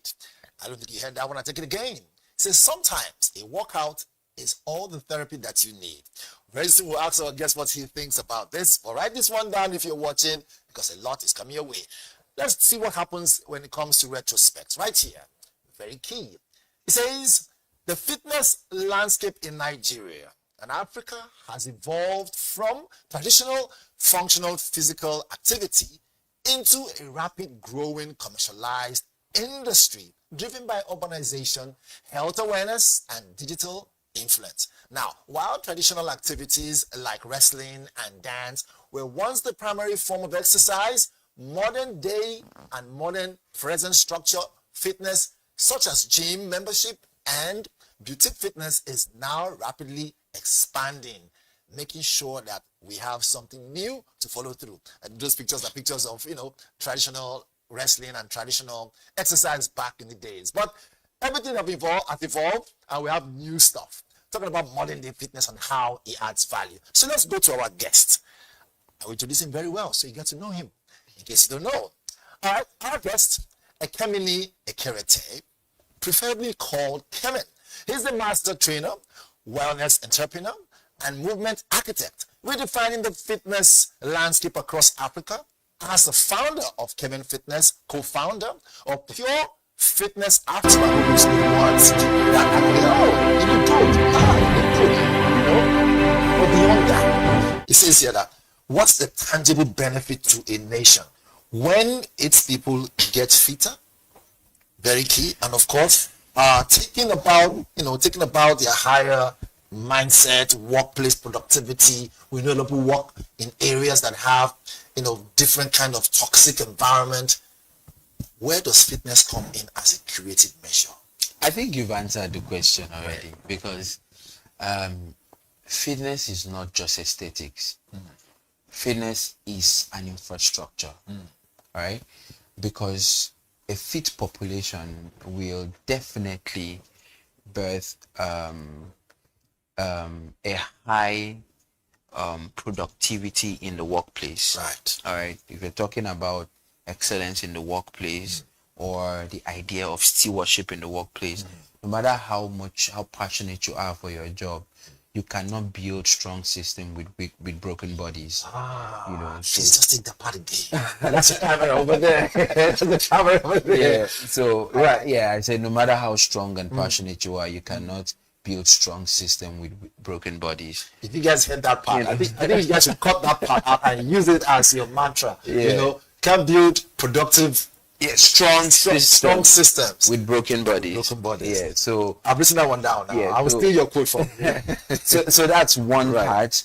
There's the other part that with fitness, you're talking about a lower healthcare burden to the entire population. Right. So the fitter you are, the healthier you become, and that's lesser health burden on yourself, your family, and then the nation at large. We're also talking about a stronger mental health, because everything starts from the mind, right? And when the mind is strong, and mental health most times don't have to do with resilience. Sometimes it's stillness, and fitness helps you to practice stillness. There's a lot of power in stillness. And so, like I spoke about workplace productivity, I've also spoken about lower healthcare burden. I've also spoken about stronger mental health. And then there's the part of discipline, respect for process, accountability that it teaches you. So when you look at it, we're not just talking, it's no more a wellness talk. We're talking economics now. And that's what you are speaking our language. Business day. Exactly. All right, go ahead. I don't want to stop you. Yeah, that's what I'm saying. So when you look at it, you look at all the good that fitness does to the population or to the nation. All right, like they say, and then that's the question which is important to our guest to know is a deal. However, for some people, some will say, oh, it's a good deal, others say it's a good deal. But here it's in this year 2026, reports say that the federal to understand that we have the golden opportunity to help improve the GDP of the Nigerian economy and help Nigeria build a very successful nation through our industry. Help Nigeria build a successful nation through our industry. Yeah. Which brings me to this one, which is off the box now. Yeah. Where do you see so the trajectory so far?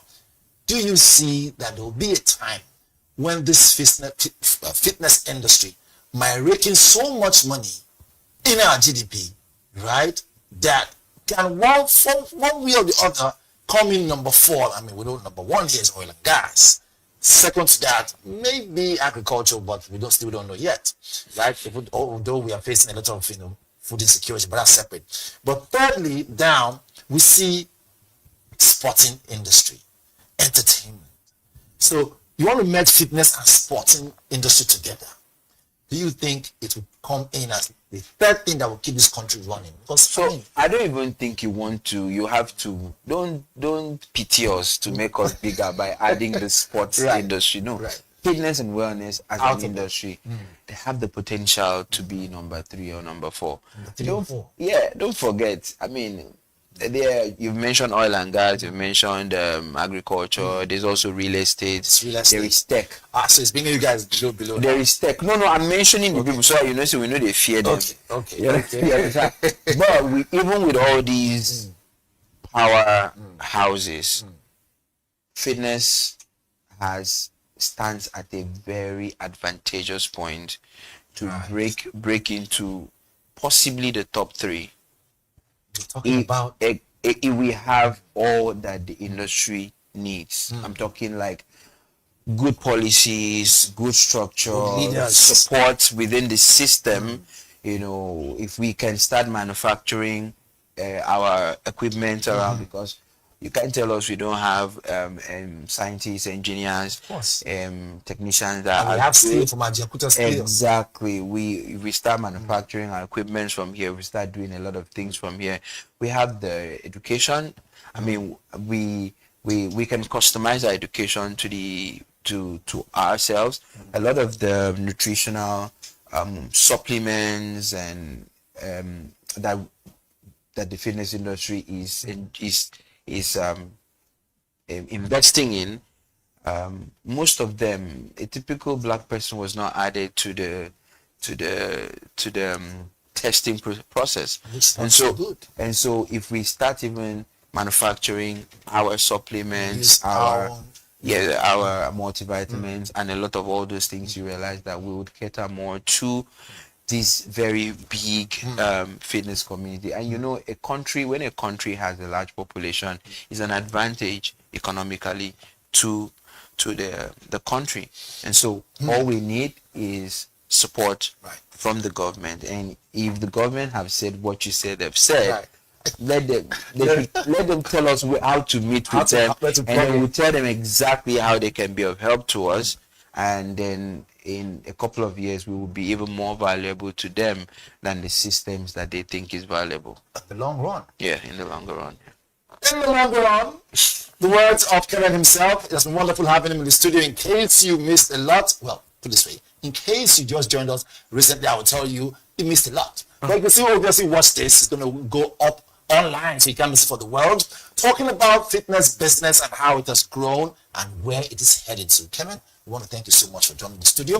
The time you spent coming down here, thank you for can never ever be looked in any way other than up, based on appreciation. So we appreciate you. Thank 100%. you. Thank you very Before we go, your last words, that's your primary last words of motivation to those out there so we can leave the studio.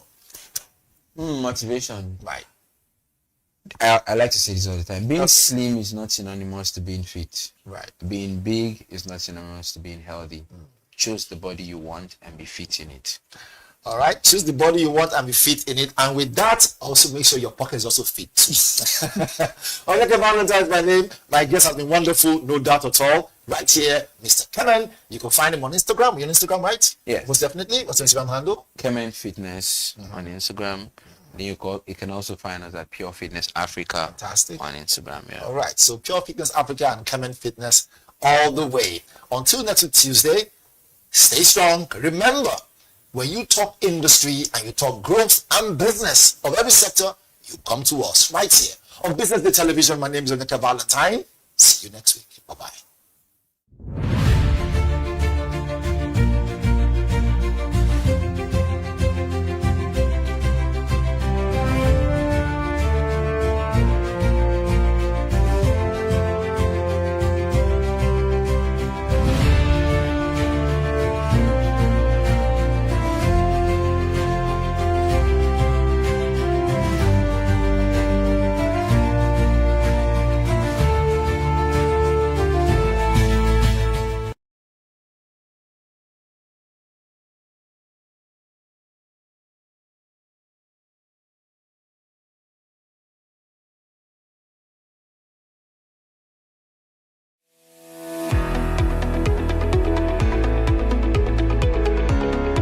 This is Business Week, a weekly program brought to you by Business Day Television.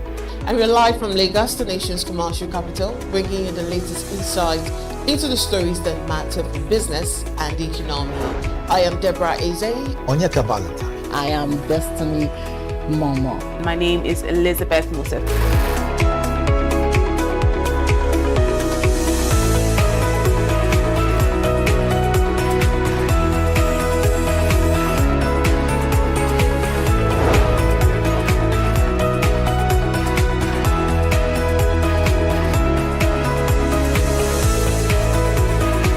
When you think of business, think no more, think Business Day.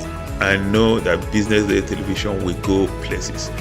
It is the next big thing that will happen to the Nigerian media sector without a shred of doubt.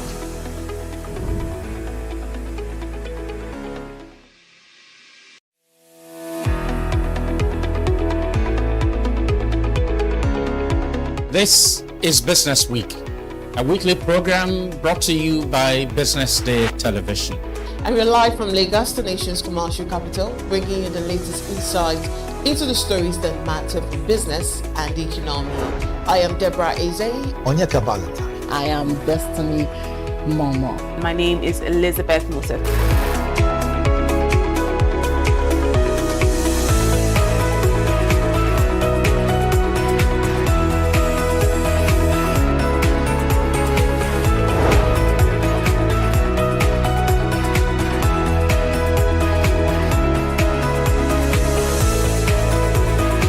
When you think of business, think no more, think Business Day. I know that Business Day television will go places. It is the next big thing that will happen to the Nigerian media sector without a shred of doubt.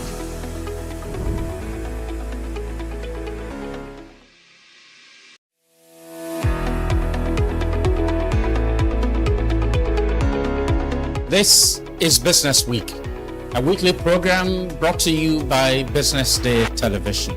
And we're live from Lagos, the nation's commercial capital, bringing you the latest insights into the stories that matter for business and the economy. I am Deborah Eze. Onyeka Balata. I am Destiny Momo. My name is Elizabeth Musef.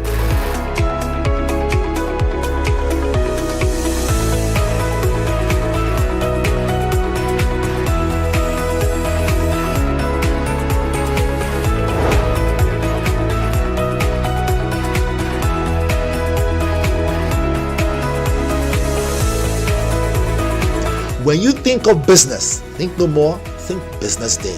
I know that Business Day television will go places. It is the next big thing that will happen to the Nigerian media sector without a shred of doubt.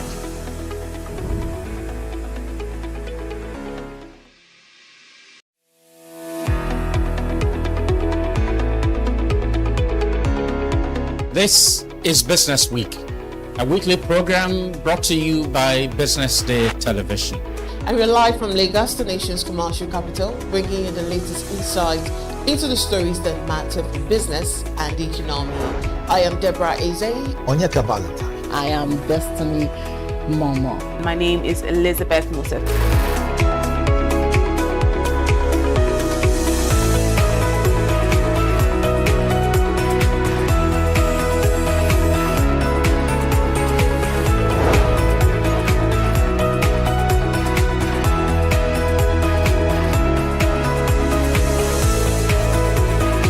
When you think of business, think no more, think Business Day. I know that Business Day television will go places. It is the next big thing that will happen to the Nigerian media sector without a shred of doubt.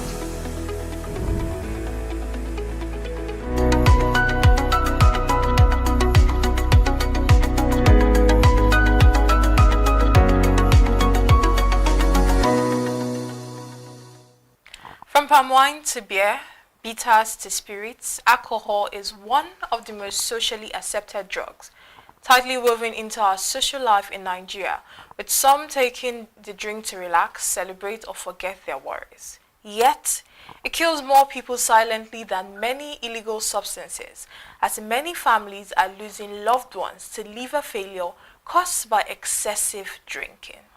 Welcome to Health Matters, your number one guide to health and everything wellness. I am Amanda Imosibwe. Now, let's build up a mini plot. 40 to 60% of adult Nigerians actually consume alcohol. Liver diseases driven largely by alcohol account for 7.9% of medical admissions in Nigeria tertiary hospital, with 20.4% of these cases being liver issues.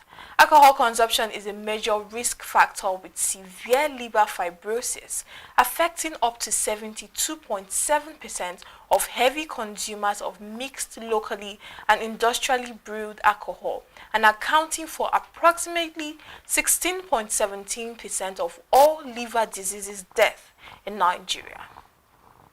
Joining us to break down these statistics and help us understand alcohol abuse as a leading cause of liver failure is pharmacist Didi Esang, the founder and CEO of Script Safe Technologies. Welcome, Didi.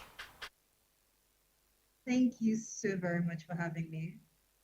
Let's go in quickly. Now, what is liver failure? I mean, in a deeper medical term, understanding the function of liver, and at what point does social drinking cross the line into alcohol abuse that can damage the liver?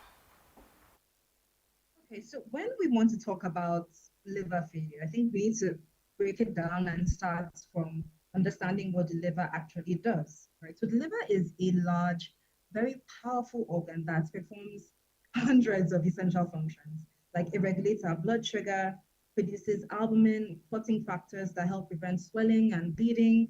It manages fats, cholesterol, even bile to help digest food. But one of the most it does is filtering out toxins from the blood. And that function is very vital because it also makes the liver vulnerable, right? So for every toxin that we ingest, including alcohol, right, it needs to be processed in the liver.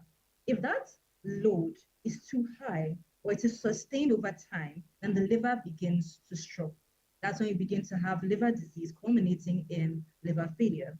Now, liver failure can be acute or chronic.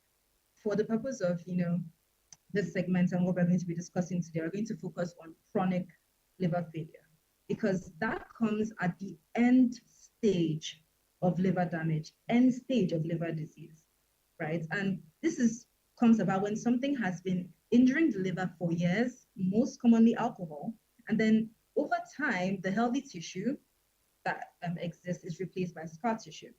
And then once this scarring has become advanced, the damage is largely irreversible. That is why it is so important and it is so deadly. So now to answer the question, at what point does social drinking cross the line to begin to be a problem?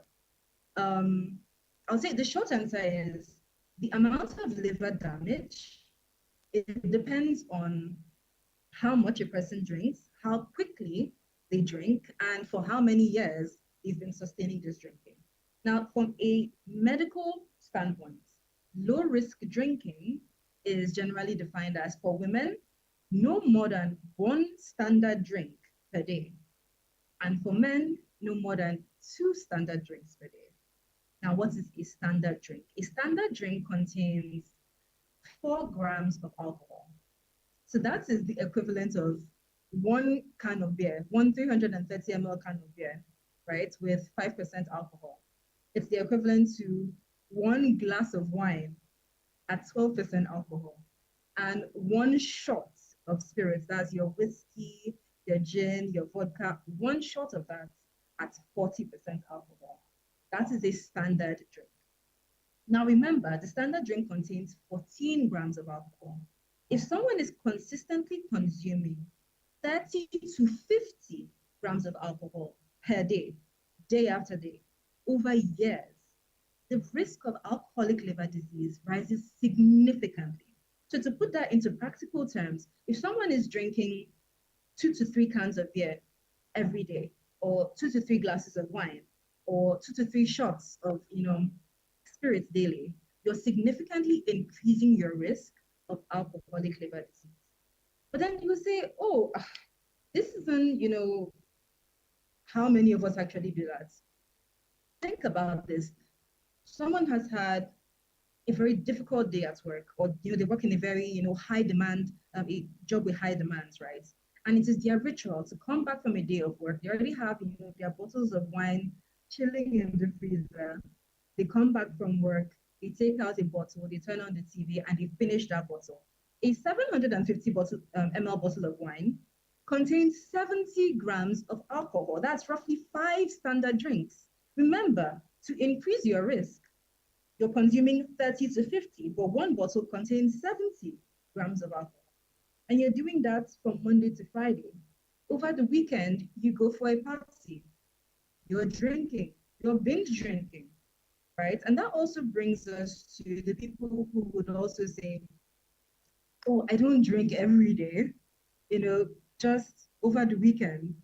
But then binge drinking, which is defined as having 4 or more drinks within 2 hours for women, or 5 or more drinks within 2 hours for men, poses a more significant risk. Because remember, I said when you're talking about the risk for alcohol, it's how much a person drinks, but also how quickly you're drinking.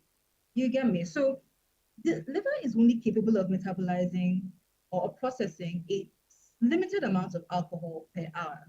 If you're ingesting large amounts of alcohol very quickly, then this alcohol and the toxic byproducts from that processing or metabolism begins to accumulate.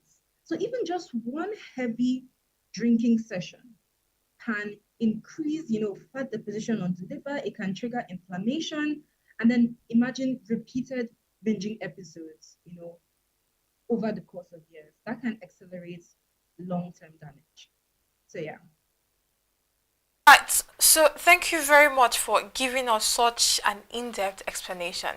Now, what early warning signs of liver damage do people commonly ignore or mistake for, stress or malaria?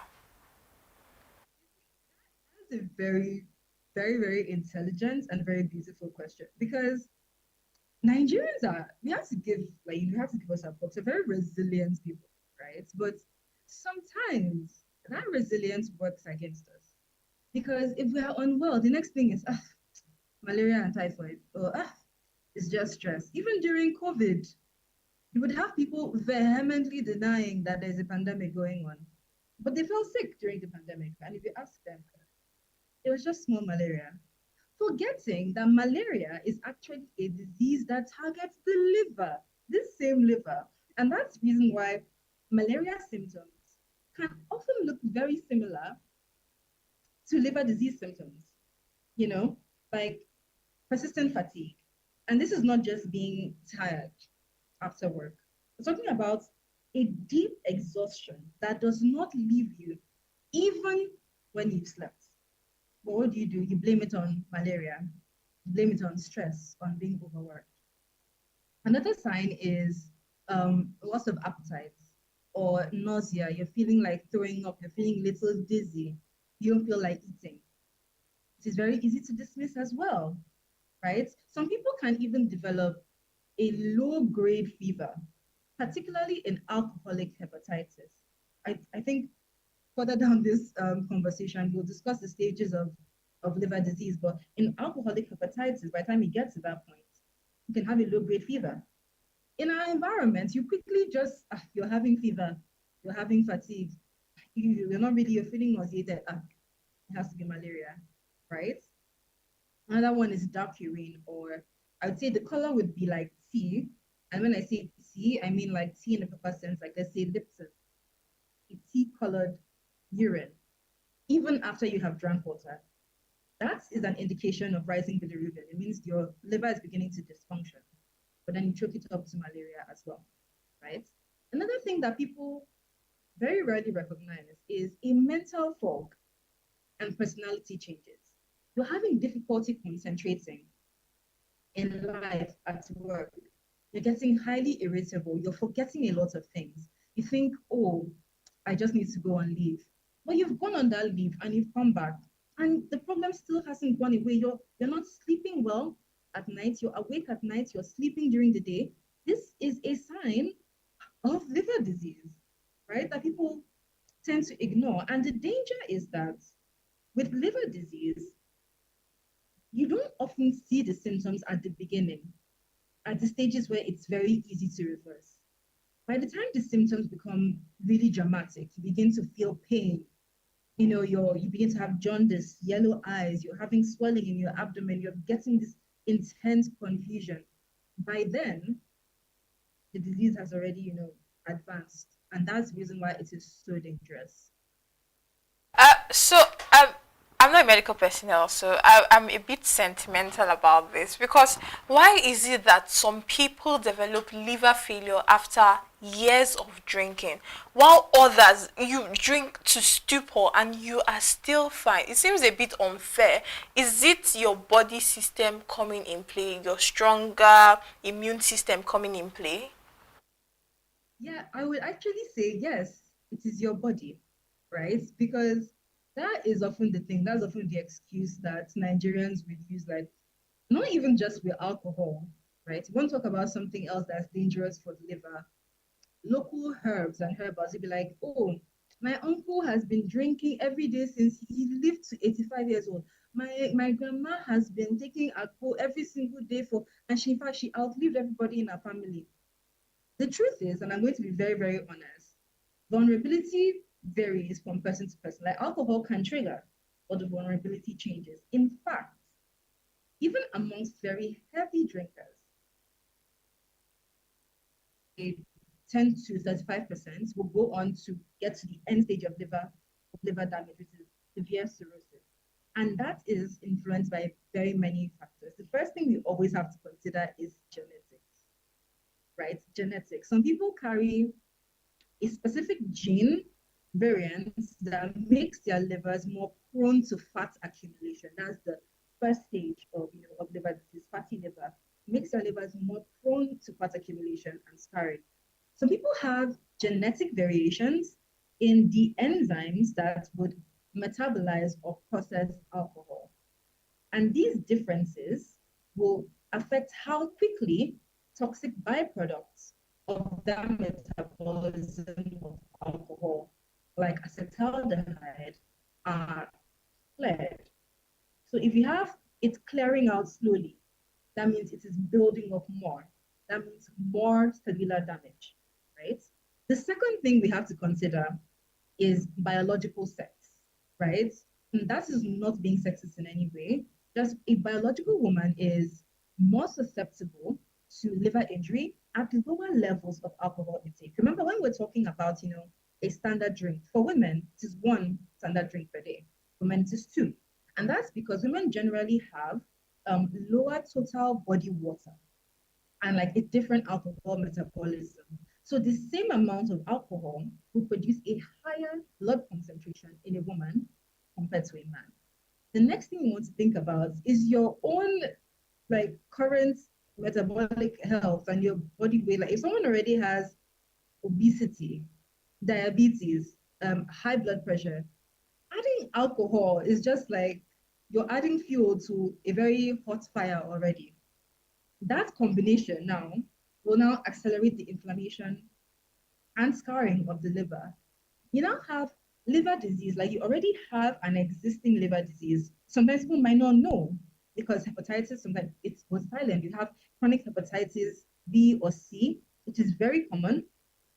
And that dramatically already is increasing your vulnerability. And then you now add alcohol on top of that. You see how it can significantly just speed up your progression to cirrhosis, right? The next is your drinking pattern. We'd also talked about this. There's a difference between someone who is drinking every single day for years, someone who drinks occasionally, and someone who is binge drinking constantly, right? Daily sustained drinking is different from occasional use. That's different from binge drinking, which adds additional inflammatory stress, to the liver. Another thing you need to consider is your nutrition, right? Chronic drinkers, that's just based on studies, often have protein and micronutrient deficiency. And this protein is essential for the liver to be able to repair itself from all this damage that we're subjecting it to, right? And the final thing you want to consider is time. The liver has a remarkable regenerative capacity. Some people are able to compensate for years before the compensation actually occurs. Then another thing you actually do want to bear in mind is that these people who you are looking at and you're like, they seem fine, they've been drinking and they seem fine. When you bear all these things in mind, although they seem fine, they might be in the beginning stages of liver disease. They might have a silent fatty liver. They might have early stage fibrosis, but they are not showing any, very outward, very severe symptoms. So they seem fine. Or even the symptoms that they have, you chalk it up to malaria and typhoid or stress. And then by the time something happens, it now becomes, village people, this person was fine. They were fine. And then one day, but then that wasn't it. Like your liver damage was gradually progressing to that point. So even with the liver being very strong and regenerative in your terms, and our body systems being different, is there a standard, like how much alcohol is too much before destruction of the liver starts? Okay, so we had touched on that a bit earlier. It's not one single drink that's going to destroy the liver, right? It is sustained exposure over time. So again, just want to remember, medically, anyone who is consuming 30 to 50 grams of alcohol per day, to bring that back home, if you're consuming 2 to 3 beers per day, 2 to 3 glasses of wine per day, 2 to 3 shots of, whiskey, gin, whatever your poison is daily, and doing that for 5 years or more, you are severely increasing your risk of alcoholic liver disease. I just realized that this conversation has been so interesting and we are slowly running out of time. So let's be a bit brief with the answer, right? So many people believe that herbal bitters are natural and therefore they are safe. I don't believe so, but a lot of people on the street, they think that because they are natural, they are safe. But what is the truth and how do they affect the liver? You know what else is natural? Cyanide. Cocaine is natural. The bacteria that causes botulism is natural. We just need to, stop this narrative that natural automatically equals safe. The liver doesn't care whether a substance is natural or synthetic. It only cares if it is toxic. And most of these, herbal bitters, we don't know, the exact ingredients going into them, the concentration of the active compounds, whether they are heavy metals or contaminants or direct poisons or toxins for the liver, whether alcohol is included, and for most brands in Nigeria they are. We don't know how they're interacting with other medications. All these things matter, right? There are documented cases of herbal-induced liver injury. And by the time they come to the hospitals, it's presenting as acute hepatitis, progressing to liver failure. By the time they come to the hospitals, it's mostly already too late, right? So there's a very severe risk with these. Let's do a simple 2 plus 2, right? In a layman understanding. You said the liver is regenerative, meaning it can heal itself to an extent, right? So if someone is seeing early symptoms of this liver damage and decides to stop drinking, can the liver actually heal itself at that point? That is a very beautiful question. And the answer is it depends on when you come in, right? I want to break it down by the stages of liver disease, right? So there's the early stages where you're having fatty liver that progresses to, alcohol-induced hepatitis of the liver. That goes into fibrosis, then cirrhosis, and then you're beginning to have issues. At the earlier stage, at fatty liver, right? If you stop drinking, improvements can begin in days. Your liver enzymes will begin to start improving within 2 to 3 weeks. By months, you're okay, right? And in many instances, the liver can return back to normal if you sustain that abstinence. By the time you get to, hepatitis fibrosis, by fibrosis, there's scar tissue beginning to form, on the liver. In many cases, there is still potential for improvements. We can still turn this around. With sustained abstinence, you're improving your nutrition, you're checking for all the other cofactors, the liver can potentially repair itself. But by the time it gets to this point, it goes from weeks to months. It will take months to years to begin to, reverse the damage. But once the disease gets to cirrhosis, right, that is, extensive scarring of the liver to the point where the structure of the liver is being distorted. At this stage, the scar tissue is not fully reversible. Stopping alcohol at that point, the only thing it can do is stop further damage. Any part of the liver that is still healthy, it can preserve that. It can improve your survival, but it cannot be reversed after that point. By the time you get to liver failure, the only thing that can help is a liver transplant. When you talk about alcohol damage to liver, a lot of Nigerians take it with so much, as a pinch of salt. So, this saying that, oh, you can take the horse to the river, but you can't force it to drink. That is synonymous in the case, because we have this, not be you go tell me what I go do mindset. But I want you to give us the hard truth and let us know the gravity of what we're dealing with. Now, in a real hospital setting, how often do doctors see patients who are already beyond treatment because they came in too late due to alcohol-related liver damage? You see, in the real sense, alcohol accounts for or liver disease because of alcohol use accounts for over 50% of these cases. There was a particular study that was done in Southwest, and nearly 48% of patients with liver disease died during admission. And the reason that was happening was because of late presentation, right? So more than 80% of liver disease patients in most hospitals are even admitted through accident and emergency, not during routine clinical visits. That means they're already critically ill before they arrive at the hospital. By the time they come to the hospital, they're already actively bleeding, they are suffering from intense confusion, their abdomen is swelling, they're getting to the point of kidney failure. So it is more common than you think. This is not something that we want to play with. So much. So finally, I want your honest opinion.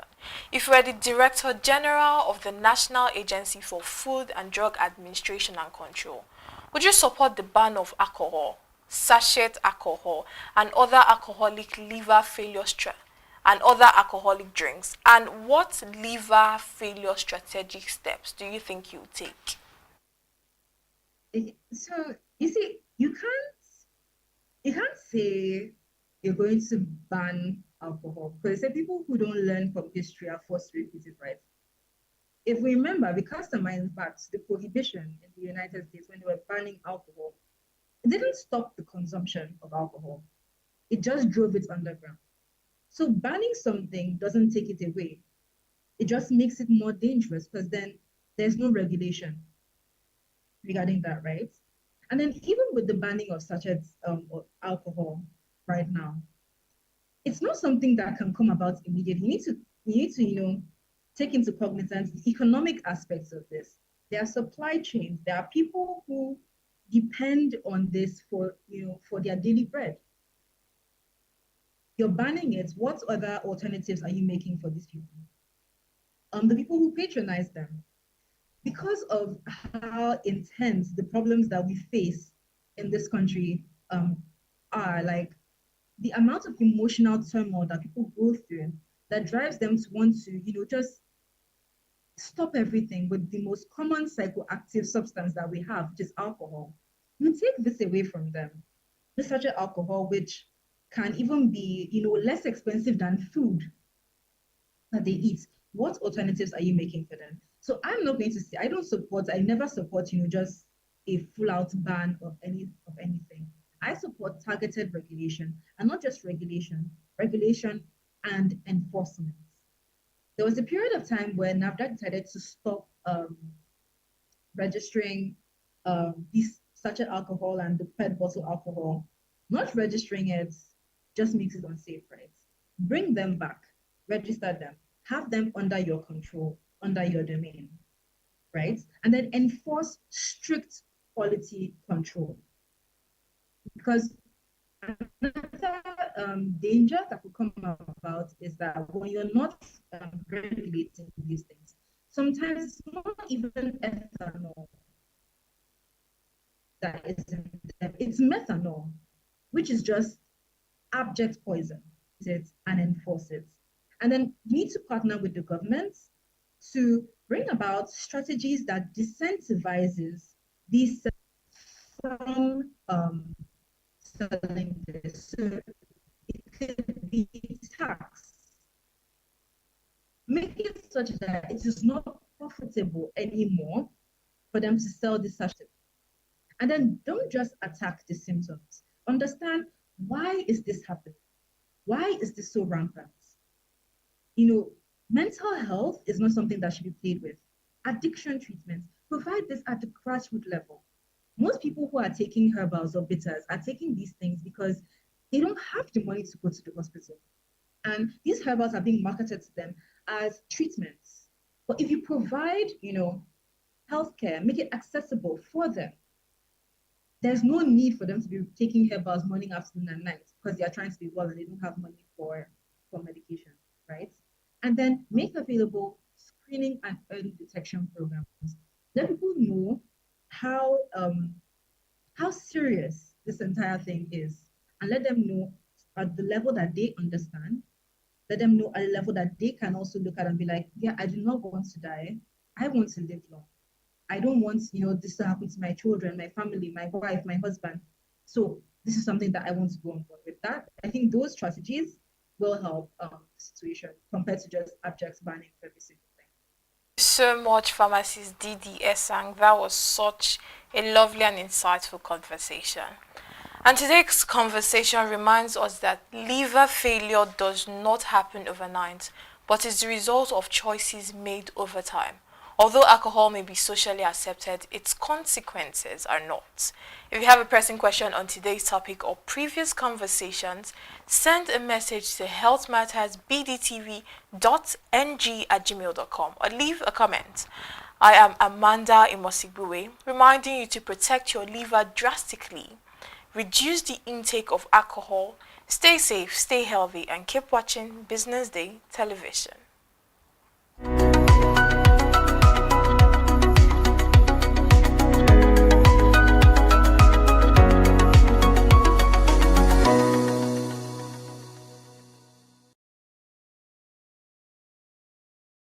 Attention business leaders. Want to make informed decisions? Join the ranks of the best with Premium Business Day. Access in-depth analysis and expert opinions to stay ahead. Subscribe now at premium.businessday.ng and unlock premium content. Plus, you get 50% off your first subscription. Don't miss out. Make smarter choices and seize new opportunities. Sign up now and elevate your business game. Visit premium.businessday.ng today.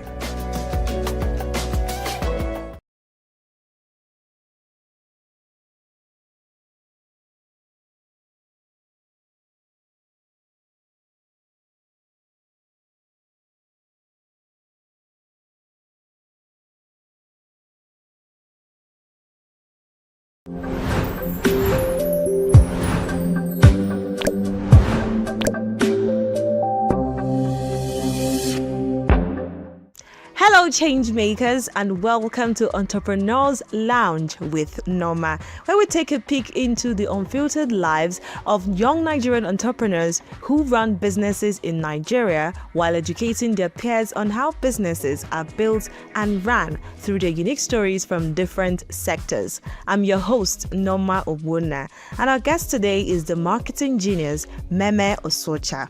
Meme Osocha is the founder and chief brand officer of Tact Innovations Limited, a pan-African marketing and research firm shaping how brands connect with Africa's next billion consumers.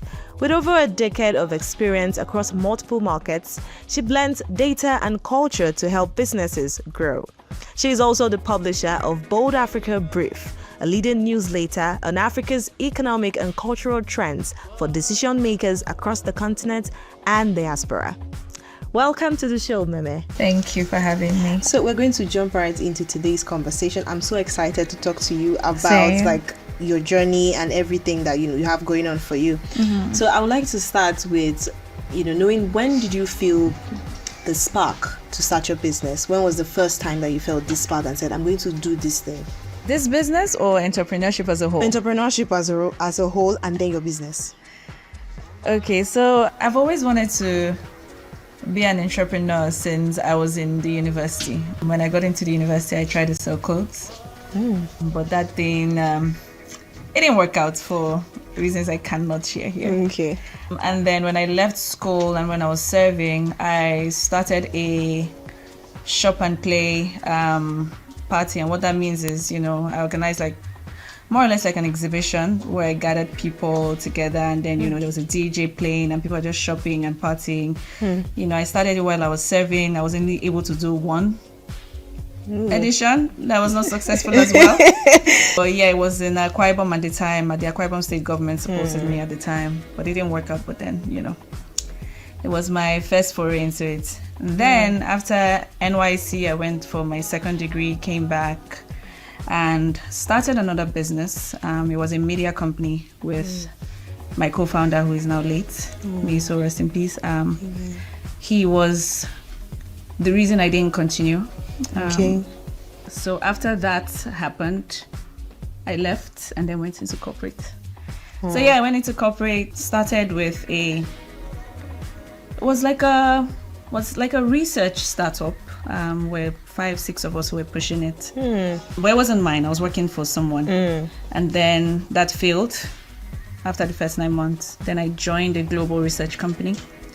Did that for a couple of years, left, joined another agriculture, should I say, startup. Did that for a year, went into venture capital, was head of marketing there for a while.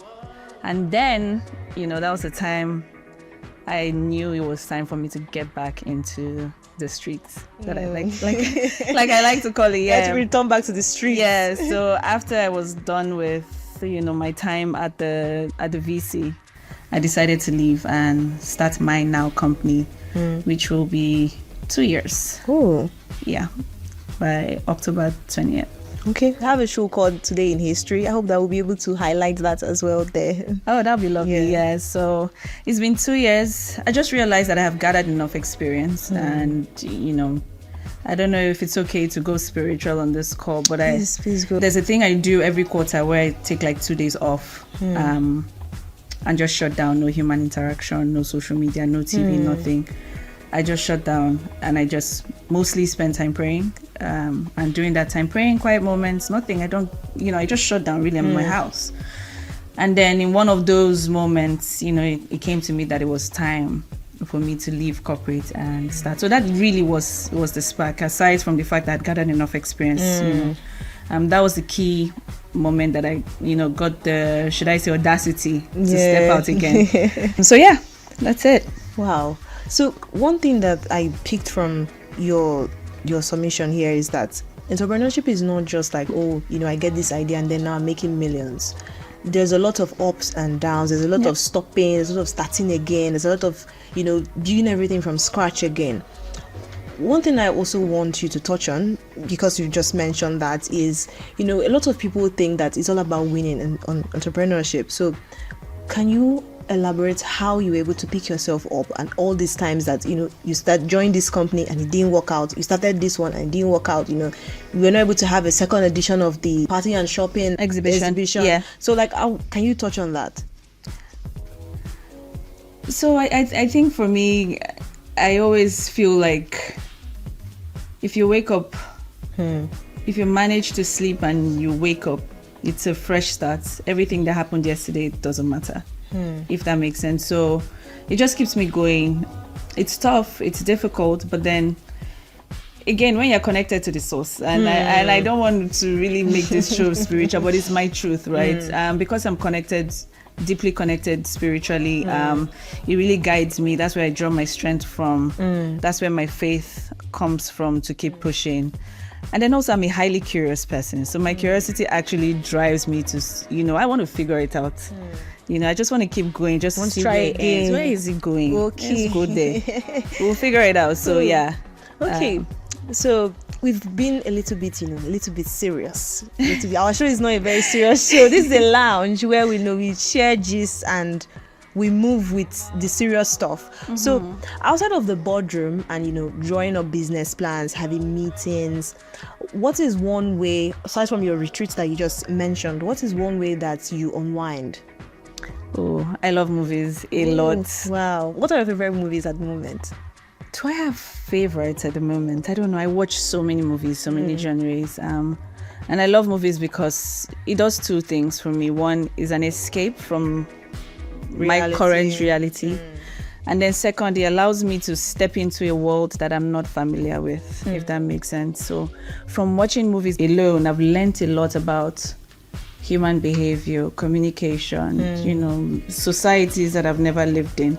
So it's both relaxation and learning for me. And I get to see the world through the eyes of somebody else. So literally when I'm watching a movie, I feel like I am inside the movie. It's how it happens in my head. It's a bit crazy. So yeah, I really do love watching movies. After a long day, if I really, really want to just shut down before I sleep, I have to put something. I have to put a movie. Yeah. So if we walked into your business space or we walked into your private corner where you do your business, what is one theme song that describes it? If your business had a theme song, what is the song that describes it? Hey God, I don't want to say what just came to my head, but oh my God. What's the theme song?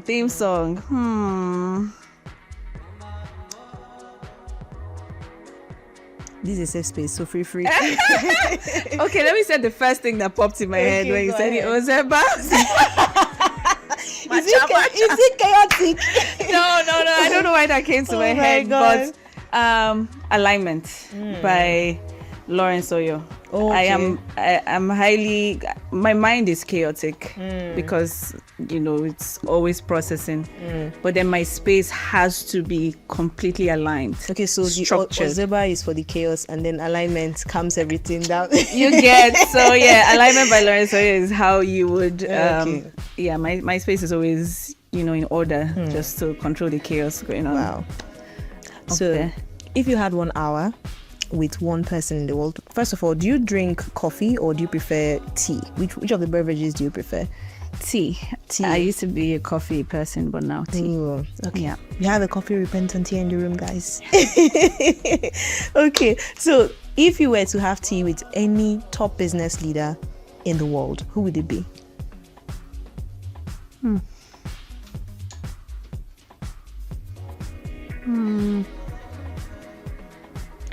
Top business leader. I'm struggling with this question because there's a lot of people. Yes, I draw my insights from so many people.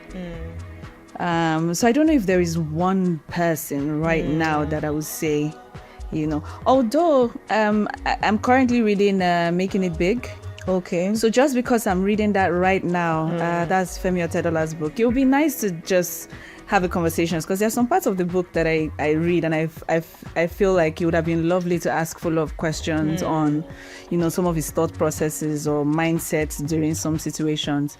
So yeah, maybe just for this moment, yes. But I don't know if there's one person top of mind right now really that I'll say is my number one overall. I read about so many people. I write about so many people's journeys as well through my own platform. So yeah. Okay, Mr. Femi Otedola, please give us a call when you see this video. Femi would like to have tea with you, okay? Okay, let's move on to the next questions, because I don't want you to leave this space without sharing everything that you have for us. So let's rush it up. So at what moment did you feel that I'm really doing this thing? Because sometimes in entrepreneurship, one of the things I notice that a lot of people have is that they think, I'm not really making it. They're in a space where they're just seated and they can't even believe that this thing is going to make sense. But then somehow they start to think, I'm really doing this thing. I have started making money first of all, and I started changing lives, and my brand, my business is impacting other people's lives. At what point did you feel like that? I think I would say 18 months into my business. The first year was me waking up every day and like, what decision have I made? I left my corporate life. It's paying me a nice salary. Oh. I was living the life. And then I come out, and at the end of every month, there's no salary, and I'm just, trying to build this thing and figure it out. But, I woke up one day 18 months later, and I figured out that I had 5 people on my team that I was paying salaries. Wow. And, when I was just reflecting and looking back, I realized that, there isn't a month yet. And I hope that never happens. It won't happen. But I realized that I haven't owed, salaries. And I was so grateful in that moment that, it means we're doing something right. The money isn't flowing as much yet because, it's not even 2 years yet. But the consistency of being able to take care of people who obviously have dependents in one way, shape or form. I think that was the moment that I realized that, this is really happening. And outside of myself, I'm responsible for other people's well-being. So now let's dive a little bit into your business. So I wanted to know, how important is branding and marketing for businesses? Because some people, they just want to start something, make one small page on Instagram or TikTok and just start selling. How important is it for a business or any entrepreneur that wants to make it in the industry to have good marketing, good branding? From the onset, right? I think branding and marketing should be part of your strategy from the moment you decide you want to do a business. Like you rightly said, it's usually an afterthought for many people. Yes. And then at that time, it becomes difficult to integrate some of the ideas or strategies that comes from the consultant or the agency or the company that you hire. It's absolutely important, especially if you're thinking about building at scale. Right, you're not thinking about just being a street corner business, and no offense to that kind of business, but if you are thinking about building for millions of people, countries, nations, you need to think about your branding and your marketing strategy, especially your branding from the get-go. From the moment you decided, I'm doing this and I have a name, even if you don't have a name, from the moment you decide, that is so critical. I don't know what scale to put it on. If you're going to put it on a scale of 100, I'll say 1,000. Wow. I know. I think I'm sure most people will say it's because that's what I do. But I have seen the impact, especially with some of the businesses I've been opportune to, support from day zero. And I see how, just having that clear strategy on who we are and who we want to be in the market and how we want to be perceived, having that clear-cut strategy from day one, I see how it has affected the way, positively, by the way, affected the way they have succeeded in the first few months to years of their business. And in the same vein, I've also been opportune to work with businesses who already started. Okay. And then got to a point and they realized, we need to call them. We need to really think about this thing called branding beyond just slapping on some logo from somewhere, right? So it's absolutely so it's so critical. So in what ways has your brand helped people? Because I'd like you to go into detail if you want to. What ways has your brand helped other people in marketing, help them to, be and do what they say they want to do in the space of business? By God's grace, we've been opportune to work with quite a lot of brands who are kicking off. Many of them are not very well known in the market yet, but I don't know how to. I wish I had numbers now to communicate, but I'll try to use an example without calling the name of the brand now. So we recently worked with a food brand. They were looking to create a product that helps with cooking jollof rice in say 15 minutes. Right, so it was like It's a combination of multiple products. Think about all the products that you use to cook your jollof rice, all blended into a powder. Is it kind of a ready-to-eat kind of thing? Yes. Okay. So you just boil your powder, you fry it, you put your parboiled rice, cover it. That's it. So you're not chopping onions, you're not doing all that. Nothing. So when they had created the product, because the group has, it's a group of companies. They also have an agricultural side, and this was them, trying to do something for the consumers. So when they had, finalized the formulation, and it was time to go to market, we were approached to think around. First, we say, we want to package this product, just sell it in market. That would have been great. We could have done that. But for me, I feel like the devil is in the details, and I like to go into the strategy of it before getting a designer to slap on something, because I believe in logic and magic, working together to create something that is, not just beautiful, but is generating the ROI that you would like. So when they came to us, we went to the drawing board, did a lot of research. We looked at the markets, looked at the players who are already doing something similar, both in Nigeria and other countries that they were looking to sell. After we did that research, we realized that, beyond just branding the product, how about we create for you a strategy, or should I say, an architecture that allows you to have multiple convenience lines. So when we went back to them, we're not just going back to them to say, okay, we're going to use red, yellow, and pink, right? We're telling them, okay, we know you're doing this product, but let's look 20 years into the future, right? Which is the way I like to think about the businesses that I work with. Let's look 20 years into the future. What is it that you can potentially be? And then when we figure that out, we'll build something today that can potentially scale. So that's why I told you at the beginning, if you're looking at building for scale, you must have branding from day one.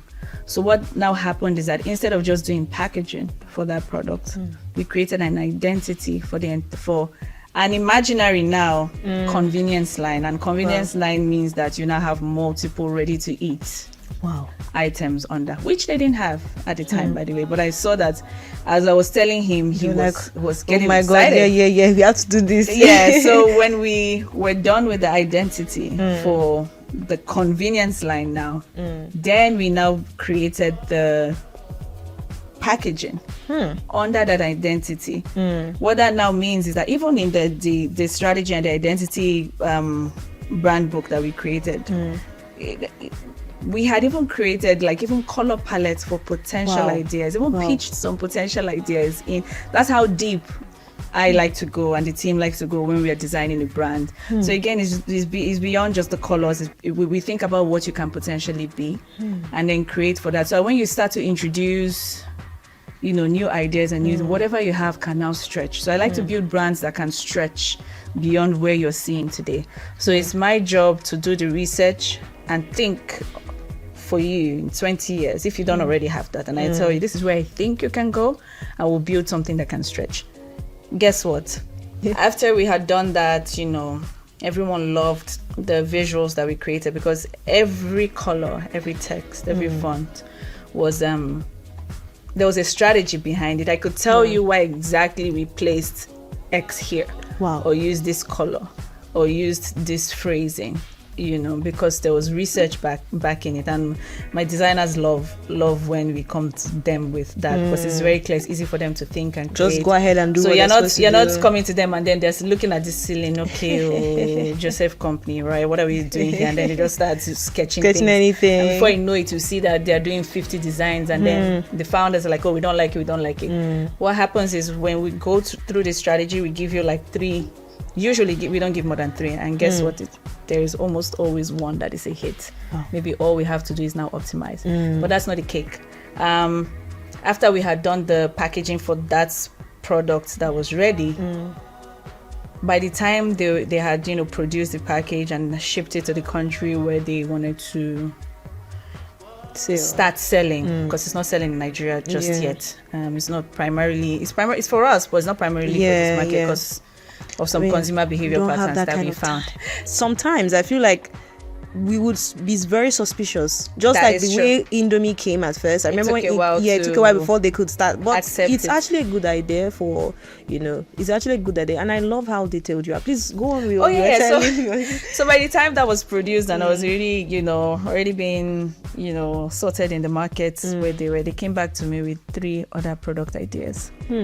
And they wanted us to create the packaging for it. Yeah. So what we did for them now helped them start to think of product extension, product line extension. What they were not even thinking about. So now they have other product lines that they will roll out very soon, all under that convenience. So what that means is you're not creating a new logo. It's plug and play. You now create different colors for those different packagings so that each packaging or each product line now has its own identity, if that makes sense. I know it sounds a bit complex, but so I think I was excited when they came back and they're like, we have 3 products that we want to see, so we need the packaging design so that they can Wow. So yeah, I love how detailed you are with your work. So if someone wants to go into this line of business, they want to start their own marketing or branding company, what are 3 things that you would tell them that you wish you had known? Wish I had known. Well, thankfully, somehow my path led me to where I am now. But 3 things I would say is, 1, you need to understand research. For me, research, working with the global research company that I was opportunity to work with really gave me the understanding of what it is what it means to actually create brands and market. So it's beyond just saying, we have this, come and buy. It's understanding your consumers, the market, the psychology, what works, what doesn't work. So you really need to understand research, because it really does help you with creating the right kind of campaigns, or the right kind of brand strategies, or the right kinds of copy. So that's 1. 2, you said 3, right? Yes, 3. Yeah. So research is so cool. I wish I could say research 1, 2, and 3, because I feel like research is so the important. hack. But 2, I think curiosity is so key. You have to be a highly curious person to be able to step into the world of your clients, or where you work. So I think curiosity. Personally, I'm a highly curious person, so that helps. But I think being able to develop the capability or the capacity to be curious about things does help. And then lastly, I would say give yourself the opportunity to stretch. I know in the world today, people like to say, I am an XYZ marketing expert, which is fantastic. But what has helped me is the multiple industries that I have worked with over the years. And when I'm thinking about a project in front of me, it's like I have a latitude of information that my brain is pulling off. Okay, how did we do it when we worked for an NGO? Okay, what did we do when we worked for a retail company or hospitality? And maybe what is in front of me is medical, for example. So your thinking, it's broader when you've allowed yourself to stretch beyond just one thing, one sector. It just allows you to think better. It's not. I know this is not a norm, because you tend. They say jack of all trades is master of none, but we all know the full thing. Yeah. I mean, if you don't know, you should go check. You should go read it and find out what the full adage is. Okay. Yeah. I will not be telling you though. Yeah, no, but because I don't know. No, you need to go find out. I know what you need to go and find out, please. But yeah, just the 3rd one I would say is just stretch beyond what you know, stretch beyond the sectors that you have worked. Try your hands on as many things as possible. And then when you're building for your clients, you see that your thinking is much deeper, if that makes sense. So what is one odd habit that we would not expect that you have? Odd. Don't be shy. I don't know if I don't know that I'll call this odd, but I used to be, and I say this with so much shame, I used to be a serious coffee addict. Not just coffee, energy drinks as well. When I was in the corporate space, I needed to be wired 2-4-7. So I can start my day with coffee, and then I'm doing like 2, 3, 4 cans of energy drink before the day runs out. It was actually quite bad. Like my siblings and my parents were quite worried for me at the time. But then, you know, when I needed to recover from being an addict, there was I don't think there's any AA community now for recovering coffee addicts. But I swapped coffee for running and exercising in the morning. Every morning, as early as I can wake up, I literally run. I run like somebody's chasing me. Wow. Yeah, and I like to work out. I like to keep fit, but I just figured that, you know, the first day I tried it, it's not like it was intentional. I just knew I couldn't drink coffee that day, so I got up and I started running. And when I came back, I was wired, like I had taken 3 cups of coffee. Wow. I came back, I took a shower, and I was wired. So now the habit is I don't drink coffee anymore. I swap for running, and when I wake up, I run. In fact, now I've added something else. I mix it up. So I run, maybe I do a sprint. When I'm tired, I do a jump rope. And then I sprint, jump rope. So I do this for like 30 minutes and come back. And when I come back, I am wired. Like I can go for it.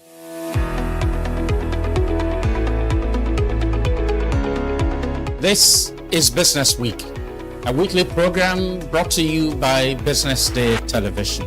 And we're live from Lagos, the nation's commercial capital, bringing you the latest insight into the stories that matter for business and the economy.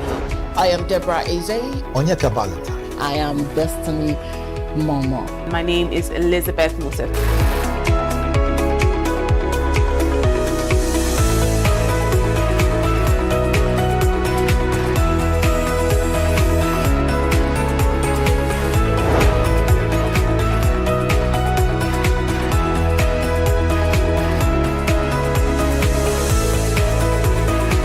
When you think of business, think no more, think Business Day.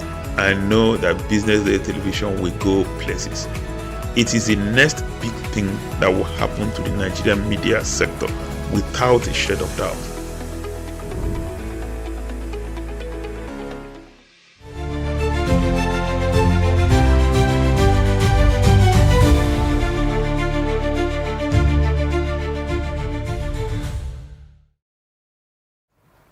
This is the Business Day TV News Update, reaching you live from our studio here in Lagos, Nigeria. Coming up, 65% Nigerians demand lower interest rates as MPC convenes.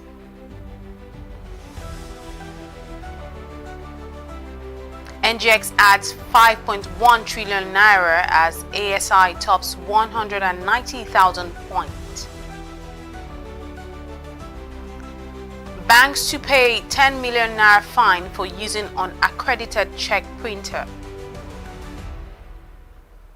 And federal government prioritizes revenue over efficiency in asset sales. Thank you for joining us this afternoon. My name is Elizabeth Musa.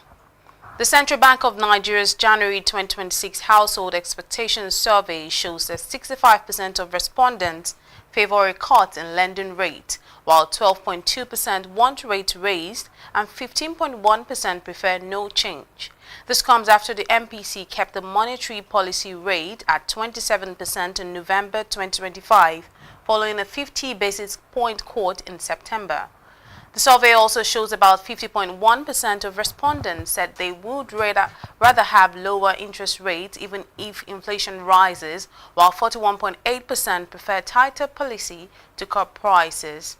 The overall consumer sentiment index eased to 2.8 points in January from 4.8 in December.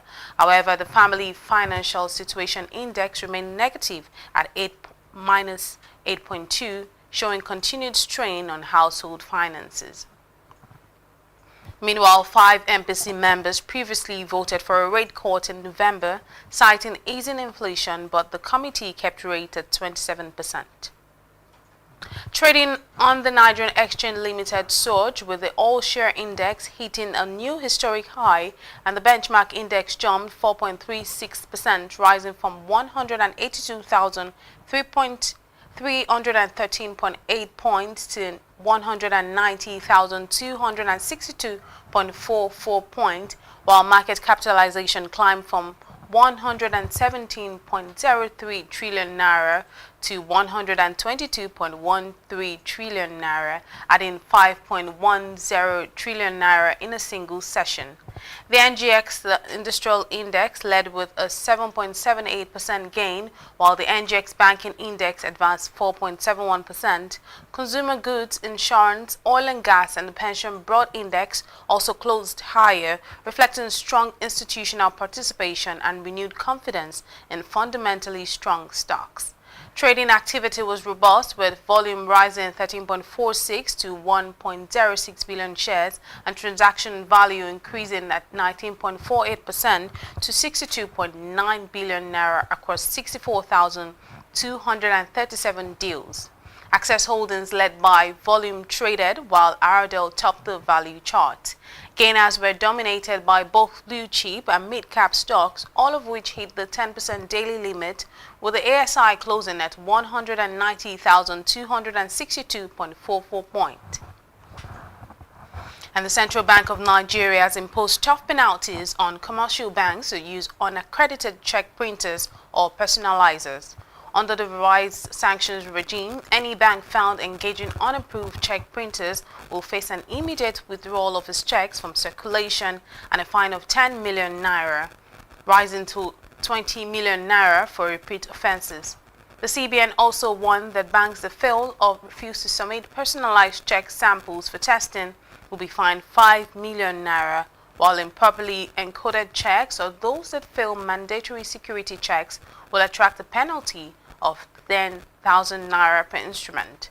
In the circular signed by the Director of the Banking Services Department, Amisu Abdullahi, the Apex Bank said the move follows a review of the original 2019 sanctions framework necessary to reflect current realities in the banking industry. The CBN says the tougher enforcement is aimed at reducing fraud risks, improving check processing, and restoring confidence in Nigeria's payment infrastructure. And coming up, federal government prioritizes revenue over efficiency in asset sales, and this is according to analysts. We'll bring you more after this break. Do stay with us.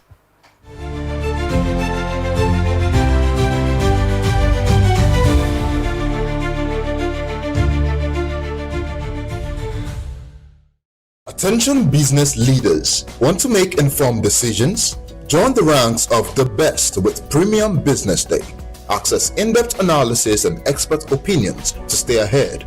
Subscribe now at premium.businessday.ng and unlock premium content. Plus, you get 50% off your first subscription. Don't miss out. Make smarter choices and seize new opportunities. Sign up now and elevate your business game. Visit premium.businessday.ng today.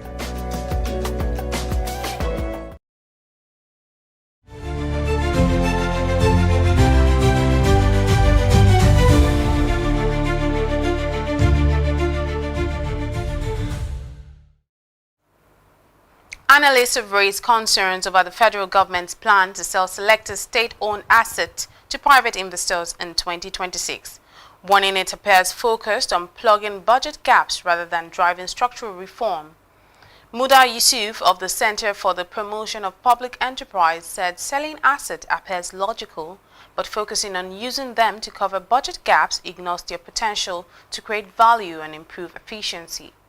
Yusuf also flagged transparency concerns, noting past sales to politically connected buyers at questionable valuations. University researcher Kelvin Madunagu said asset disposal should be part of broader reforms with labor protections, retraining programs, and safeguards for strategic sectors like power, energy, transport, and security-linked industries. Finance Minister Wale Adun said the government is reviewing public assets to determine which will be sold, while officials say the plan aims to boost liquidity, improve efficiency, and attract private investment. And away from that story, VFD Group PLC has launched a 15 billion naira Series 1 commercial paper issuance under its 50 billion naira program, marking its return to Nigeria's short-term debt market. The offer opened Monday, February 16, 2026 and closes Thursday, February 19, with settlement scheduled for February 20. Tranche A spans 270 days with an implied yield of 21.5%, while Tranche B runs 364 days at 23.5%, with minimum subscriptions starting at 5 million naira. VFT Group, listed on Nigerian Exchange in 2023, reported 9.68 billion naira profit after tax in 2025 and 85.2 billion naira in operating cash flow, supporting repayment capacity. Rated A+ long-term and A1 short-term by Data Pro, the paper offers high yields that requires investors to monitor cash flow, sustainability, and reliance on market funding. And also, the Nigerian Exchange hit a record 122 trillion naira market capitalization in Monday's first trading session, surpassing 120 trillion naira. Investors gained about 5 trillion naira in a day, the strongest jump since May 23, 2023, as the all-share index climbed at 7,949.36 points, or 4.36%, to 190,262.44. The rally was driven by 10% gains in Dangote Cement and MTN Nigeria Communications alongside Nestle Nigeria and 53 other stocks, while month-to-date and year-to-date returns rose to 15.1% and 22.3%. Market breadth remained positive with 54 gainers and 28 losers as technical indicators show overbought conditions with RSI levels above 70 and key stocks trading far above 50 and 200-day averages. Analysts link the surge to liquidity from the National Pension Commission raising equity limits, while experts say overbought conditions do not automatically signal a crash, urging selective investment in fundamentally strong companies. And to end local news, the Nigeria Revenue Service has begun a phased nationwide rollout of electronic invoicing and fiscal monitoring to modernize tax administration and strengthen compliance. In a notice signed on Monday, February 16, 2026, Executive Chairman Zach Adedeji said the merchant buyer solution will improve transparency and real-time transaction tracking. The system went live on August 1, 2025 for large taxpayers after consultations and pilots that began in January 2025, with implementation later extended to November 2025. Medium taxpayers earning 1 billion naira to 5 billion naira begin engagement in 2026, with full rollout in July and enforcement in early 2027, while merging firms below 1 billion naira start in 2027, with enforcement in 2028. Backed by the Nigeria Tax Administration Act and Nigeria Tax Act, the plan includes engagement, pilot testing, go live, review and enforcement to raise revenue, reduce leakages and improve transparency. And coming up, South African Rand weakens ahead of unemployment data. This and more after this break. Do stay with us.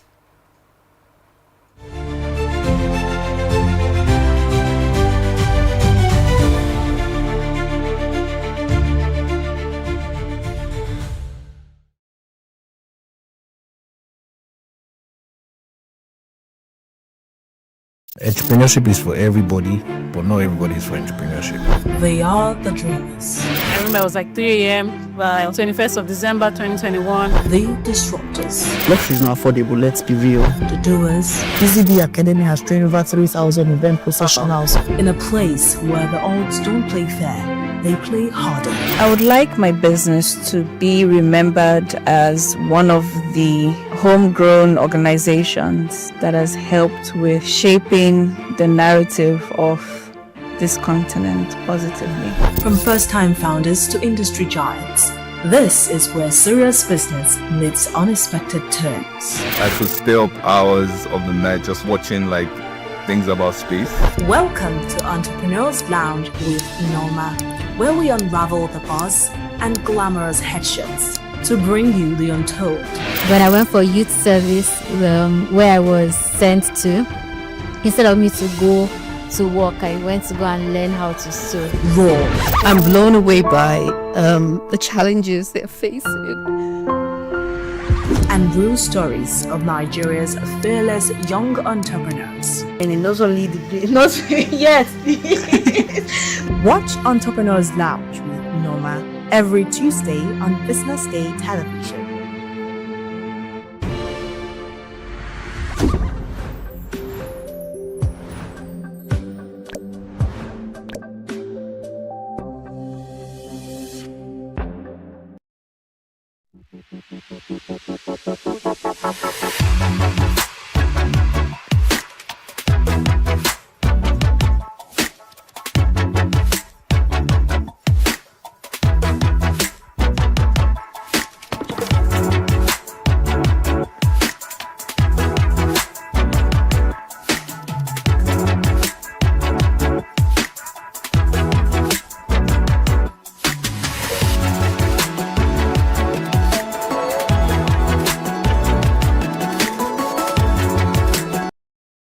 Attention business leaders, want to make informed decisions? Join the ranks of the best with Premium Business Day.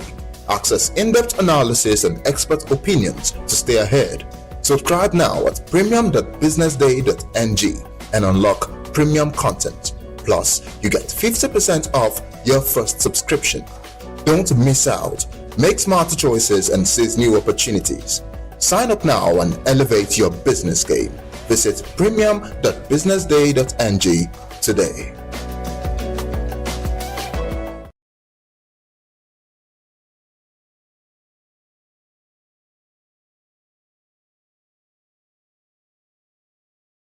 Information is everywhere, but insights, that is rare. Business Day Premium gives you analysis, data, and context that keep you ahead.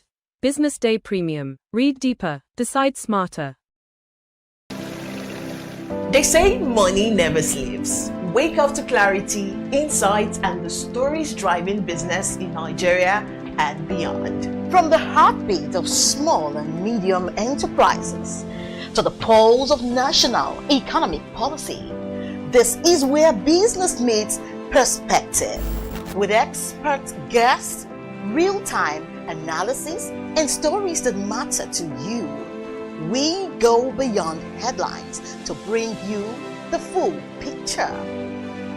Join us every morning as we break down the numbers, decode the policies, and spotlight the people shaping our economy. This is Business Money. We are not just showing off businesses, but telling the stories behind them. The hustle, the art, the orders, and the wins. Startup Spotlight, showing every Monday.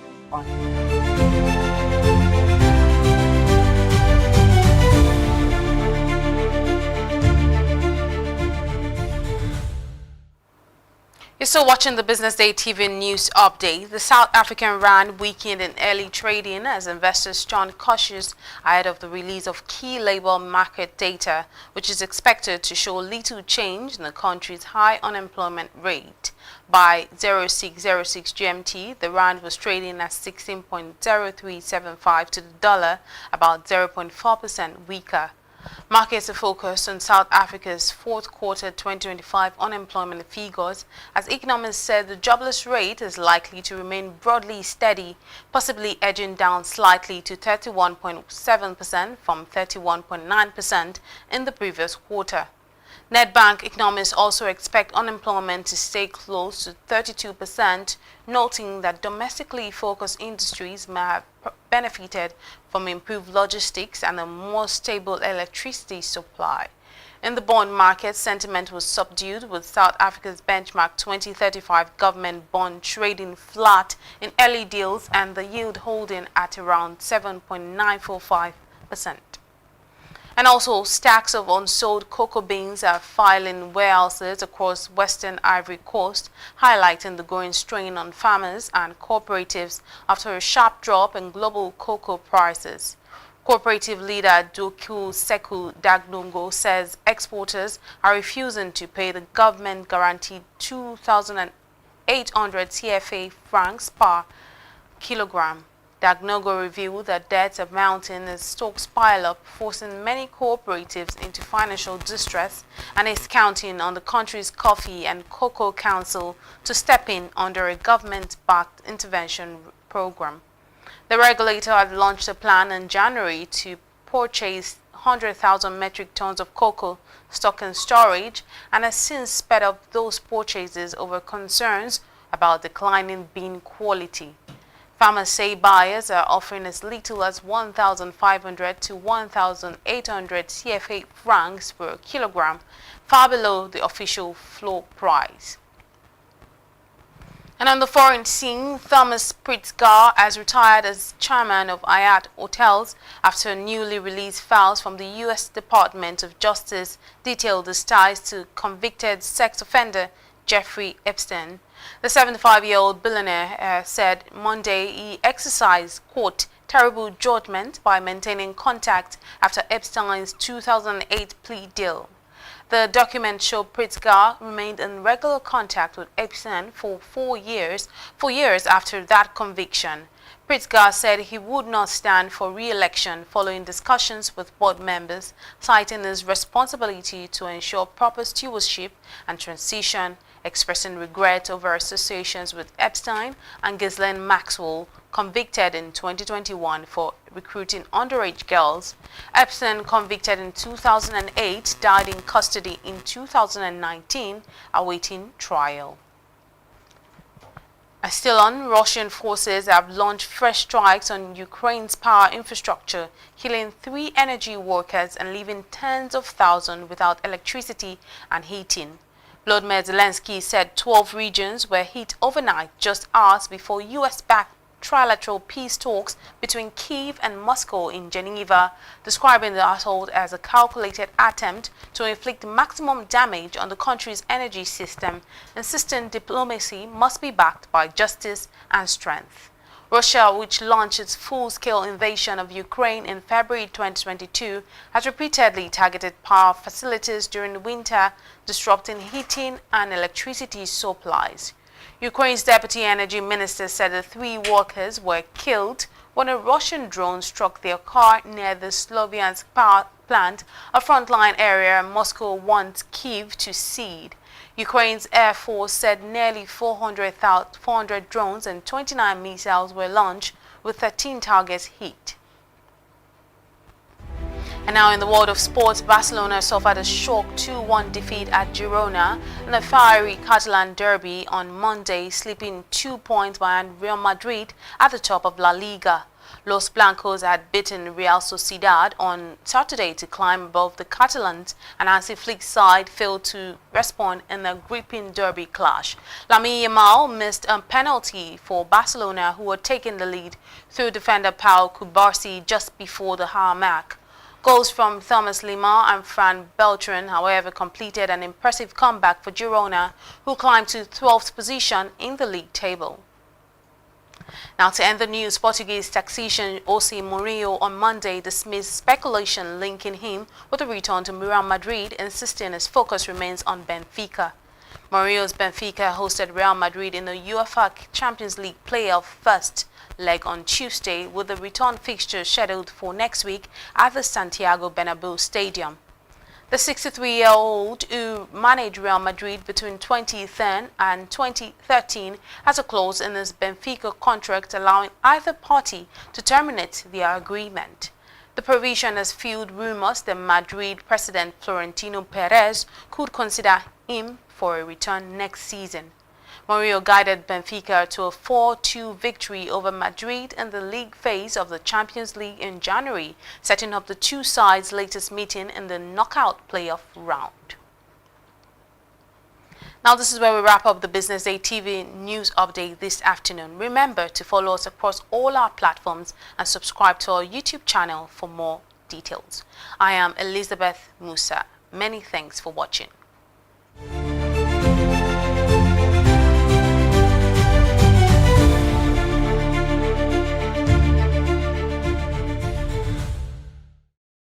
Information is everywhere, but insights, That is rare. Business Day Premium gives you analysis, data, and context that keep you ahead.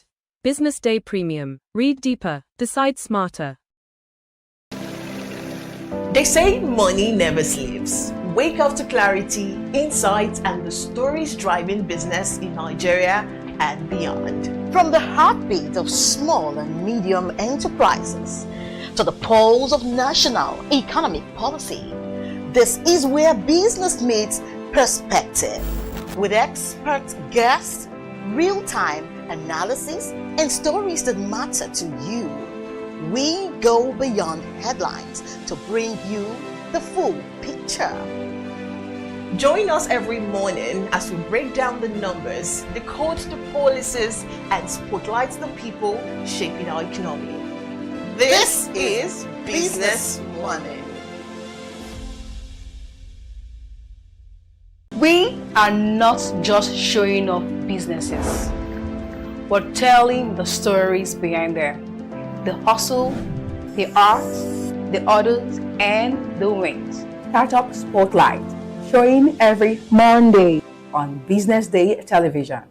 Welcome to the Triumph Against Odd podcast. Most people go through their lives without knowing what their superpower is, right? But if you're lucky enough and determined enough to find your superpower before you get to a certain stage of your life, you will be incredibly successful. Look, the first thing is you just decide not to look at the challenges, because if you do, it's going to end you. The closest thing I think is that I had a deeply military background, which is a bit of a never say die background. I saw an opportunity in non-interest banking, and I felt that the demand was there. There was pent-up demand for it. People were yearning for it, and I felt that if we did it properly, if we brought in professionalism into it, and if we brought in our experiences, our various experiences from various backgrounds into it, that it could succeed. Very few people do that because very few people explore their superpowers. They just explore bread and butter issues. I need to eat, and Yes, there will be challenges. This is a very difficult business environment. The government keeps working on how to make business easier. The first problem to overcome is really just starting, right? We thought about this idea for over 2 years before we even took the first step. You cannot ignore this country. No, and to be from here, I think is an incredible privilege. Nigeria will be ascendant in my lifetime. This is Business Week, a weekly program brought to you by Business Day Television.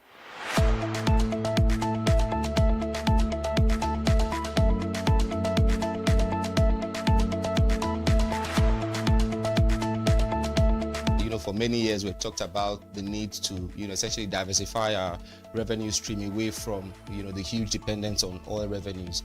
It looks like that is happening now. So that means that we're better protected when, you have these wide fluctuations in oil prices and all of that. So it's as you say, and I agree, that we should commend the government. At least revenues are not falling. There have been times in the past when we recorded drops in revenue. That's not the case today. We're seeing revenues actually going up.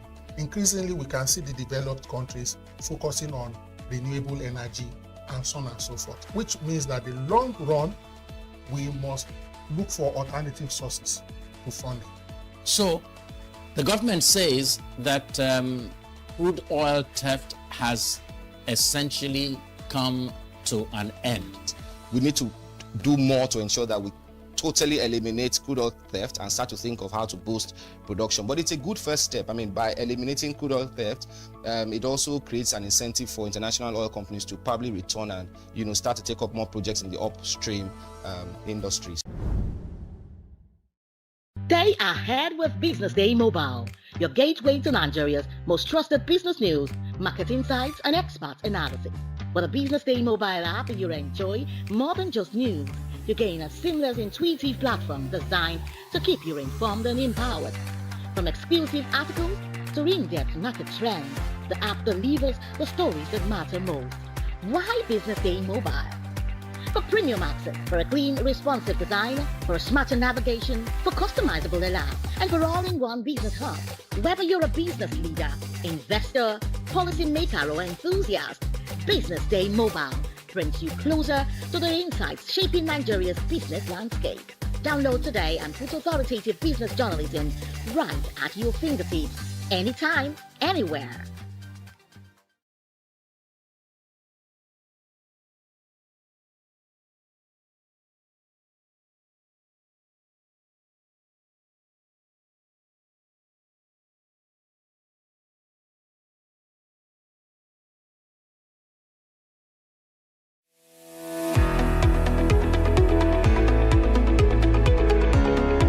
This is Business Week, a weekly program brought to you by BusinessDay Television. And we're live from Lagos, the nation's commercial capital, bringing you the latest insight into the stories that matter for business and the economy. I am Deborah Eze. Onyeka Balata. I am Destiny Momo. My name is Elizabeth Musef.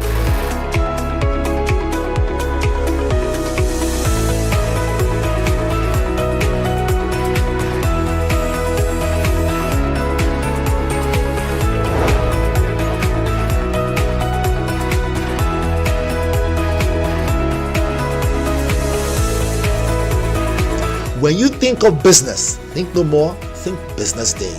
I know that Business Day television will go places. It is the next big thing that will happen to the Nigerian media sector without a shade of doubt.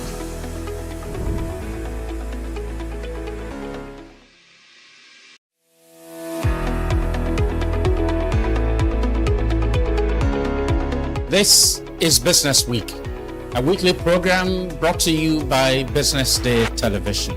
And we're live from Lagos, the nation's commercial capital, bringing you the latest insight into the stories that matter for business and the economy. I am Deborah Eze. Onyeka Balata. I am Destiny Momo. My name is Elizabeth Musef.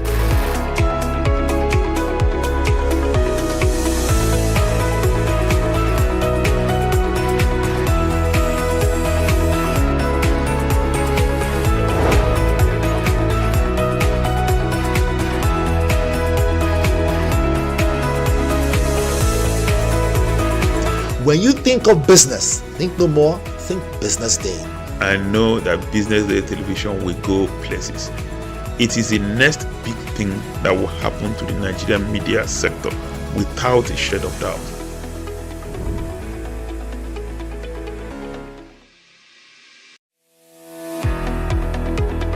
Information is everywhere, but insights, that is rare. BusinessDay Premium gives you analysis, data, and context that keep you ahead. BusinessDay Premium. Read deeper, decide smarter.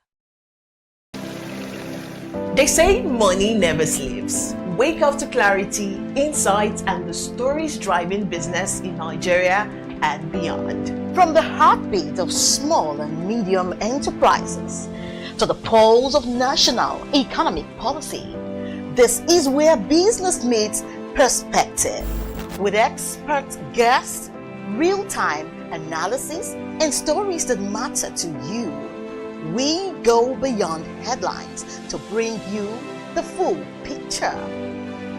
Join us every morning as we break down the numbers, decode the policies, and spotlight the people shaping our economy. This is Business Money. We are not just showing off businesses. We're telling the stories behind there. The hustle, the art, the orders, and the wins. Startup Spotlight, showing every Monday on Business Day Television. Welcome to the Triumph Against Odd podcast. Most people go through their lives without knowing what their superpower is, right? But if you're lucky enough and determined enough to find your superpower before you get to a certain stage of your life, you will be incredibly successful. Look, the first thing is you just decide not to look at the challenges, because if you do, it's going to end you. The closest thing I think is that I had a deeply military background, which is a bit of a never say die background. I saw an opportunity in non-interest banking, and I felt that the demand was there. There was pent-up demand for it.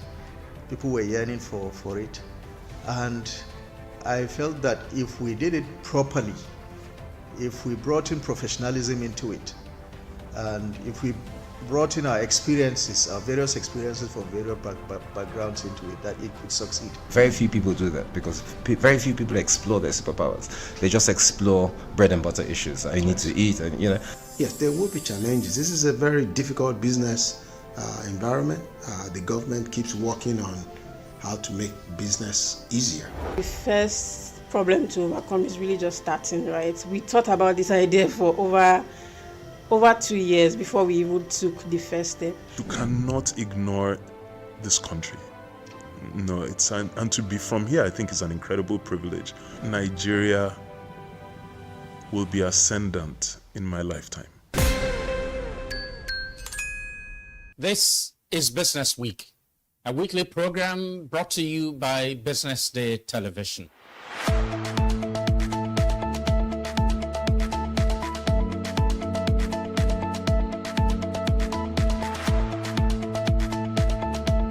For many years, we've talked about the need to, essentially diversify our revenue stream away from, the huge dependence on oil revenues.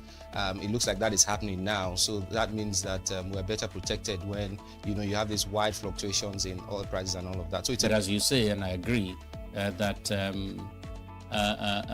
we should commend the government. At least revenues are not falling. There have been times in the past when we recorded drops in revenue. That's not the case today. We're seeing revenues actually going up. Increasingly, we can see the developed countries focusing on renewable energy and so on and so forth, which means that in the long run, we must look for alternative sources to funding. So, the government says that crude oil theft has essentially come to an end. We need to do more to ensure that we totally eliminate crude oil theft and start to think of how to boost production. But it's a good first step. By eliminating crude oil theft, it also creates an incentive for international oil companies to probably return and start to take up more projects in the upstream industries. Stay ahead with Business Day Mobile, your gateway to Nigeria's most trusted business news, market insights, and expert analysis. With a Business Day Mobile app, you enjoy more than just news. You gain a seamless, intuitive platform designed to keep you informed and empowered. From exclusive articles to in-depth market trends, the app delivers the stories that matter most. Why Business Day Mobile? For premium access, for a clean, responsive design, for smarter navigation, for customizable alerts, and for all-in-one business hub.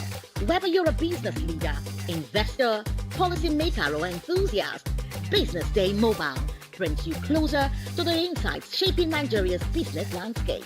Download today and put authoritative business journalism right at your fingertips, anytime, anywhere.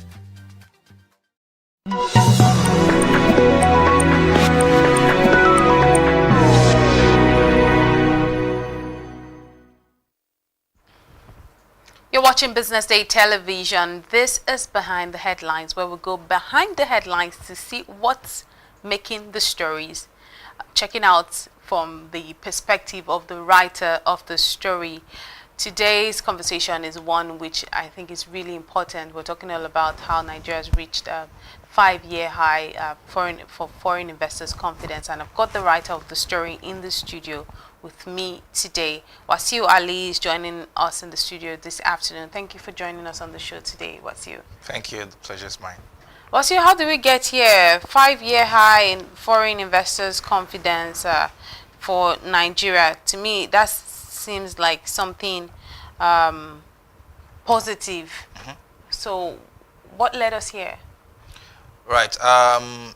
If you look at the numbers very critically, we realize that foreign investors' confidence, so put differently, foreign inflows into the country has been on a downward trend since 2019, and some policy shift came up 3 years ago, maybe about 3 years ago, where the president scrapped wasteful fuel subsidies, and then on the monetary side, the exchange rates were liberalized, and then so together these policies have put Nigeria in its best footing in more than 5 years. So if investors are very cautious, if they notice that the market, there's some sort of macroeconomic stability in the market, and they realize that returns, for instance, in Nigeria, you have carry trade opportunities, like higher returns in Nigeria than in most markets across Africa. So that gives investors, especially portfolio investors, some level of confidence that yes, we can invest in this country and get high yield returns. So those policies by the government have helped restore capital flight. I mean, rein in capital into the country and halt capital flight that we were seeing about 4 or 5 years ago. So we say that this confidence that we're seeing is driven more by short term. Okay, yeah, short terms, yes, yeah. Right. So in the report, we have two major suppliers of inflows into the country, dollar liquidity into the country. We have foreign portfolio investments and foreign direct investments. Okay. So if you look at the numbers critically, you realize that the amount, the share of FPIs, which is short term, like you've mentioned, is quite about, on the I side, about 80% of the total inflows that came into the country, or more than. So that tells us that we are not out of the woods yet, because if the number of capital that comes into your country are short term, are hot money, as they call it, any global sentiment or risk, perceived risk, could trigger capital of the country, and then we are back to square one. So what if you look at the share of just to put out numbers, if you look at the share of FPIs rose 226% year on year within the 9 months of 2025 compared to what it was last year. We had $14.25 billion in FPIs. Meanwhile, FDI is under $600 million. And what we really need for growth, for real economic growth, for job creation, to tackle poverty, to tackle unemployment, is foreign direct investment. That's physical structure of companies coming into the country, settling their equipment, their facilities. Toyota has a factory in Ghana, but Nigeria is the largest market. We don't have that. So that's foreign direct investment. So short-term investment, yes, there are signs that yes, the economy has begun to stabilize, but they cannot deliver the real growth that we so much crave for. So that's just sort of distinction between the short-term liquidity inflow and then the foreign direct investments. Fantastic. But how sustainable is this renewed interest, given the inflation, FX volatility, and other structural challenges?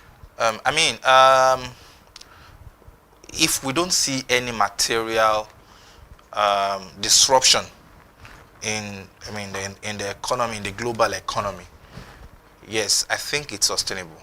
If you look at what happened, was it October or November, when President Donald Trump said Nigeria was a country of, I've forgotten how he used that word now.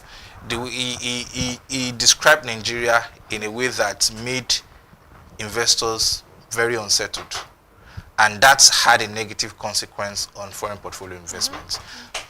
Data from FMDQ showed that foreign portfolio investment into the country was around little above $3 billion in October, and it dropped drastically to less than $600 million in November. So showing that those words alone could shake up the economy. So that's some of the risk sentiment that comes with short-term portfolio investments.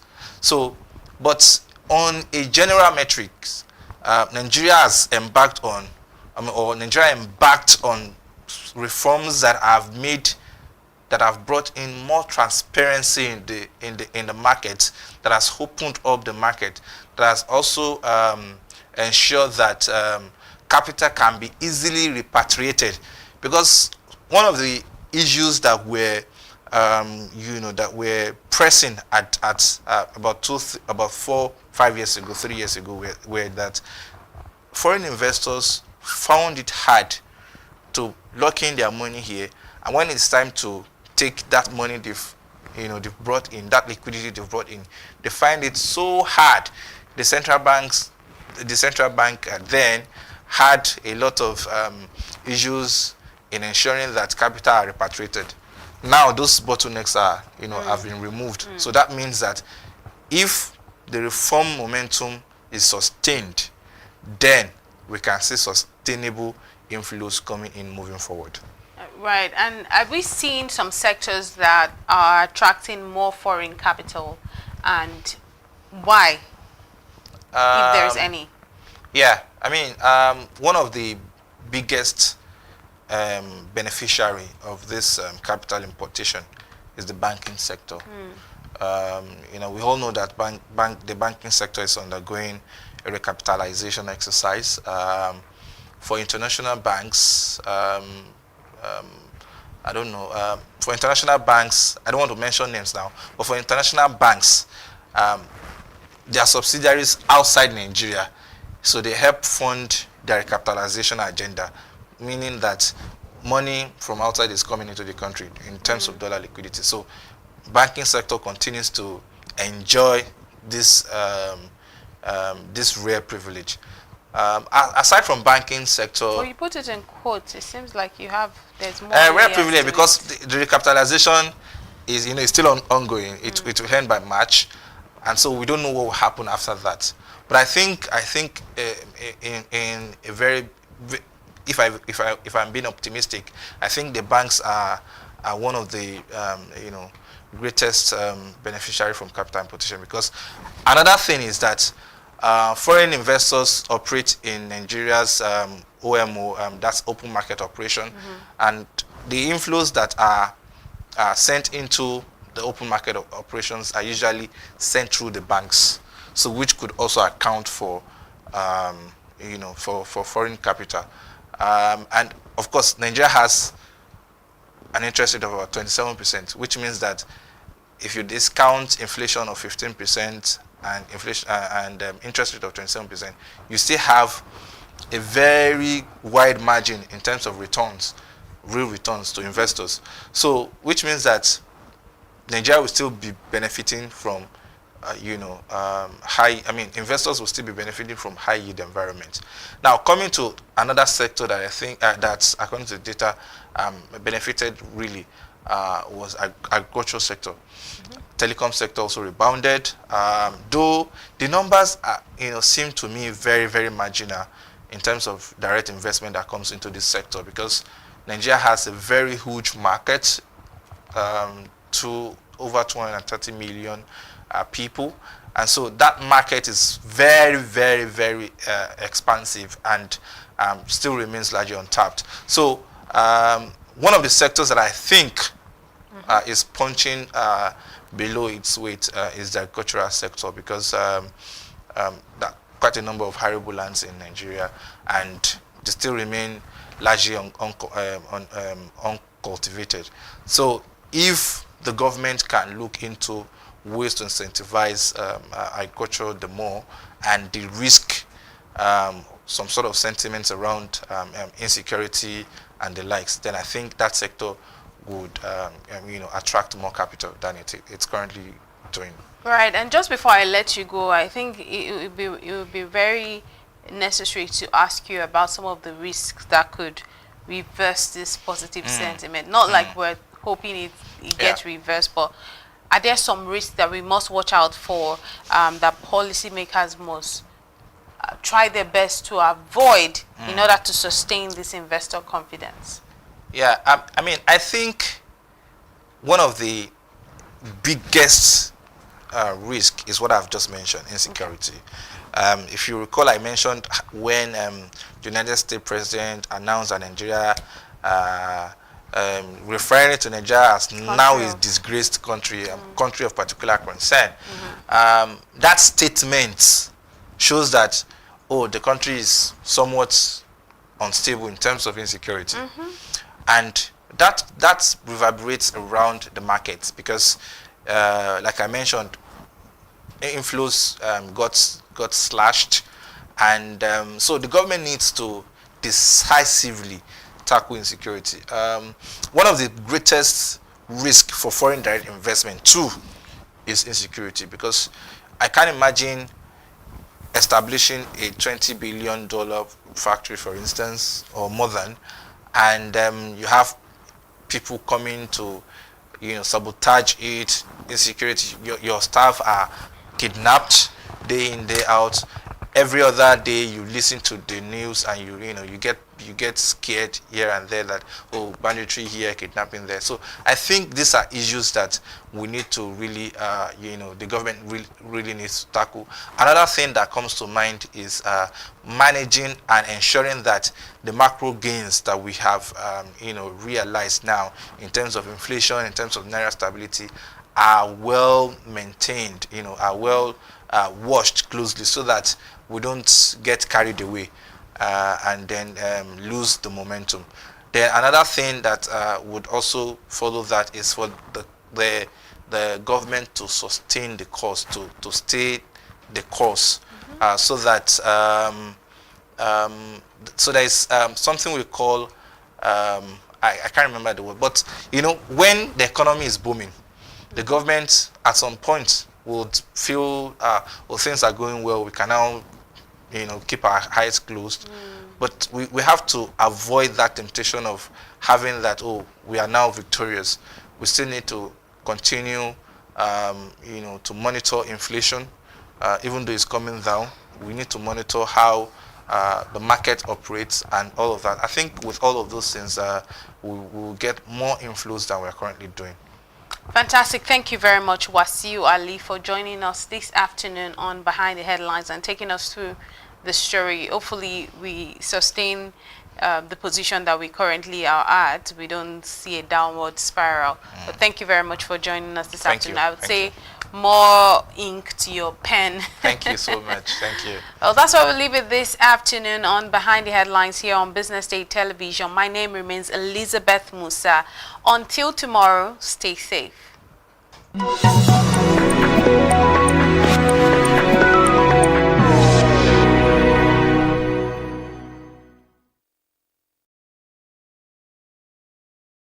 Information is everywhere, but insights, that is rare. Business Day Premium gives you analysis, data, and context that keep you ahead.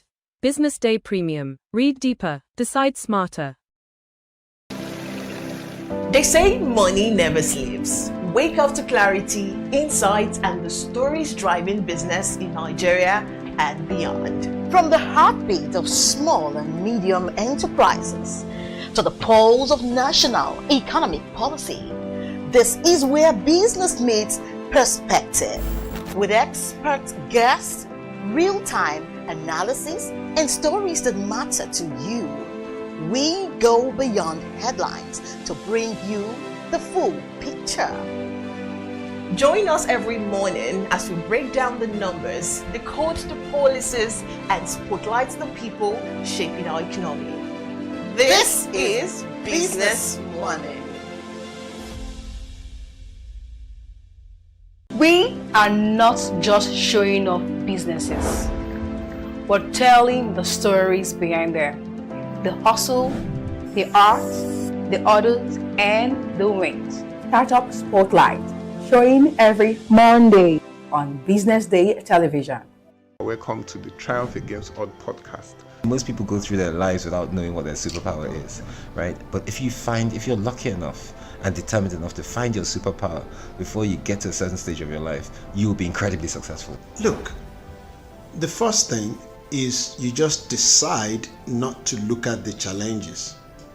Because if you do, it's going to end you. The closest thing I think is that I had a deeply military background, which is a bit of a never say die background.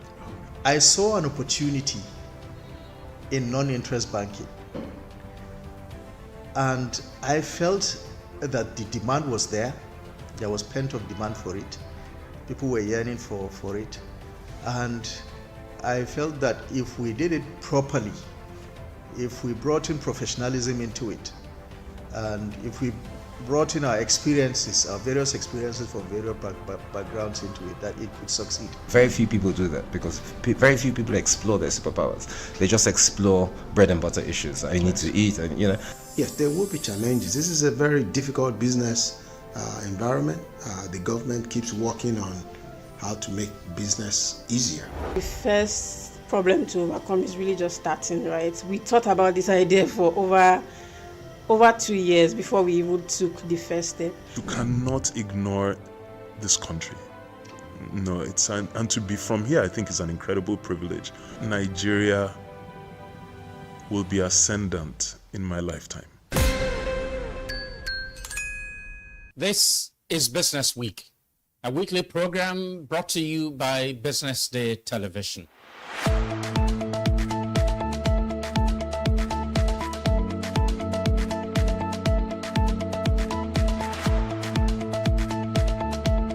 For many years, we've talked about the need to, essentially diversify our revenue stream away from, the huge dependence on oil revenues. It looks like that is happening now. So that means that we're better protected when, you have these wide fluctuations in oil prices and all of that. So it's as you say, and I agree, that we should commend the government. At least revenues are not falling. There have been times in the past when we recorded drops in revenue. That's not the case today. We're seeing revenues actually going up. Increasingly, we can see the developed countries focusing on renewable energy and so on and so forth, which means that in the long run, we must look for alternative sources to funding. So the government says that crude oil theft has essentially come to an end. We need to do more to ensure that we totally eliminate crude oil theft and start to think of how to boost production. But it's a good first step. By eliminating crude oil theft, it also creates an incentive for international oil companies to probably return and start to take up more projects in the upstream industries. Stay ahead with Business Day Mobile, your gateway to Nigeria's most trusted business news, market insights, and expert analysis. With a Business Day Mobile app, you enjoy more than just news. You gain a seamless, intuitive platform designed to keep you informed and empowered. From exclusive articles to in-depth market trends, the app delivers the stories that matter most. Why Business Day Mobile? For premium access, for a clean, responsive design, for smarter navigation, for customizable alerts, and for all-in-one business hub. Whether you're a business leader, investor, policymaker, or enthusiast, Business Day Mobile brings you closer to the insights shaping Nigeria's business landscape. Download today and put authoritative business journalism right at your fingertips, anytime, anywhere.